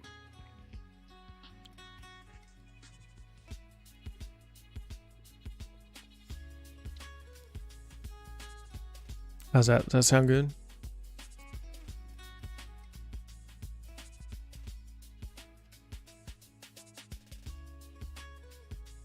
I think it sounds good. I'm hearing overwhelming yes from all the people just dropping monsters here. Shout out to Jiju, Saipu, Scalanis, Laura, Muzam, Aquatuf, Moose. I think Moose has been here for quite some time, so shout out to you, buddy. Baba Main, Poe Jackers, Jay Norkel, and Architects. We're gonna have to face a Death Knight. Okay.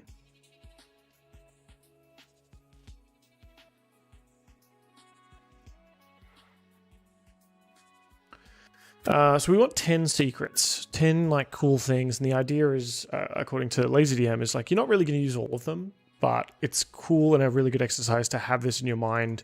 So if the players like do a thing that you're not ready for, you can kind of look at your secret list and go like, oh, this kind of fits here. Here's some information that kind of ties in.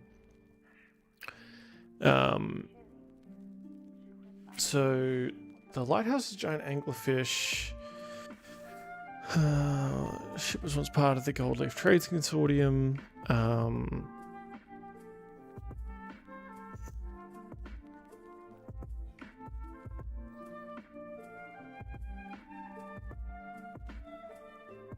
Who are the other people? Let's go down and have a look at NPCs, and this might give us some juice. So there's potentially Lily. They'll run into the cleric.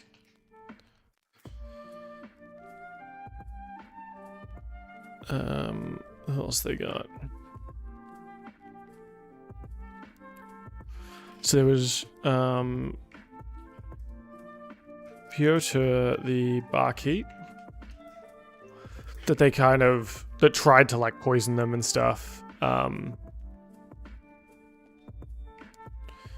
Samuel. Oh, these names are just killing me.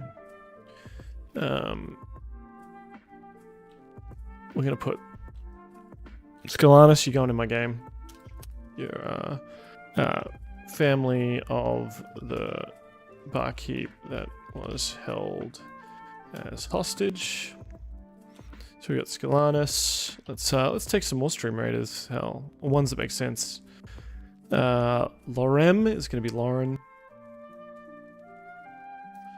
And Juju?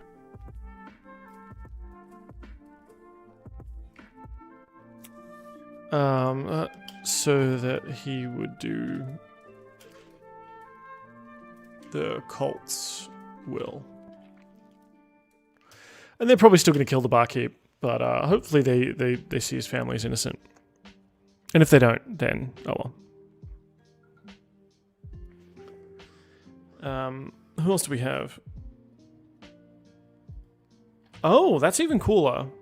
All right, I'm not going to make you just some bar family then. We're going to throw you in the big leagues up here. We'll have Michelle. Michelle will be one of the things. Shade Maiden sounds really cool. And that... Wow, that's putting me off on a tangent of something completely unrelated to like this campaign. But I love that idea, and obviously you do too, because you like pulled that name, right? But Shade Maiden makes me think of like, like Name of the Wind, kind of, constructing clothes out of Cheyenne, or constructing clothes out of shade. Mirkwood, Greenwood character, yeah, cool. And it screams as well, kind of like, night elves or not night elves from WoW, like, where it's like they sort of meld into the background. You can't see them in the dusk.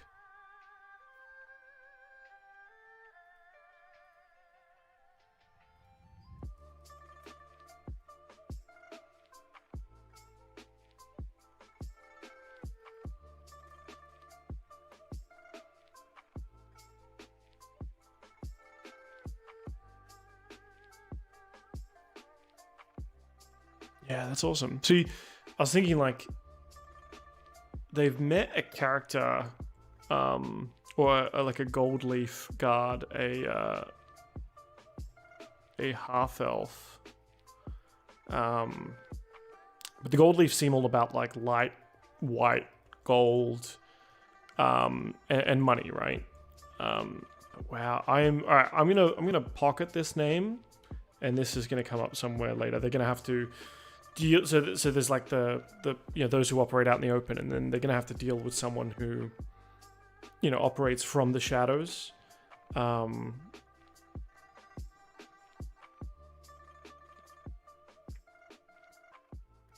Like I could see it's almost like a title even, right? Like the Shade Maidens. And if you have the Shade Maidens coming after you, like you're pretty fucked. Like no one wants to help you because they're sort of like they're shrouded in mystery, pun intended.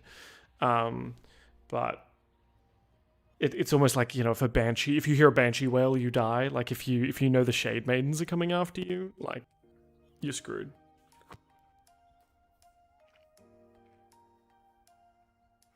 But of course, like Scalanus being the Elvish word for it.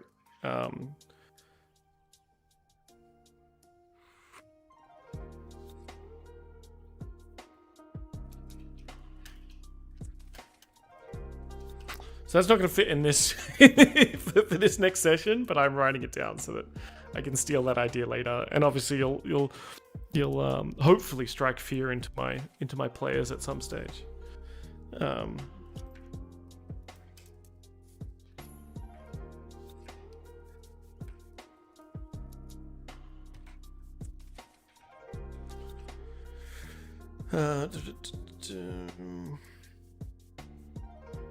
She has a one cloudy / cataract eye. Who else do they have?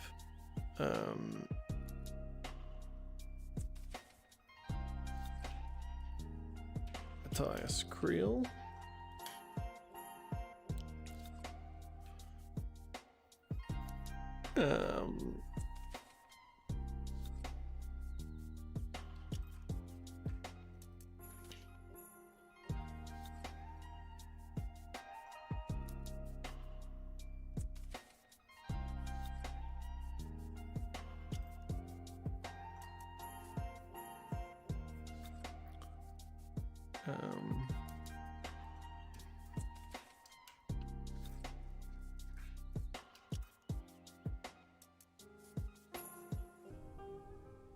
So this guy is going to be from Waterdeep.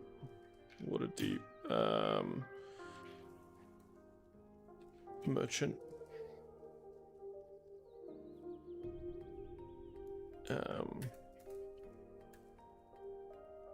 Hates Terza.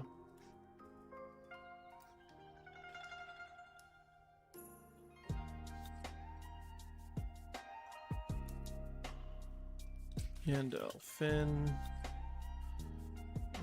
Jeweler. Sculptor. Can't remember who of these people were dead.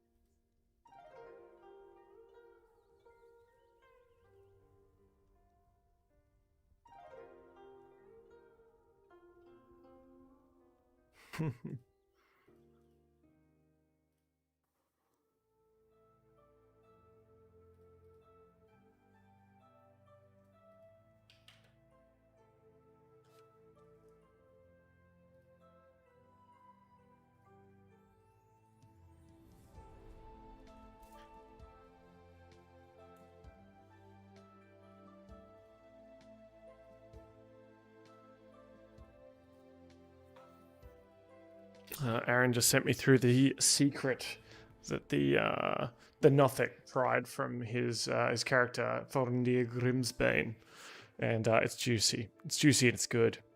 I love that. I love that. Like, it's such a clever thing. I mean, you could just ask players to tell you a secret about their character, but like making it a game mechanic where a Nothic breaks into their brain and steals one, even if they kill the Nothic, it's like, well, as the DM, I kind of need to know what it was. One needs to exist, and you need to come up with one. You need to think about your character and how what kind of secret would they fear getting out? Because it doesn't matter if this creature died before it could tell anyone, because someone else is affected by this secret.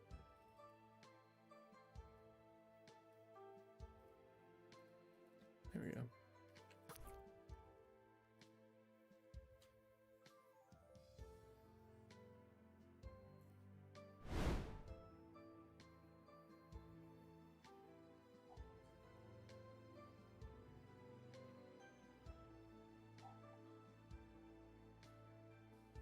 Like, I don't want to get anyone too hyped here, but there is a lot of treasure chests on this next battlefield. If you haven't already, !battle gives you the link.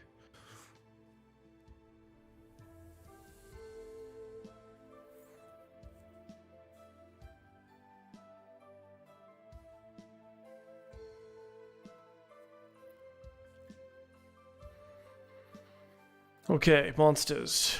What are they going to come up against here? So I think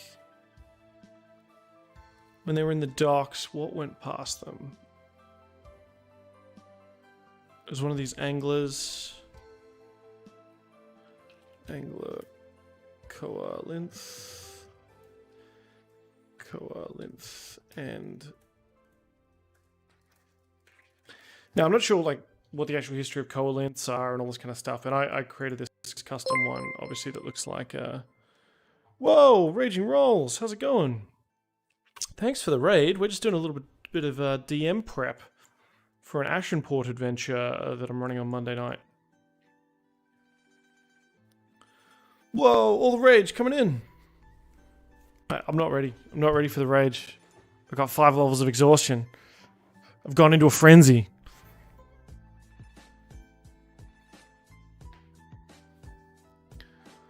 G'day, Rage and Rolls. Thanks for popping in. Thanks for bringing all the love with you.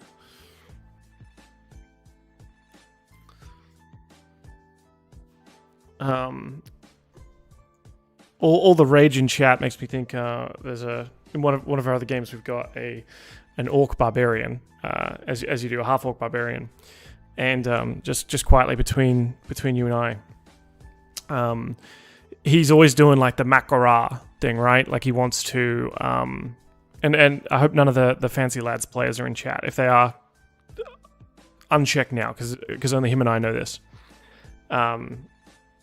And so he's always doing like the Makara, you know, like the duel to the death, and his allies don't know what that means, so they always pile in with him, and he's never had sort of a proper one-on-one duel. And they're currently going through sort of the Red Hand of Doom, but instead of hobgoblins, it's orcs. So he can like kind of fight he's a half orc, and he can kind of like fight back the orc horde, and he's going to kind of fight their leader and try and undo the orc army, kind of, you know, undo Obald Many Arrows and his thousands of orcs. And we're instead of having, or they're going to have a fight, but instead of it being like Makara, you know, Thrall versus whatever, it's we're going to come up with something else, and it's going to be a rap battle. Now, I am not great at coming up with rap lyrics, so I've essentially stolen a bunch of rap lyrics from like anime raps and like Rustage and things like that. And was it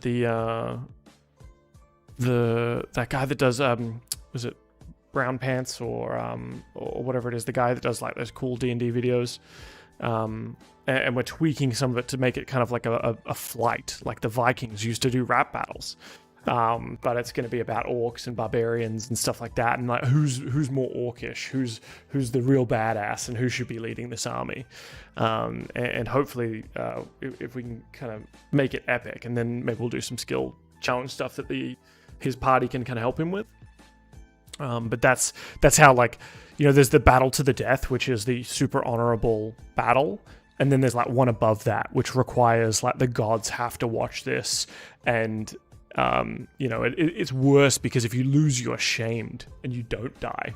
You know what I mean? Like it's honorable to die in battle, but like if you are so shamed and so brought low by like fucking slick bars, and that's like a fate worse than death for an orc. So the other players don't know it yet. I've chatted to the orc player, and him and I are kind of working out what the bars are going to be, because we got to do it. We got to work it out ahead of time, right? Like I'm definitely not gonna riff that. And for everyone else who kind of joined in, especially with the Raging Rolls, this is Foundry. It is indeed a little bit different if you're used to the Roll20. Let me pull this aside a little bit here. And give you like a better look at it. Minimize this. So this is one of the maps we've been looking at, and we can kind of look at the wall tool. So I've drawn all these walls. Let's go back to the wave Echo Cave. For those who know Lost Mines of Phandelver, you probably recognize this place, right? This Wave Echo Cave. It's a little bit different. I've obviously made it rain inside, because in my version, they're fighting Dagon and the town of Ashenport, who have summoned up a crazy storm to kind of trap people in town. But in this, you can make all your little walls to your heart's content. You can. That's a wall now. And the coolest feature about this, which I love so much over Roll20, is you can make doors. And the players can actually interact with the doors and open them themselves. So let's grab E-Martine over here. And so this is from E-Martine's point of view. If I unselect, it's like whatever. If I select, it's E-Martine's point of view, right? So we can walk around. We can see into this room. We can see that there's a light source in this room. Now, E-Martine can walk up to the door and click the door to close it. And it shuts off vision for that room. So the players are actually in control of whether they open or close doors. Now, obviously, I can lock doors as the DM and stuff like that, but it's a great feeling when the player's like, oh, I'm going to open this door, and you're like, okay, go ahead. And they open it, and then there's a bunch of bad guys in there. And they're just like, oh, shit. And you see them, like, they don't even say it, but you see them close the door. You see that they lose vision of it. And you're just like, haha, yeah, your character just closed the door, huh? Just did that, whoops.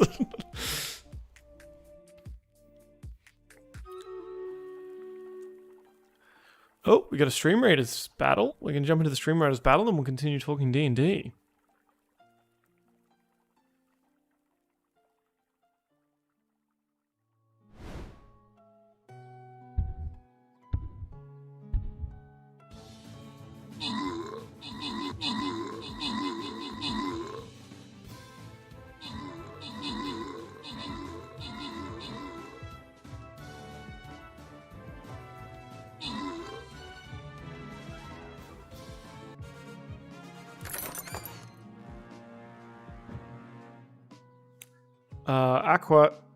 Aquatuff91, congrats on the busters.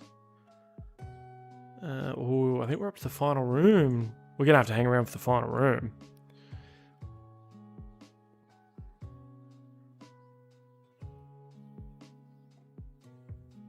There we go. All right, jump on in, lads, as we go back to Foundry.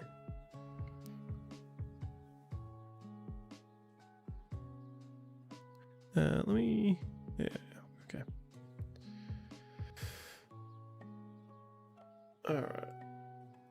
So that was just showing off the Foundry stuff. It's got some other really cool features as well. But the main one that obviously you have to pay for with Roll20 is that line of sight stuff.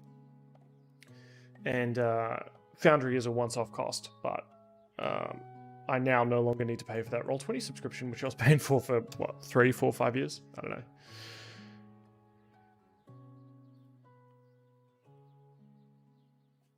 Let's put you a little bit across here.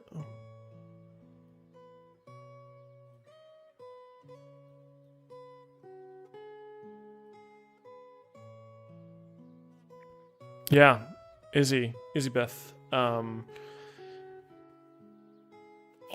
only switched over like maybe 2 or 3 weeks ago. We use it. Nat 30s love it. Yeah.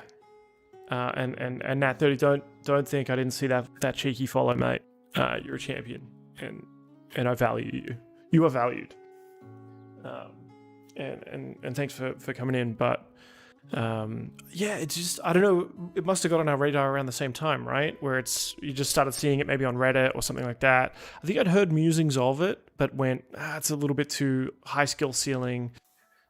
Maybe it's like the more control you have, the more difficulty curve there is to get involved in it. And I think one of my players was having trouble with Roll20. It was always crashing or going crazy because I was trying to do really elaborate lighting setups. And then I read that Foundry was a lot better. And I just went, you know what? I'm now running 3 to 4 games a week. I can afford to jump in Foundry and play around with these tools.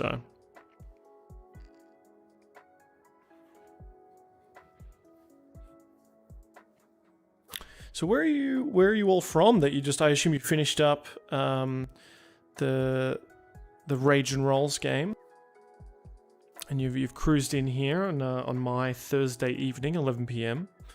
as we're sort of getting into the weeds a little bit here on my note taking. I'm trying to follow the lazy DM guide, the sly flourish on how to prep the next session. There are fabulous modules that make everything so much easier. Oh, absolutely. And I'll show my module list here for those of you who are interested or have Foundry. I know someone asked me before to post them in chat. But these are the ones I'm using. Main one being Token Bar, which kind of puts a little thing up here. About Time is a little calendar thing. I like it, and I like the time tracking for some of my campaigns. Some of them I don't love, and I don't really use it. But it can kind of track real time, and you can advance time and stuff. So you can say like, yeah, you guys have been in here actually for an hour because you've been chatting for an hour. It pauses during combat and stuff. Adventure Importer Exporter I haven't used, but I have a dream of going back and rebuilding the campaigns that I built in Roll20 for Keep in the Shadowfell, Thunderspire, Pyramid of Shadows, and sort of the one-shots in between those that I did with my players and some of the stuff we did in real life. And just like exporting them for someone who would want them, right? Like a 5th edition version of Pyramid of Shadows or Keep on the Shadowfell, I think is it's just a cool thing. It's probably illegal with copyright, but whatever. I don't know. What else we got here? Darker Vision, I think just fixes up some of the Dark Vision stuff. The Shared Compendium, because I'm running through Forge. Furnace, I think, is the token thing. Or maybe that's token mold. Quality of life improvements have been a little bit buggy recently. Like it doesn't auto-roll the damage anymore, but it's still, I think, really cool. Pings, Plutonium. If you know what 5e tools is, you probably know, you might have seen Plutonium.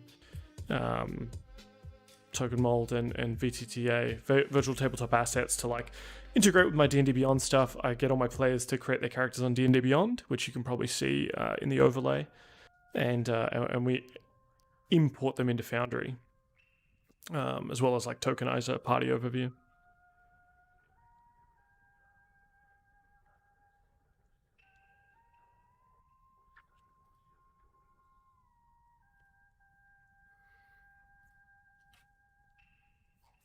All right, so let's look back at the docs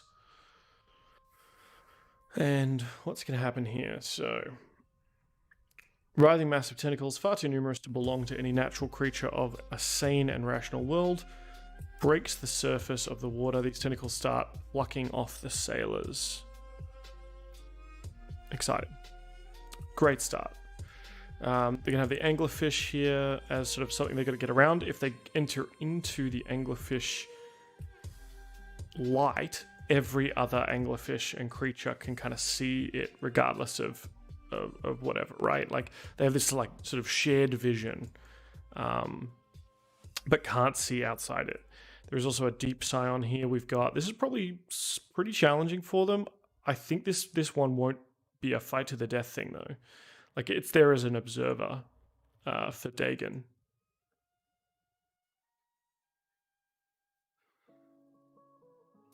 Yeah, that moment when you design a magic item in your sandbox campaign and realize your players may legitimately never see it feels bad. Oh, mate. Kaldaka Grey, you're right on the money. It's I have created a spreadsheet of items for each character in one of my campaigns, but I kind of got around it by instead of sometimes they'll be able to find random items, and in those it's kind of they're useful for everyone.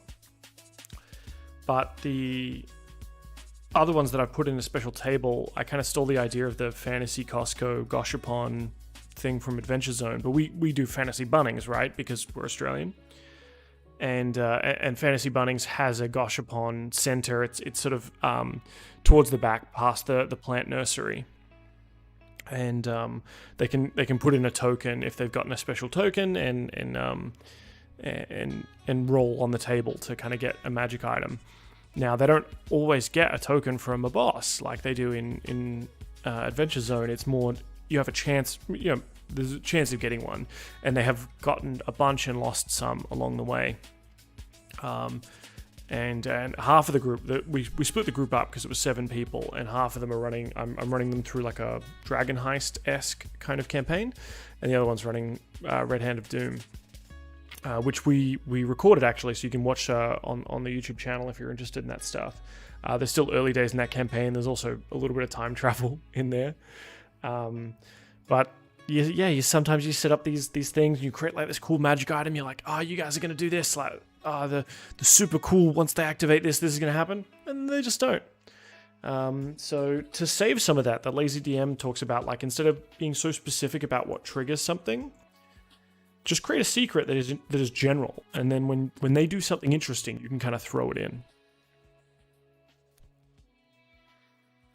So we were 3 secrets deep, I think, when the rage rolls arrived. So thank you, rage rolls. But I need 7 more secrets about sort of the City of Ashen portal as they try and escape. Something that they would notice, maybe something that would link into the character's past. We've got Bo, the half-orc rogue. Love stealing shit. Interested in creative accounting.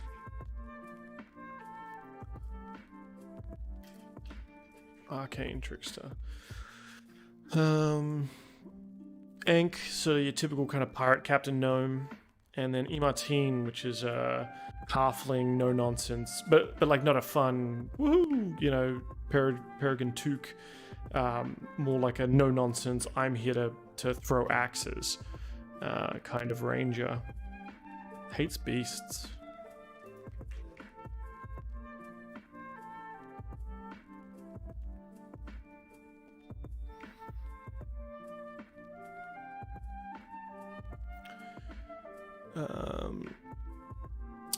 Kaldaka. Less random items and more event-based. This particular one is a reward for RPing their way through an encounter with an old grizzled knight. This dog played right, they can learn his ghost, help them pass on.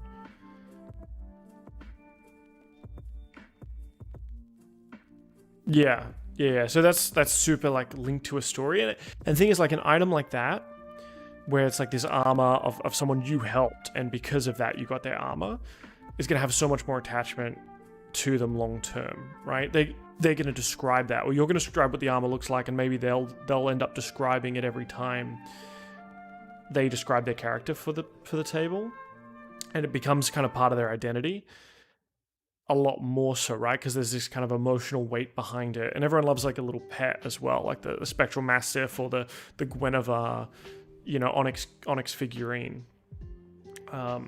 Whereas, if they just got like a thing from a Goshapon, it really doesn't have as much emotional weight behind it. Yeah, and I think that's very good. I would love to do that more if I could. I'm probably just not as good. Rage and Rolls, thank you very much for popping in. Thanks for the raid. Hope you had a lovely evening. Take it easy, champion.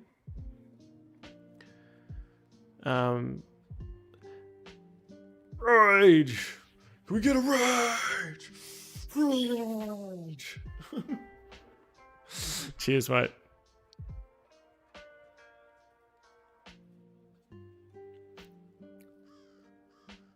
Oh.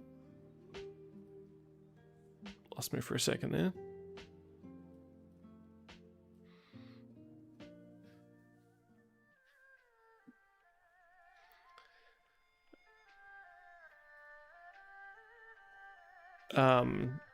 Yeah, I've done some items that really resonate with the players. So, as a bit of background, one of the players in my campaign is a Warforged. I made him a Warforged because he said he wanted to be a sentient beer tankard and that he would break my game. And I said, the game assumes you're going to be humanoid. So how about you're a sentient party, you're a party keg that was created by a wizard, and you sat in this wizard's basement 1,000 years forgotten, and sort of from the background radiation magic you gained sentience, and now you've kind of sworn an oath on your ancient oak that you want to like go out and sample and make all the best alcohol in the world. And so he's a Warforged paladin of the ancients, and he sort of acts like a child because he only gained sentience maybe like, not long ago, and doesn't understand our ways.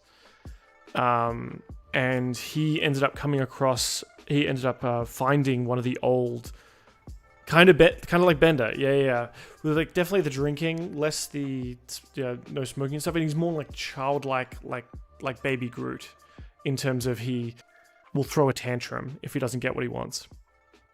And he doesn't understand the concept of money, because that's like, he doesn't care about that stuff. He just goes and takes drinks from bars, and a bard ended up sort of following him around, and that's one of the other players, and the bard would end up having to pay for everything. And the guy plays really, I really like what he does, and he kind of goes like, look, I know metagamingly this is the optimal choice, but my character is a bit of a child, so he's going to go do this. I'm sorry, everyone. But you roll with those, and I think that's really good role playing. But he found we did sort of a smaller sort of side arc where his character, they found another of these wizard basements. And so like the wizard tower must be moving around, right, and leaving these basements around. And in there was like an entire brewery. And they had to fight all these other animate objects. So like this obviously this wizard specialty. They didn't find the wizard, but an animated table, an animated cloak that I stole from Curse of Strahd, but made it like a like a lab coat that you might wear like when you're visiting a brewery or something, or doing science. And he ended up finding a lot of the magic items he ends up finding aren't just magic items, they're actually beer recipes. He found the N Lager, which was a alcohol that he can make X amount of times, on downtime or whatever, and and he can drink it from his magical tankard, and it gives him the effect of the N Lager. It is N Lager. It gives him the effect of the enlarge spell. He also found a magical tankard that's a +1 battle tankard of smiting, homebrewed item, where he +1 magic weapon. We just consider like it's flavored as a tankard, but like it does the damage stats of a mace. And he can give someone a drink when he gives someone a lay on hands. It's like him filling up the tankard and letting someone drink from it. And if he does that to someone, he can give them one of his divine smites to use on their next attack. Yeah. Well, that's it. He was always spilling his drink when he'd hit people, and so when he got the magical battle tankard of smiting, I actually in real life bought a like German beer tankard with like the lid and the little spike on the lid and like the little lever, and just like wrapped it in newspaper. And I was like, oh, you're going through this like old temple and da da da da da. You find this package, and they're like, oh, cool. Like, you know, I opened up the package and I pulled it out in real life at the table and gave him the newspaper wrapped package, or gave it to the person looking. They were like, holy shit, you know, started opening it. They saw what it was, looked over at the guy playing keg and went, I think this is for you, and just gave it straight to him. And he still has that thing, you know, pops it out every time we play and drinks from it and stuff. I think we got off on a little bit of a tangent, but like that was a magic item, but also like a really nice thing to do in person, and is like a thing we, you know, that kind of is a story we can tell in our game now, and we always think back on. And that leads us back to what you and I were talking about, Kaldaka, which is, you know, a magic item with emotional weight behind it is going to like land so much harder, right?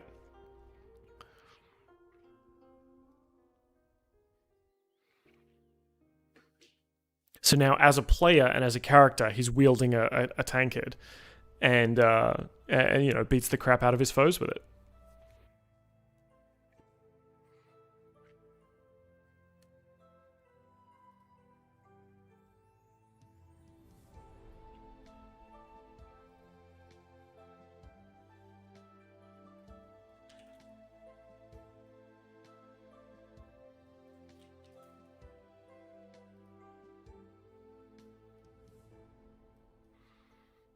Man, it's the thing you do as a DM. You just want your players to have like a really cool, fun time, and if that's, you know, buying a cool tankard and holding it as a magic item. Now, what would have sucked is if they never found that item. But when you buy like a real prop, you're gonna be bloody sure that they're gonna find that magic item.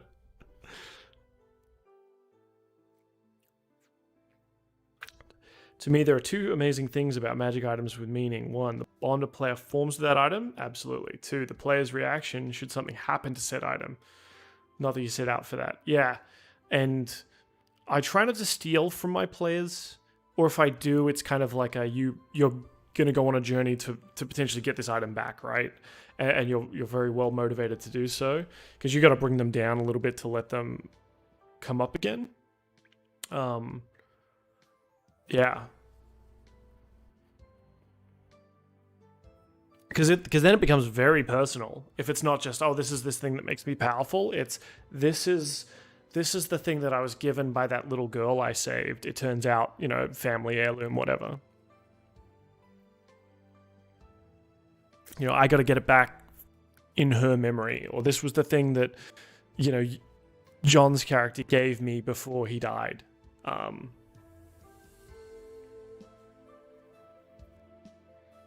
And sometimes you just can't really script that. I mean, you can kind of weave it into your story, like you've done with the knight and the mastiff, and, you know, sort of like this guard dog that, you know, maybe always followed him around or whatever. But then sometimes like it just comes organically, right? And it's incredible.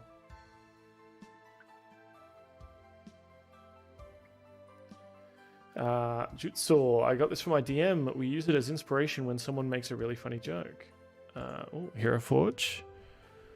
Love some Hero Forge.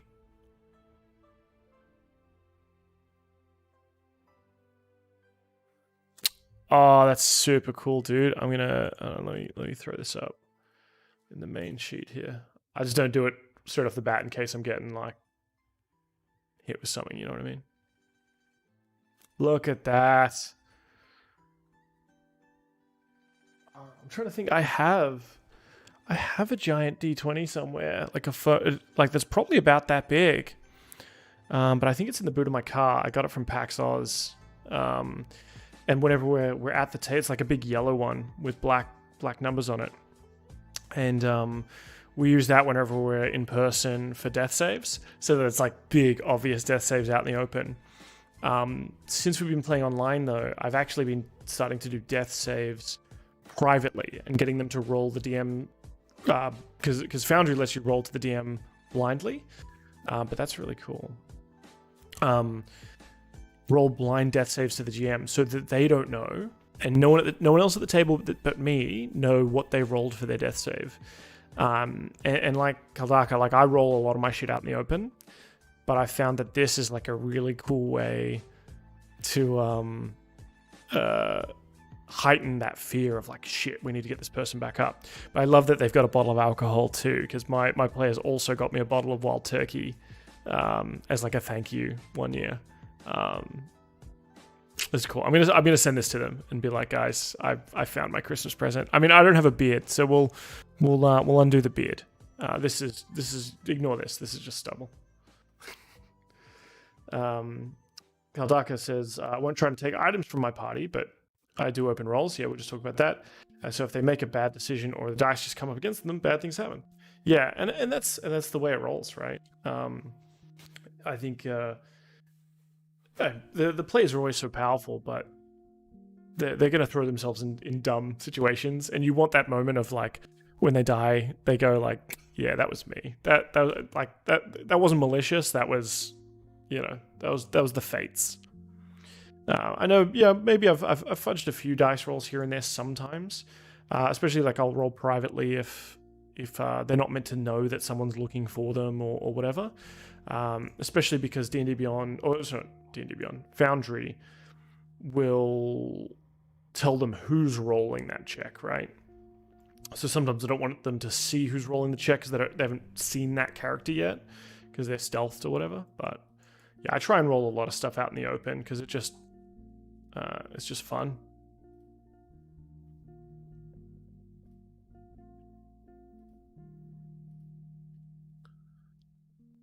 That's it. Oh, mate, we're going to order this jutsu, or we're going to order this large-scale one. I want one as big as me.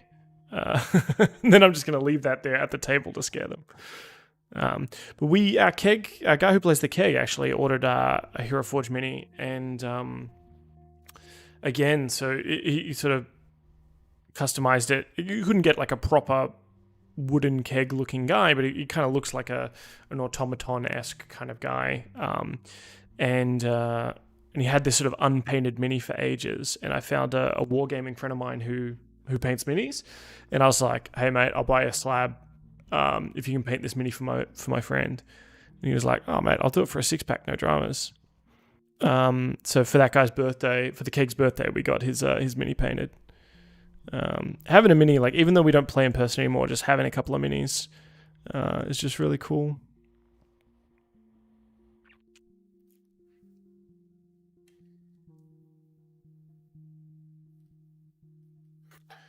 All right, well, good news is we're having a lot of fun in chat, and I'm loving these conversations. Bad news is I'm still only 3 out of 10 secrets for this Ashenport campaign, or for this next session on Monday. Now, I've got plenty of time to do it, but I would also like to kind of knuckle into like, what is a secret that they could learn that would maybe like tie into stuff in the future. What would lead in well is Goldleaf needs trades with Chult. That's gonna be one. So if they get the Goldleaf Consortium out of there safely, they're gonna maybe get a contract to go to Chult, and then we can like transition into a Tomb of Annihilation. Failing that, I think we're going to transition into sort of a more pirate campaign, and I want to steal some ideas from. Yeah. So one of the guys is Enk, the Rock Gnome Battlemaster, former ship captain, former pirate. He lost his ship to the Sea Sprite, Captain Dudamont and those guys, and his ship has been impounded.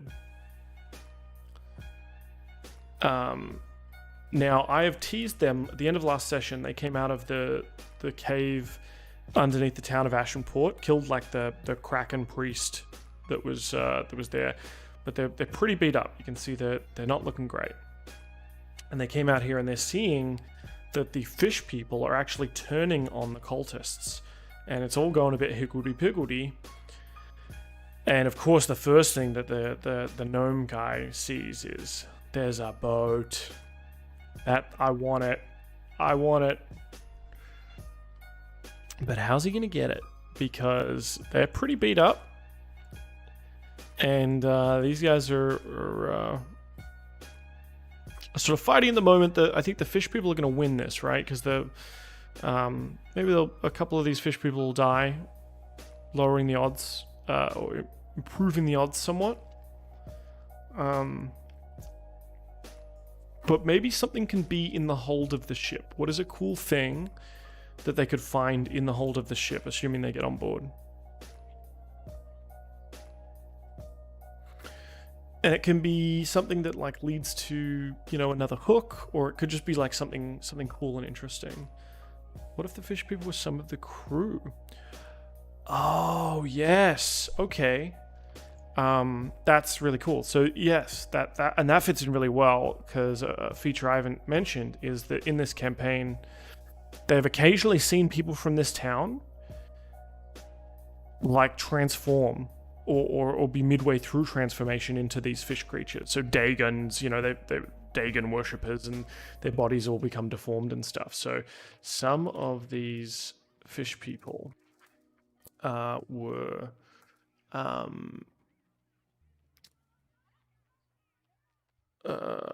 crew of the Sea Sprite.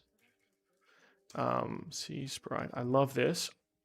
And I'll put in brackets, and I guess maybe I'll see how I feel like at the time.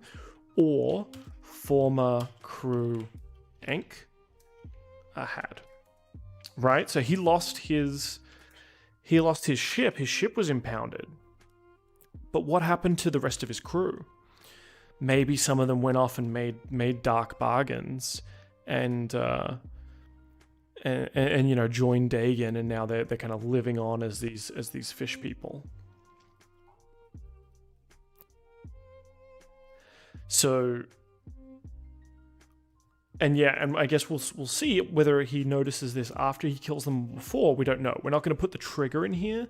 The thing about the lazy DM Sly Flourish talks about, don't put your trigger in here because they may never do that thing. Just have the cool shit in here, and you'll know. You'll know when like they do a thing. They're like, you know, hey, what are we looking at these guys? And give me a perception check. Give me a insight or whatever.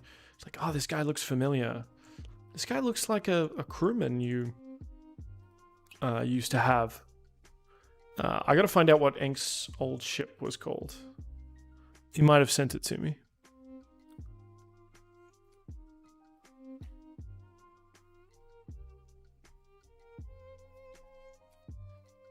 All right. Look, I love this momentum. Jutsu, you're a champion. I mean, we've got a lot of champions in chat right now. Those left over from Rage Rolls. Who do we have? The Nat 30s. We had another Dan, I think, earlier too.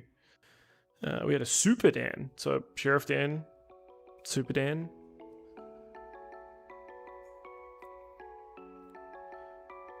What fish was on the crew?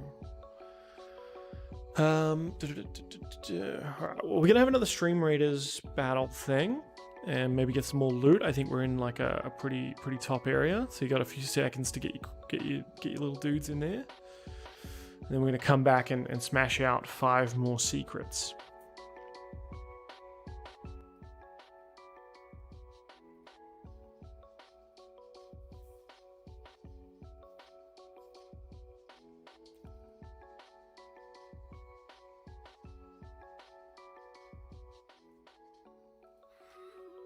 There we go. Whoa, 42 units. Wowzers.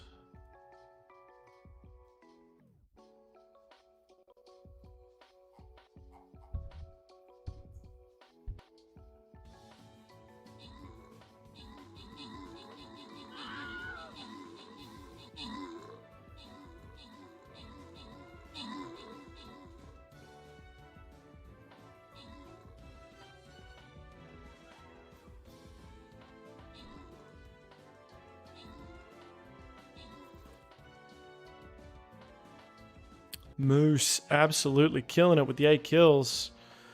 Huge assist going to Pojackers. What's inside? We got a Centurion here. We got some Flying Rouge. Scalanus, get that mad loot, mate. Boss defeated. Oh, I think it's it's got to be like the second boss I've ever beaten.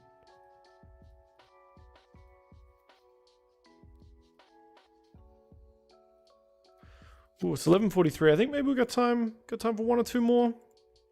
Yeah, we're having fun. Let's go completely random in the Orc encampment.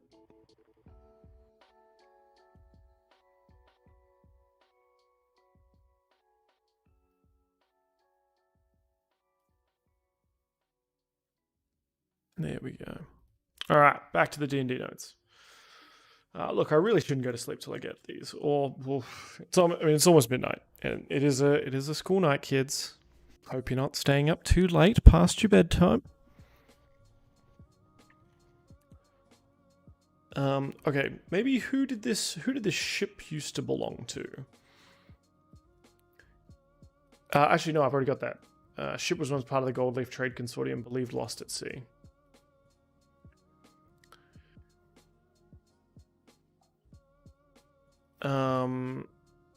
Do I want to make the Gold Leaf semi-nefarious? Like, is there going to be a hold for people down there?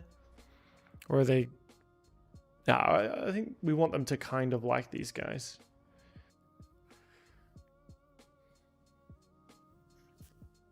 Let's see if I can find what Katie sent me about Bo. I sent out a questionnaire to my players. And has a bunch of questions about... actually, let's pull them up. Let's have a look at the... Let's share some of the examples, shall we? So I wrote an article ages ago for Nonfiction Gaming talking about like questions to ask your players, and so these are what's your name, blah blah, and these ones I find really good for working out getting the players to think about their characters. So we can have a look here. How does your character know one of the other PCs? Like how do they meet?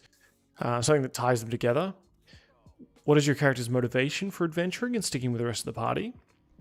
What is your secret reason for joining the adventuring party? What does your character hate? What does your character fear? That's always nice to know. Name someone your character has wronged, because you damn well hope they're going to come back at some point. Name something your character would kill to learn. So Bo would like to kill to learn how to bring back someone from the dead. What would your character consider a good death? Going out in a giant burst of flames. They think it's what they deserve. Okay, Bo is very emo. And Bo's adopted sister. Okay, someone is wronged.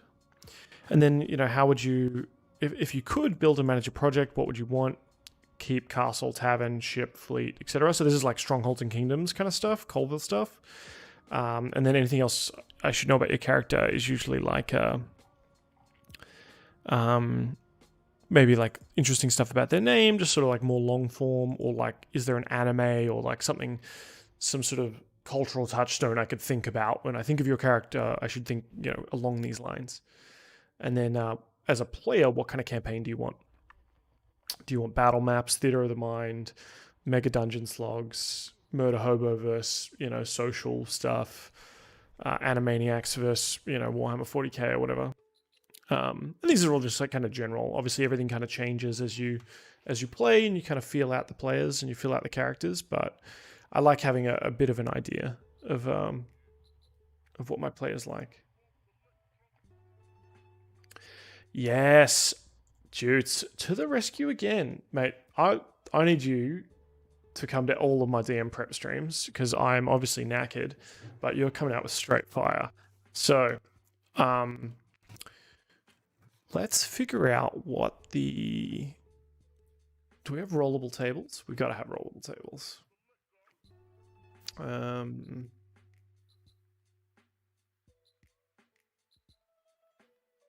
Do we have cool tables on let's find some like interesting artifact that it was carrying, but it's probably lost, right? So that dark artifact isn't there now, but there'll be something in the ship's log, or the manifest. Yeah. So what is the name of this ship? Because Goldleaf is the name of the consortium of like the merchant trading thing.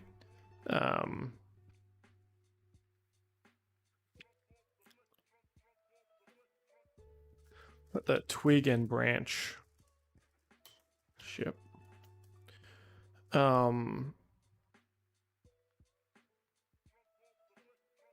Because it's kind of like the backbone of the Goldleaf, right? Like it helps the gold. I don't know. It's kind of cheesy. Twig and Branch, the ship, was carrying a cursed item that caused it to be targeted by Dagon / cultists. And that's why they pulled it into port here.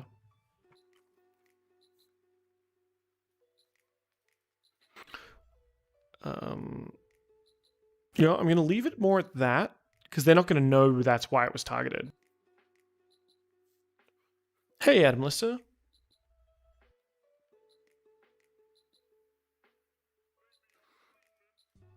Yeah, we're using Foundry and Notepad++. Just doing some prep. Enk's old crew could have needed to look for work elsewhere, and they went on the Goldleaf. Yeah, so they might have gone working for the Goldleaf.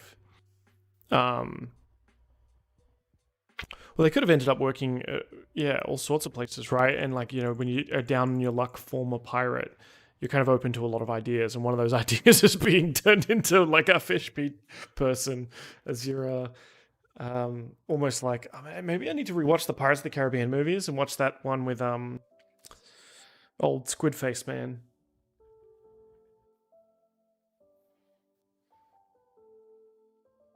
Oh, the auto mod tried to stop pirate hookers, but look, I think, I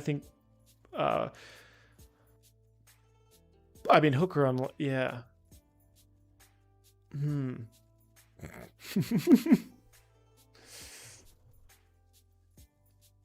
All right, LJ Hooker, you're the best. Apparently, I just permitted the term hooker though by allowing auto mod to allow that through. So. Good on your chat. Now we're a hive of scum and villainy. This is Tortuga. There's no laws.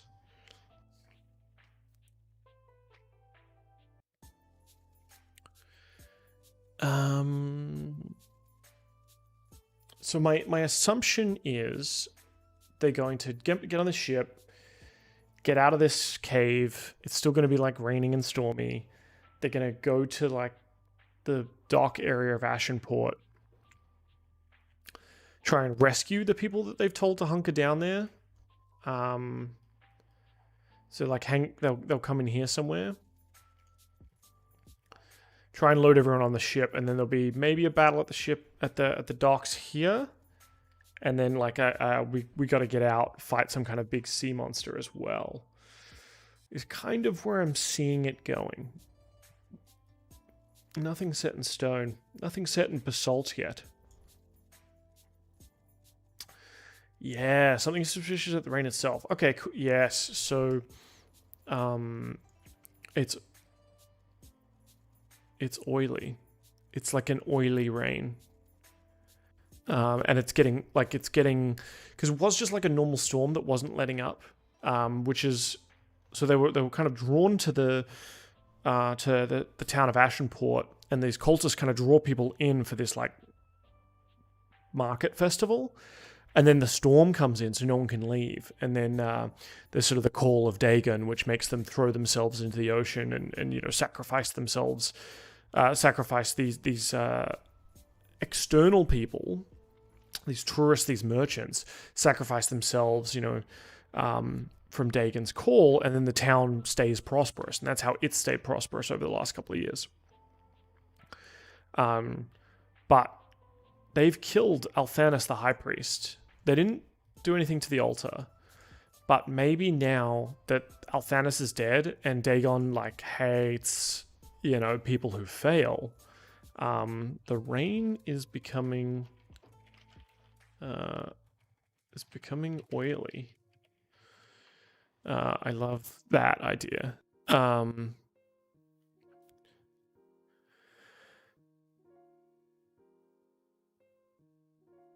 that doesn't even have to be like, oh, it's leading to something bigger. It's just like that's really creepy. It just adds to that kind of like unease, that grossness, which there's been a lot of in this campaign so far. People splitting open, tentacles, looking at writing, and it's kind of shifting and changing before your eyes. And Adam, to answer your question, this is kind of an official campaign. It's what's it called? Ashen Port. It was like a 4th edition short campaign called The Last Breaths of Ashen Port. I think you can find it on DM's Guild. But I have revamped part of it or just like redone it for 5th edition, obviously running it in Foundry as well, and just changed it to, cut out some of the stuff I didn't like, make it more body horror stuff. The shrine map I got rid of and kind of did that a little bit differently. And I'm not doing the same Altar of Dagon, but the overall idea is still the same. So if you want to look for The Last Breaths of Ashen Port, and that story starts with, it's cartography by Mike Schley, so I think it must be a pretty 2008 Wizards of the Coast. It stands a lonely vigil atop a remote northern shore, hunkered down against the terrible ocean storms. For most of the year it sits alone, for trade in the region has decreased. If this were any other town, it would long since have been forgotten, or perhaps even abandoned. But this is no other village. This is Ashenport. Here the fish are plentiful. Here the crops grow and thrive despite the rocky soil. Here the ocean offers up its riches willingly, like a bashful lover. And here, now, as the storms roll in and the tides drop to its lowest ebb, the time has come once again for Ashenport to repay the favour. They offer their prayers, they offer their veneration, and they offer the blood and the flesh of those souls of those of whom they have lured to the isolated town, for their patron is none other than Father Dagon, abyssal prince of the deep, and in payment for his beneficence, he accepts nothing less. So it's an adventure for 8th level, by 4th edition standards thing, and it's very Lovecraftian, and it kind of fits with, I've been playing a lot of Sunless Sea and a lot of Arkham Horror recently, so I thought like that. And I added some things in where like there's a church on top the hill in town, and so this is the town of Ashenport. This is the map that's in the thing, and it's like raining and miserable for a lot of it, and a lot of the shops and places are all boarded up or closed off. And there's this church that's meant to have a shrine, but I put as well that while they're out at the ocean, they saw this big. They saw a lighthouse, as you do. Like, this town doesn't have a lighthouse, weirdly. So I put a lighthouse on top of the church, right? And that kind of makes sense. It's like, oh, we worship the sun or whatever. But no, really, they worship Dagon. And I added a monster in here that they ran into regularly and had to, like, get around the streets and stuff, which was this anglerfish. Obviously, I took the Murloc picture, right? And the idea of this creature is that it has it emits light. It has a light, a green, eerie light that it emits around it. And so when they're like, oh, well, there's daylight now, so it doesn't matter here. But in the docks, we can see that, it's emitting this fucked up light that illuminates everything around it. And it is actually blind outside that range, but it has like blind sight within that range. And the other thing is everything within this range of light, every other one of these anglerfish see as well. So it's like they've got like a shared vision. And this leads to secret number 2, which they have not actively discovered, but they may suspect already, that the lighthouse is a giant anglerfish thing. So they haven't actually been in the church, they've been under it.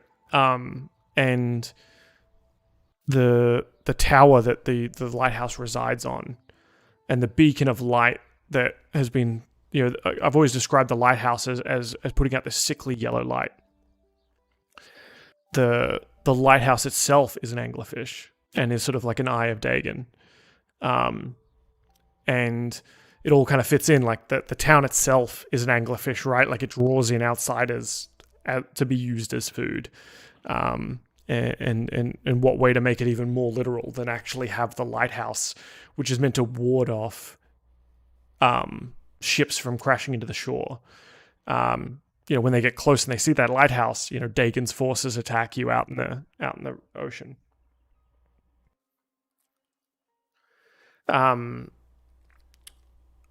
Adam, I run some of my games on Twitch. So we just finished up tonight. We ran from sort of 7 till 10 o'clock a Lost Mines of Phandelver game with some newbies. That's a lot of fun. We try and do that every Thursday.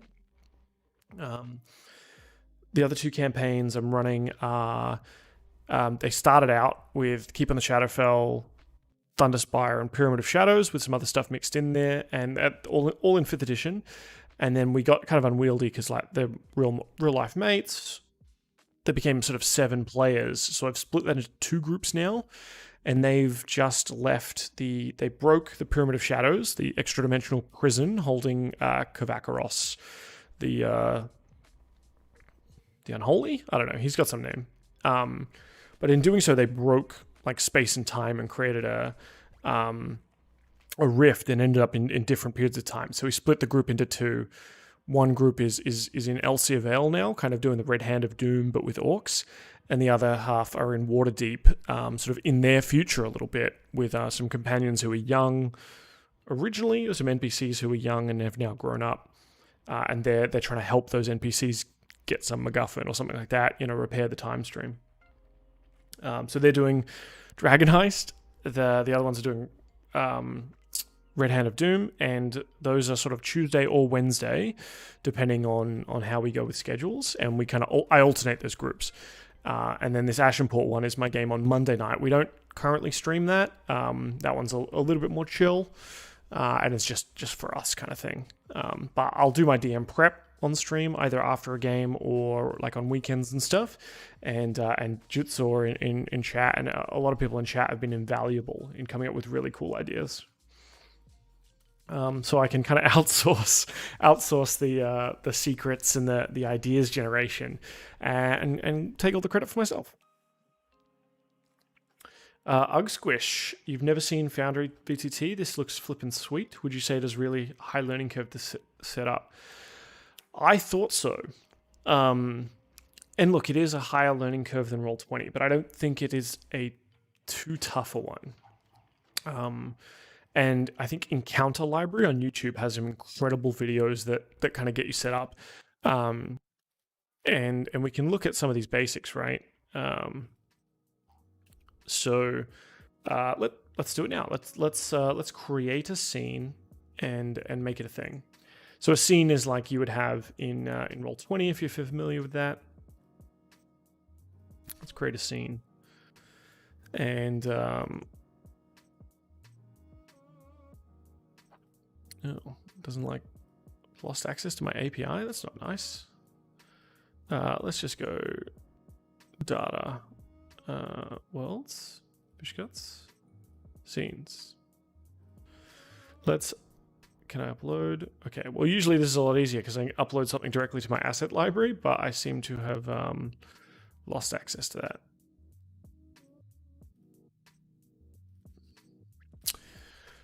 Typical, isn't it? When you want to show off how simple something is, it all of a sudden becomes not simple.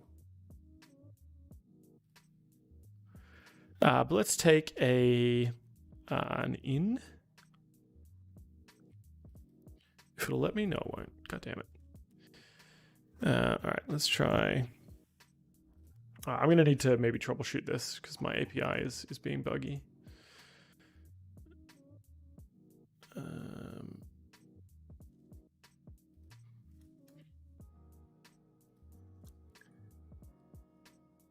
Yeah, Encounter Library is really awesome. Essentially, you can drop a you drop an image in a scene, and then it becomes. Let's activate this one, right? So here's this one. Here's one I prepared earlier. Or I've taken a lighthouse, and you put the image in here. You tell it how big it is, and then you can go in here and go to the grid configuration tool, and you can kind of change the size of your grid. So it doesn't have the 3x3 thing, although I think you might be able to get a module to do it. And it's like, oh, here's my grid, and I can kind of shift it left and right so it all lines up. Commit. Boop. And then we're good to go, and then we save. And then I'll go into my actors tab. My Foundry is on Forge. I was self-hosting, and then I couldn't work out port forwarding or Aussie Broadband. Didn't get back to me fast enough. I just went, fuck it. I'll just Forge it. So I might need to drop my API in Forge again or something like that. I might have accidentally deleted it. I don't know why. But yeah, so you have a actors tab, actors directory, like you would in Roll20, where you can create like journals and stuff. And here I can create an actor, and they can be an NPC, and this NPC is going to be called Squish. And so here's Squish, right? And I can add in manually stuff for Squish, or I can go into my compendium and go like, okay, well, Squish has an acid vial, and I drag that in, and it's like, boom, it's there. Now I had to create or import these items from the SRD or from like D&D Beyond, or other ways. But that, that's what you do. Similarly, like you would kind of have to do for Roll20, but I think in Roll20 you'd have to like manually add item, call it something, whereas you can kind of just drag this in and be like, Squish now has a longbow. And, you can change the avatar and token. I mean, some of this is modules as well, and I think obviously the more modules you add, the more complex it becomes. But at a basic level, I think you will pick it up pretty quickly. And if you use like Encounter Libraries videos and stuff and play around with it, I highly rate it. Obviously, the upfront cost is a thing. So if you're just using Roll20 Basic free, and that's good enough for you, that's good enough. Using pen and paper, that's good enough too, right? But I like this, and I can take, let's get some monsters here. Let's get Althanas the Kraken that they just killed recently. I can drag him in here. Oh, look, there he is. It rolls his health for him because I'm using Token Mold, which is a module that like does the dice roll for his health. So each version of this guy that I pull, or each minion, will be slightly different. And we'll have a bit of a unique name, Verified Althanas. I mean, the names are weird. I think it's just weird adjectives, right? So there's Verified Althanas, Status Althanas. They need non-restrictive Althanas. These guys need to fix their adjective nonsense. Add random adjective from dictionary. Choose adjectives from English. Okay.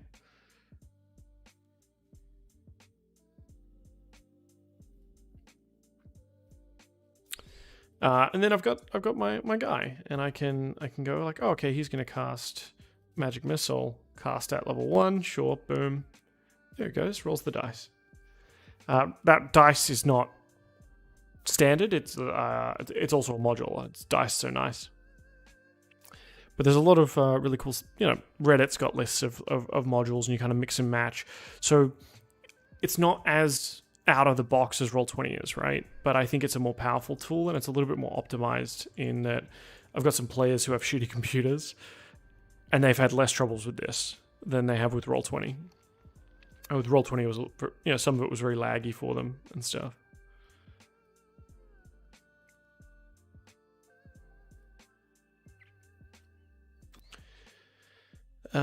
For what it's worth, I'm a programmer artist for 30 years now and very familiar with Roll20 for Underground, so I've noticed in Foundry.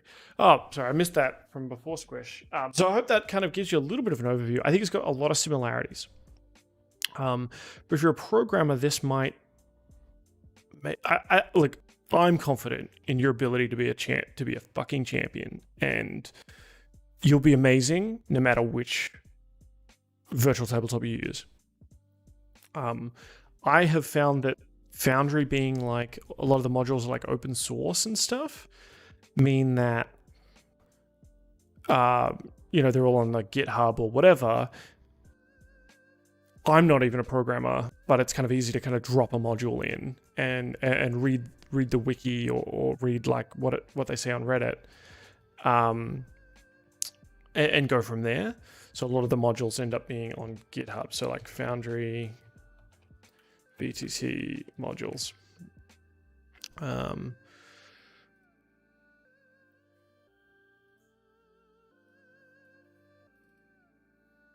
Right, so like here's the project URL for whatever this is, item macro.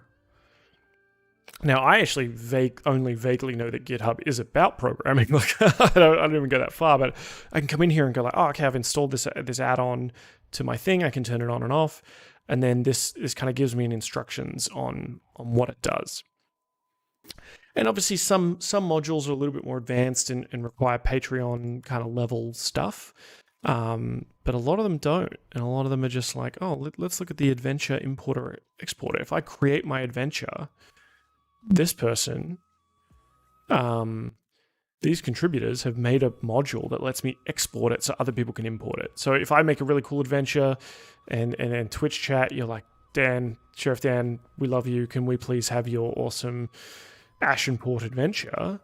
I'll be like, hells yeah, let's export that and put it out in a Google Drive somewhere, and people can import it into their games and then play around with it. Obviously there's caveats about copyright, and I don't own any of these assets or anything like that, so I definitely couldn't be commercial about it, but some people could, and some people have made campaigns and then exported them. I think there's like a Clash at Kobold something or other. There's no marketplace like Roll20 and Fantasy Grounds though, so any legit campaign, Dragon Heist, Lost Mines, etc., you've got to do a lot more of the heavy lifting, or I think there's a Patreon module. If you're on the Patreon for that, you can import modules from D&D Beyond, but you still got to buy them in D&D Beyond, and then it will like import the assets from D&D Beyond into this. But there's ways around it, and I'm sure you know better than I do about how open source kind of things and things that are like it's a very good base spine, and then people have made add-ons going like, oh, I want quality of life improvements, I'm going to do this. So yeah, I think check out the Reddit. It's probably the way to go, and the Encounter Library YouTube channel, and kind of see if that's for you. It's hard, right? Because like we're all nerds here, obviously, and you get so invested in like one tool, and I was like that for Roll20 for ages, and so it was a interesting decision to go, crap, I've already sunk so much money into Roll20, and I've set it up how I like it, and I've got all my things and my tokens, and then I think just like on a whim, I was bored and went, all right, I'm gonna go Foundry. This just looks really cool, and it can do. And I kind of showed this off before, but I'll show it off again. It can do different kinds of walls very smartly, and this was the thing that got me over the edge really easily. So this is a terrain wall, the green one, and I can kind of change its settings in here and stuff. But if we look at from Althanis the Kraken's point of view, you'll notice he can't see past, this is shaded out for him, he can't see past the edge. So this is a terrain wall where you can see onto the ledge, but you can't see past it. right? But if he goes in, he can see out everywhere, as if he is on a higher elevation. The game doesn't know he's on a higher elevation. It just gives you different kinds of walls to kind of simulate it. But these little things, actually, I think they're just shadows in the textures. And then if he comes down this side, oh, he can't see the other side anymore, right? Because this must be like a raised dais. Well, this is how I've created it. And then, of course, you can have your normal walls. So if I do normal walls, he can't see through the normal walls, and he can't move through the normal walls either. And he can't move through the terrain walls either. Although I'll have to let him do it if he goes up the stairs. And I showed this little function before as well. There's a door thing, so I could let's put it here on the trapdoor, right? So he's going to cruise over our old mate, our old Kraken priest. Oh, I've moved him off the edge there. So here's a door, and you can see the shadow of the door very specifically there. And he can't see on the dais anymore because the door is closed. Assume there's a door here. Now this icon is actually on the player's point of view when they're playing, and so they can click to open the door, and it shows everything beyond it. And that to me was just such a neat feature, and one that I don't have to pay a subscription for anymore, that it sealed the deal for me.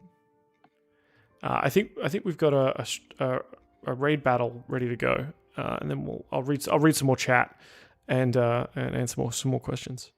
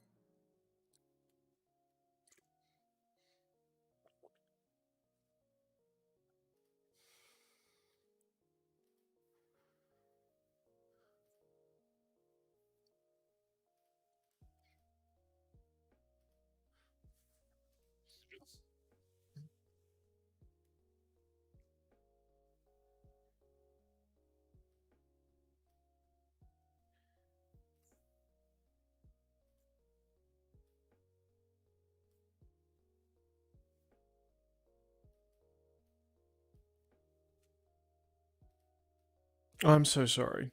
I obviously did not see my notes are just right in everyone's way. So my example probably wasn't as useful. Thanks, Min Clark, for pointing that out, though. I obviously was not looking at my own nonsense there. Let's see. Let's see what I can do about this. How's this? This is going to be a little bit better. Let's try the example again, shall we? Mate.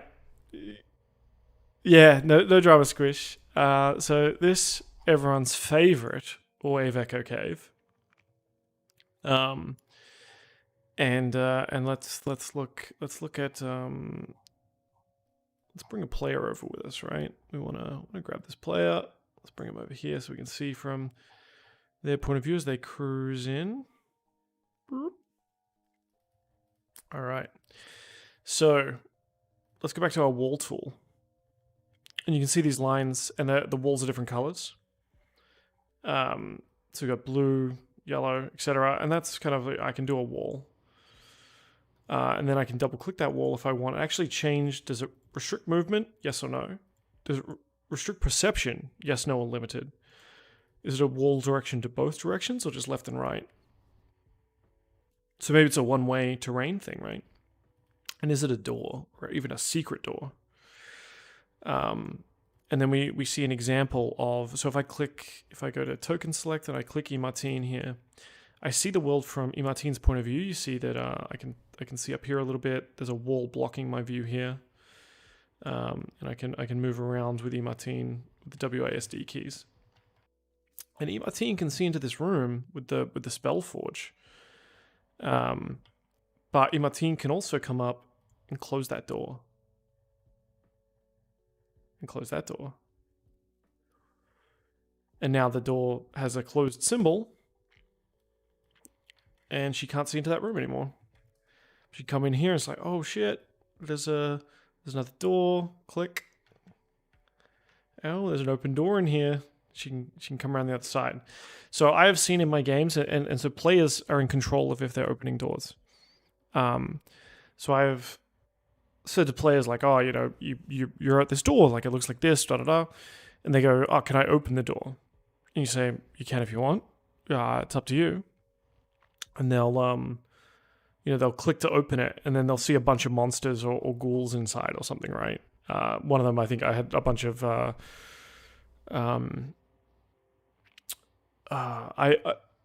player was opening a warehouse in Dragon Heist, and they saw a bunch of dead bodies and also a giant dragon, a skeleton of a dragon. Again, not my idea. I stole it from Sly Flourish. And I saw that from their point of view, they opened the door, quickly closed the door, and went, yep, so I saw a dragon. And I just, without even him telling me that his character opens and closes the door, I saw from his point of view, he went, nope, and I had already closed that door in the game, in the tool itself. And so it sort of added this extra element of like, it's like, whoops, nope. And it was quite funny at the table.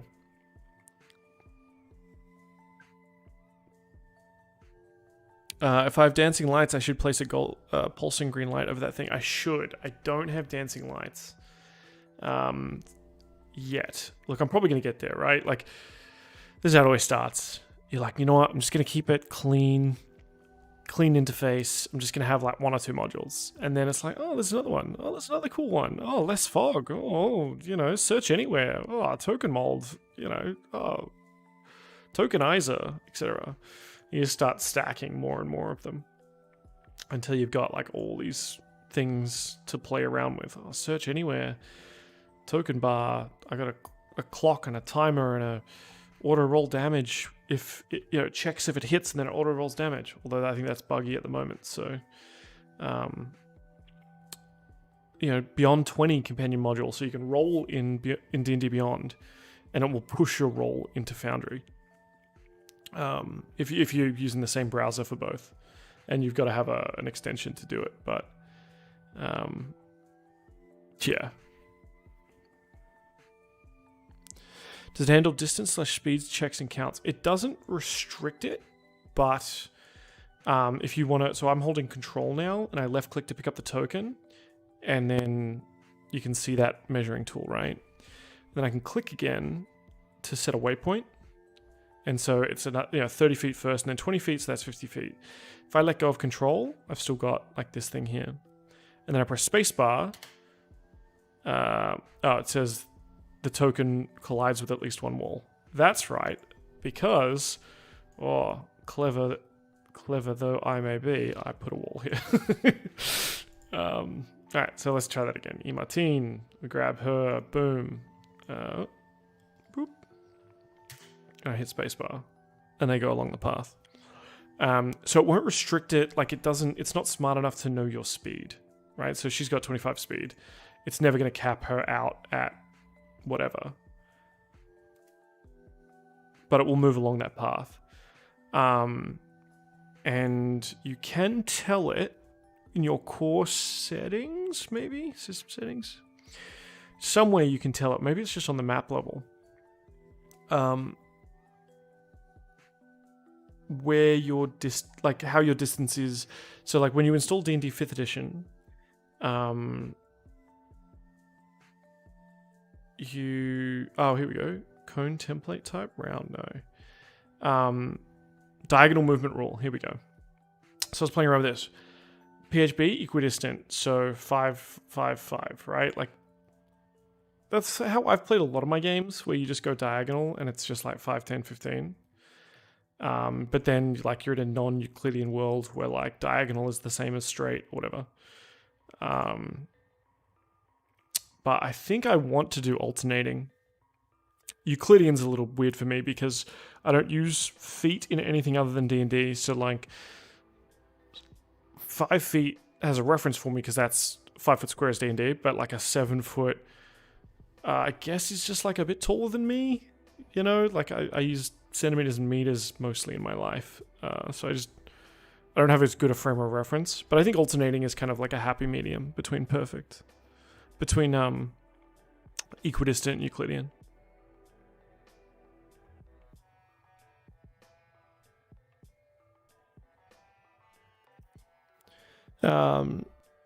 Min Clark, I'm just looking at your other post before where you said you usually play FGU. Is that Fantasy Grounds? We have enough mods that's almost automated. We had a guy buy Foundry though, and we're just trying to tweak the setup so it's easy as FGU. That's why I had you show me your mod earlier. Yeah. 213 centimeters. Well, I'm like 180 centimeters, so I think sounds about right.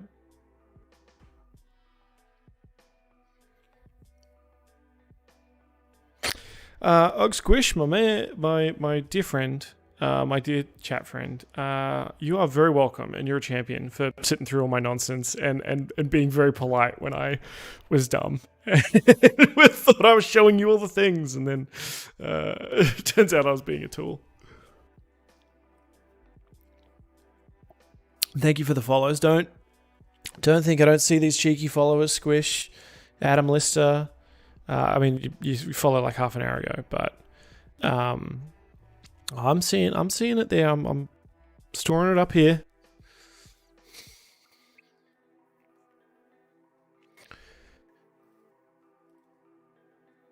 So yeah, the other thing about Foundry, which may or may not be a deal breaker for you, I don't know if you run like multiple campaigns, which you can definitely do here, right? So I can go return to setup. Come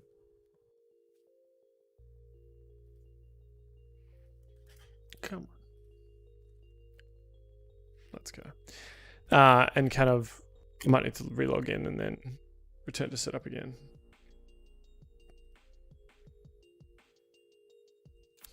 And you can switch between your campaigns, but you can only have one campaign kind of like as the active one at a time. So if I'm editing the Ashenport campaign, my players can't log into the Phandelver campaign that I'm running, for example, and change their, and work on their character sheets or something like that. Only one could really be active at a time per license. So unlike, I think, Roll20, where like you can have multiple campaigns and you could, in theory, have them all open or have players in all of them. Yeah. But maybe that's just for the super nerds like myself then. Let's close out of all these.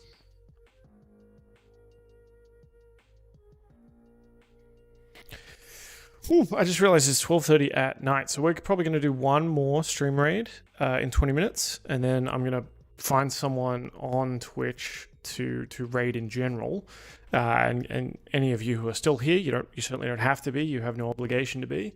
We'll go pour our love into someone else's chat for a little bit, and then I am off to bed and going to work first thing in the morning. Until then, though, 3 more secrets. We got so sidetracked, Utes, but we got 3 more secrets to go.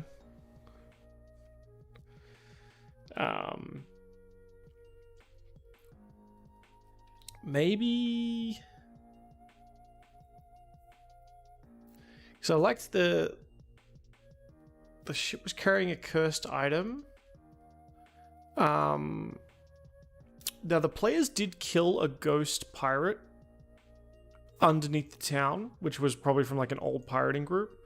And honestly, I kind of just got the idea because Wave Echo Cave has like a ghost person in there. That's at odds with the Spectre or the Spectator. So they actually killed both of these things. So maybe this ship in particular was owned by that ghost guy. The ghost was the captain.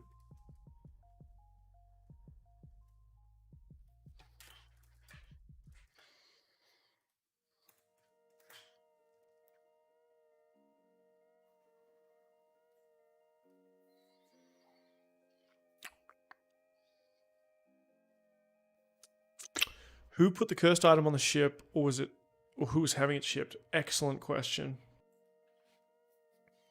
I guess we don't know. So, yeah. So maybe the gold, because this is a gold leaf ship. But they probably didn't know that there was a cursed item on there, right? So who's an interesting... Who can we weave in? I haven't run Ghosts of Saltmarsh, so I don't know anything about that, but something to tie in there might be nice.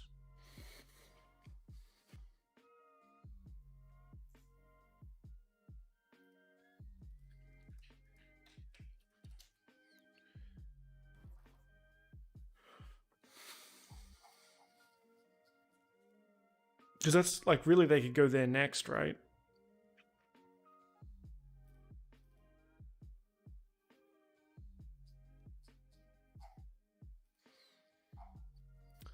Let's pick a faction out of Saltmarsh.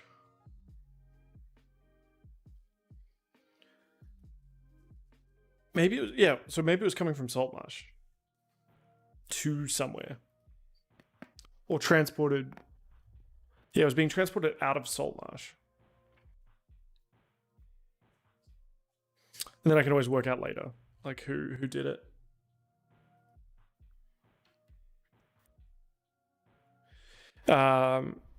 Mini Clark, we're talking about the ship that they. So here are the secrets we've got so far. There's a ship here in this underwater cave underneath the town of Ashenport.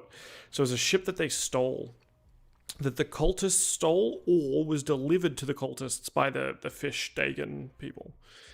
So the secret's the basalt altar is linked to the storm outside. So they defeated Althanis the Kraken in the room where, if you've played Phandelver, you know, where Nesna the Black Spider usually is. But instead of spiders, it's octopuses, and it's krakens.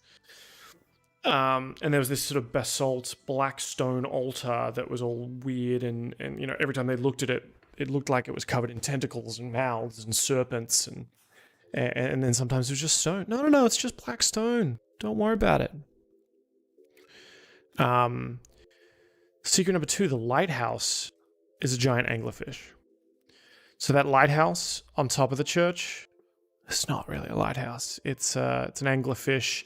That light is actually bringing in boats or merchants, so the town can kind of feed on them, sacrifice them to Dagon. Excuse me.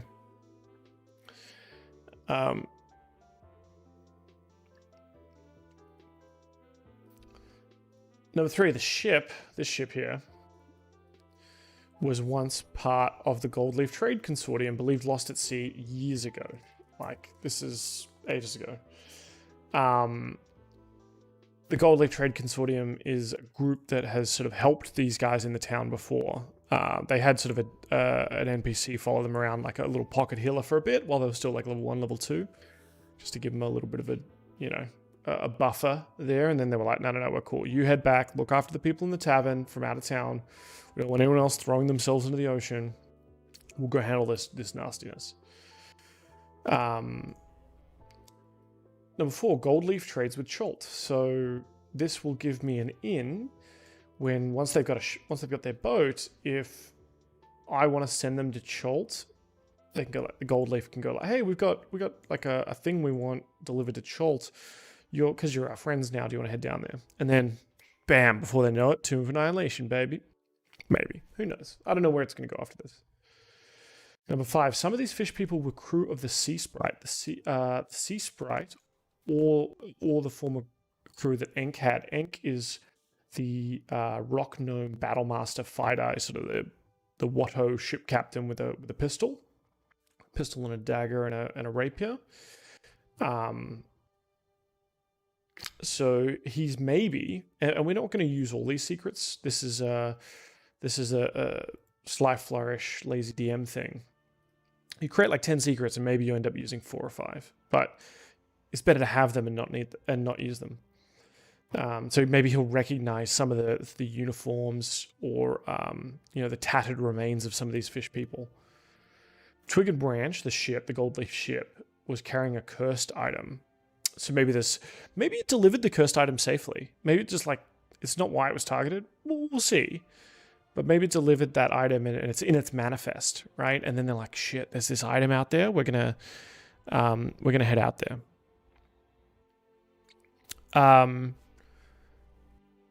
Another thing that they may notice, the rain is becoming oily because I just want to gross them out.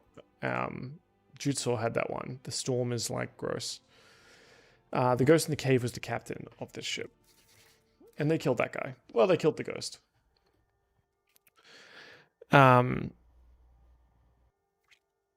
Wait, what ship?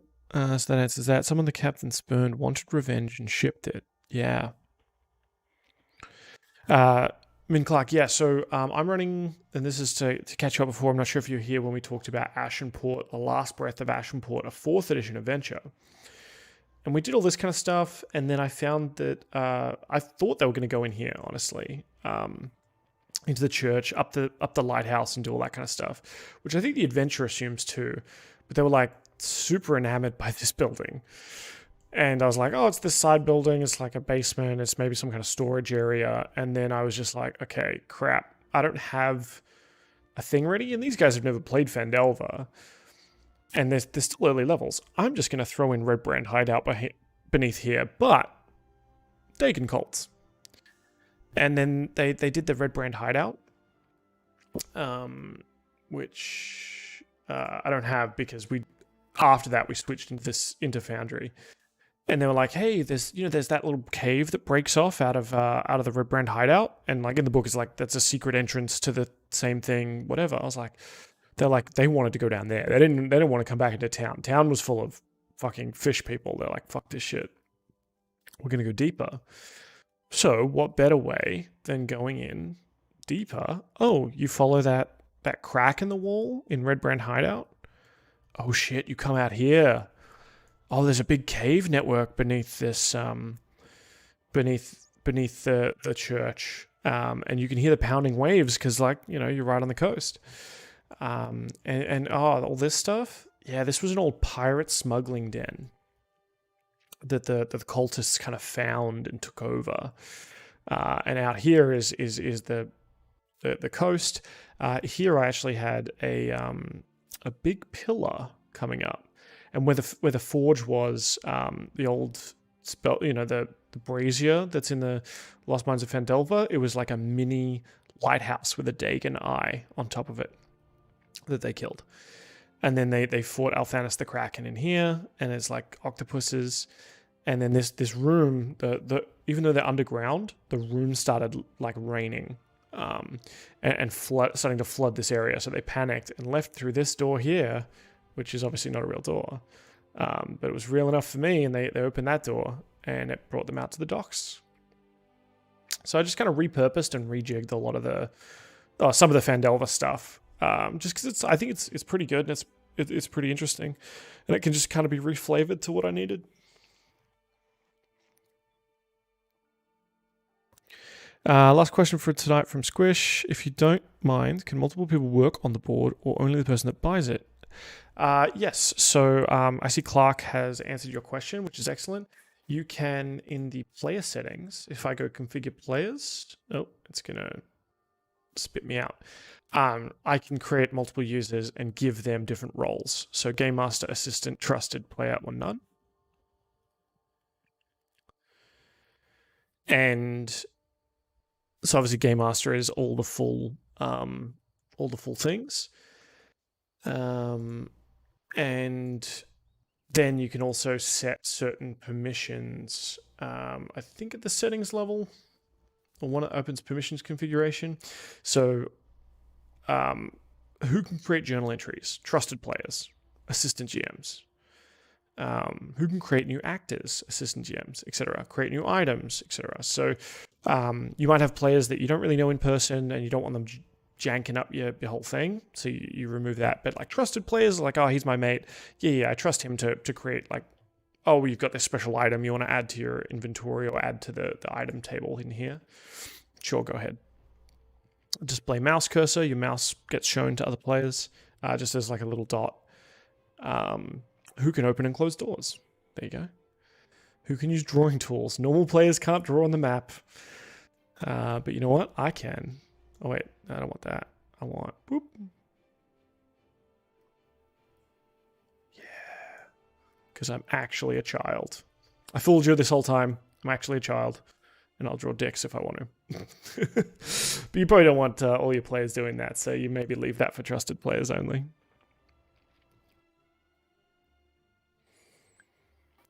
Trentos. Welcome back. Hope you had a great night. Man, if you're here, if you've closed up and you're here, it is way too late. It's past my bedtime. I'm going to be on for another 7-8 minutes. We've been having a grand old time, I think, just chatting about Foundry, chatting about D&D campaigns. I think maybe you caught a little bit about the Way of Echo Cave stuff and how I just kind of mashed it into this Ashenport campaign. And yeah, I think it's going quite well. I'm going to delete all these in case I put players here and then wonder why I have 1,000 Kraken priests.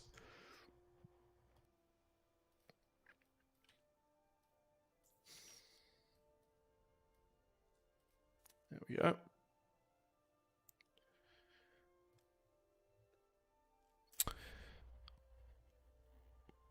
Yeah, thanks, Squish. You can also, I think,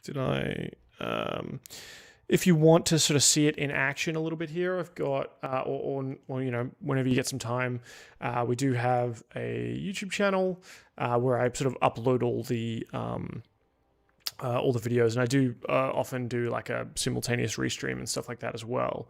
So I know some people prefer YouTube or have YouTube Premium, don't want ads, stuff like that. And so just here's an example of our episode 2.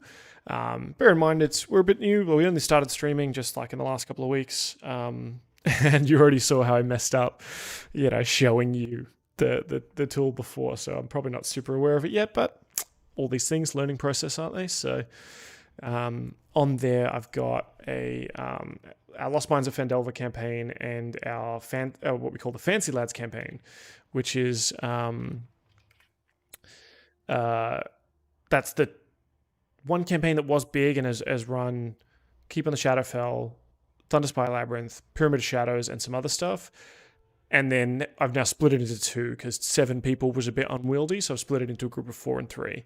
And the 4 is running through Red Hand of Doom, but it's orcs, and the 3 is running through Waterdeep Dragon Heist, but it's kind of scaled up for level 8 champions. And we do that game weekly. That kind of like rotates weekly, so they play fortnightly. And then, yeah, Thursday nights, my time, I run the Phandelver campaign. And then I try and maybe, you know, afterwards, like I'm doing now, or maybe on this weekend, I'll do some more DM prep and kind of answer questions and play around. Cheers, mate. I mean, look, if it's not your cup of tea, no dramas as well, right? Like, you've been a champion, hanging out in the chat and been, you know, asking really good questions. And that's part of the fun, isn't it? Like, I did this thing, like I want to show you a cool thing. Maybe this will help you, maybe it won't. Big fan of steal the best. Steal what you think is useful and discard the rest. And also claim it as your own for your players so they think you're a god.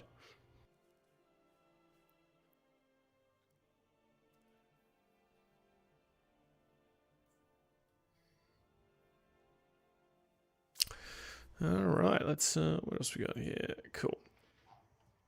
All right, so I'm going to work out 2 more secrets. Well, we're going to come in right on time, I think.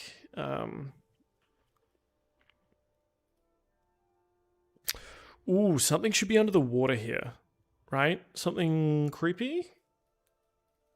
Let's go back to my Ashenport thing and see if it has any like cool messed up descriptions.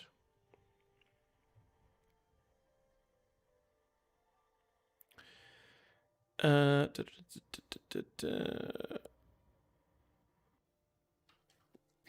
cavernous chamber has blackened walls, suggesting that the dim light that it goes on forever. What at first appears to be a great beast rearing from the darkness, a serpent of sharp angles and hideous spines, swiftly reveals itself to be a large idol standing near the far side of the cave. Something is very wrong with this cave. The walls, the floor, the ceiling are all coated in a reflective sheen, as though a great slug had left a trail across them.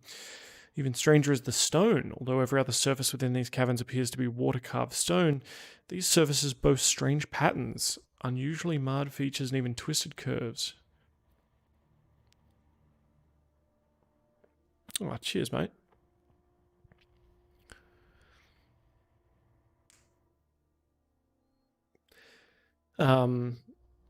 It's years in the making doing what we do, but it's good fun, especially like as I'm sure you're aware, like in lockdown and stuff like that, it's hard to catch up with mates and have a beer and get around a table. So if you can do it online, and if you can do it with a tool that makes life a little bit easier, all for it. This asymmetrical cavern overlooks.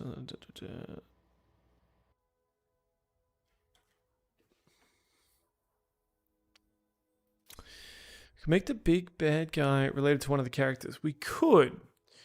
My only problem with that is they've already killed Althanis the Kraken. Like they've killed the black spider equivalent of the that was kind of the big bad. I guess the big real bad is Dagon, and isn't he related to everyone? Everyone's got a little bit of Dagon in him. But maybe it's like the other Kraken priest, or Min Clark.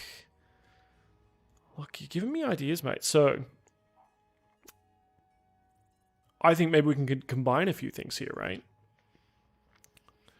And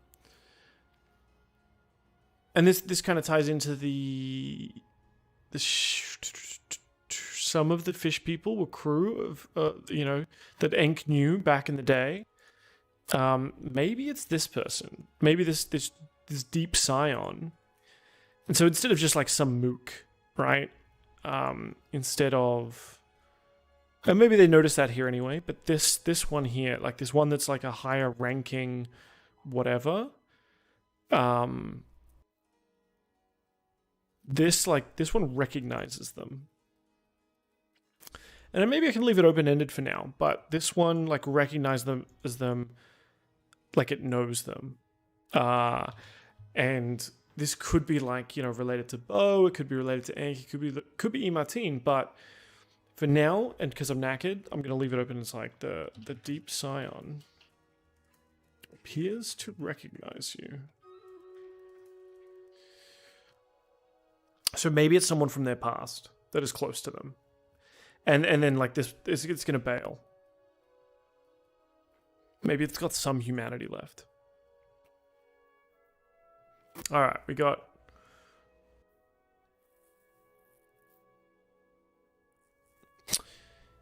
Yeah. Yeah, maybe they sent. Yeah. I like that. The Min Clark says he put the cursed item on the ship because it's a family heirloom that unlocks the Tomb of Annihilation. So it could really tie into that if we want to lean on that, right? Like the ship was intercepted or something, but it was using some kind of item, and maybe that gives them clues and kind of leads into that TOA. Just to recognize you. Let's put Deep Scion recognizes. Seems to recognize one of the players. Alright, we can do the stream raid because I know you're all itching for it. I'm going to get one more secret and then I'm defo going to bed. Oh.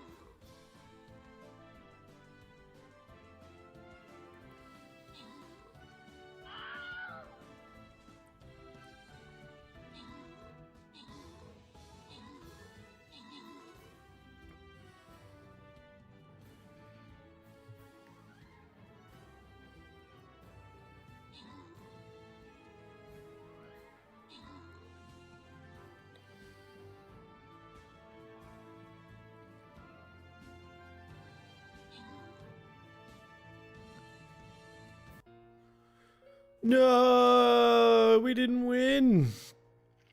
Oh, salvage chest. F's in chat. We failed. That's okay.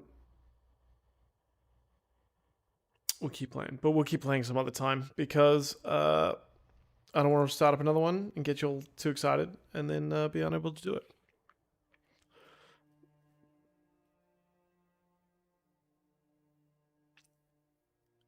But for those of you who've been lurking around playing that Stream Raiders and chatting with us, thank you very much. Especially Scalanus, the Shade Maiden. But all right, heroes can meet and communicate with. Yeah. Okay. So he has a communication stone, so our heroes can meet and communicate with the. So something. Communication stone in I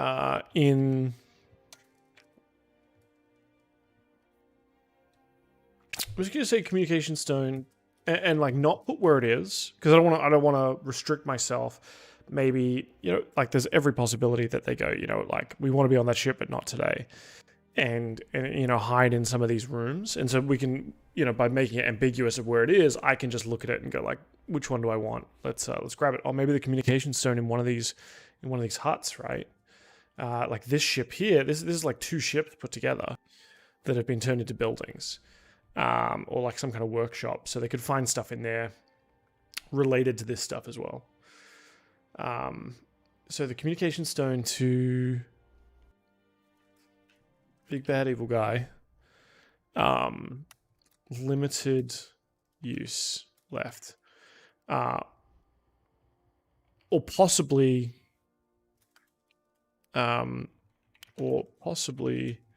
recorded message. Right? So some kind of like instruction, like Darth Sidious style instruction was left on this device, on this item, to like, you know, remind his troops, like, here's my secret message that you need to go do this thing, or I'm waiting for you to do this thing. Something like that, maybe. I like this. This is the first time I've really done the full 10 secrets. It was tough, and I'm really glad I had you guys here, you here with me, chat. I mean, I would not have made it, especially, well, I mean, it is also 1 a.m-ish now, so.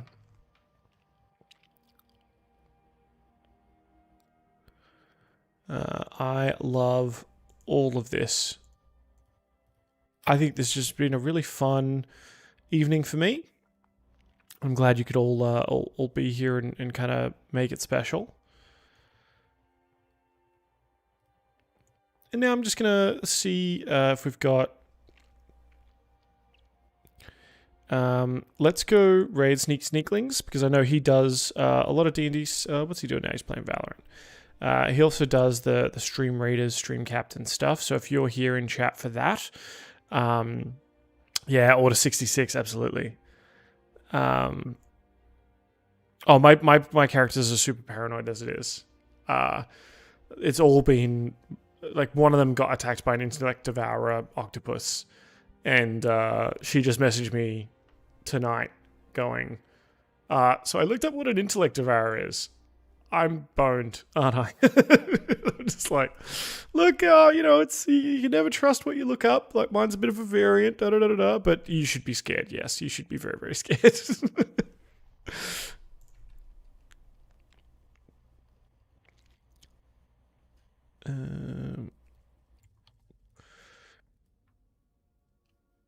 Cool. Everyone, thank you for being here with me late at night. It's been amazing. We're going to go poke our head in at Sneaklings. He also runs D&D. He's currently running, and by currently running, I don't mean like right this second, but he runs a Ghosts of Saltmarsh campaign. He also plays a bunch of other games, and also has the Stream Raiders thing. So those of you who are here for that, please go show him some love, and we'll fire it up. I don't know what else I can say apart from that you've all been incredible champions. I wouldn't have been able to write half of these notes without you. And yeah, you're amazing. And don't let anyone tell you otherwise.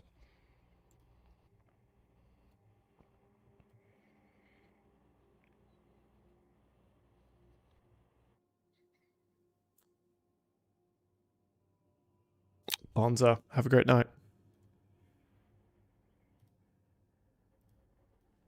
Like, technically, Goose, you're -4 right now. I'm -1. The whole stream I got 1 MVP.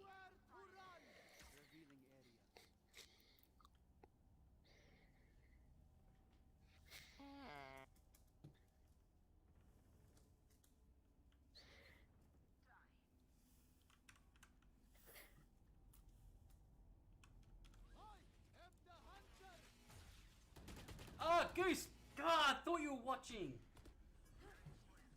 That's why I did it. I wasn't. Oh my god. God damn, man, come on. I.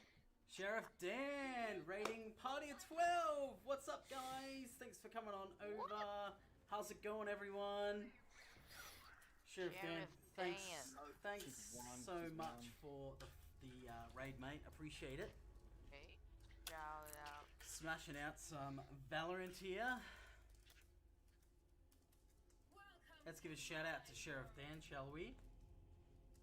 What did you get up to? Oh, you were doing Dungeons and Dragons. Nice, man. Nice. How was your session? What, you still running the same campaign, yeah? How was it all?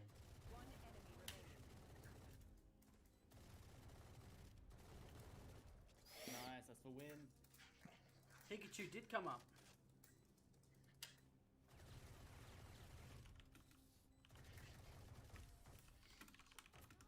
Oh yeah. Good win. It's a great way to end. Just finish up some D&D and DM prep. Told them you run a great Saltmarsh campaign. Yeah, man, we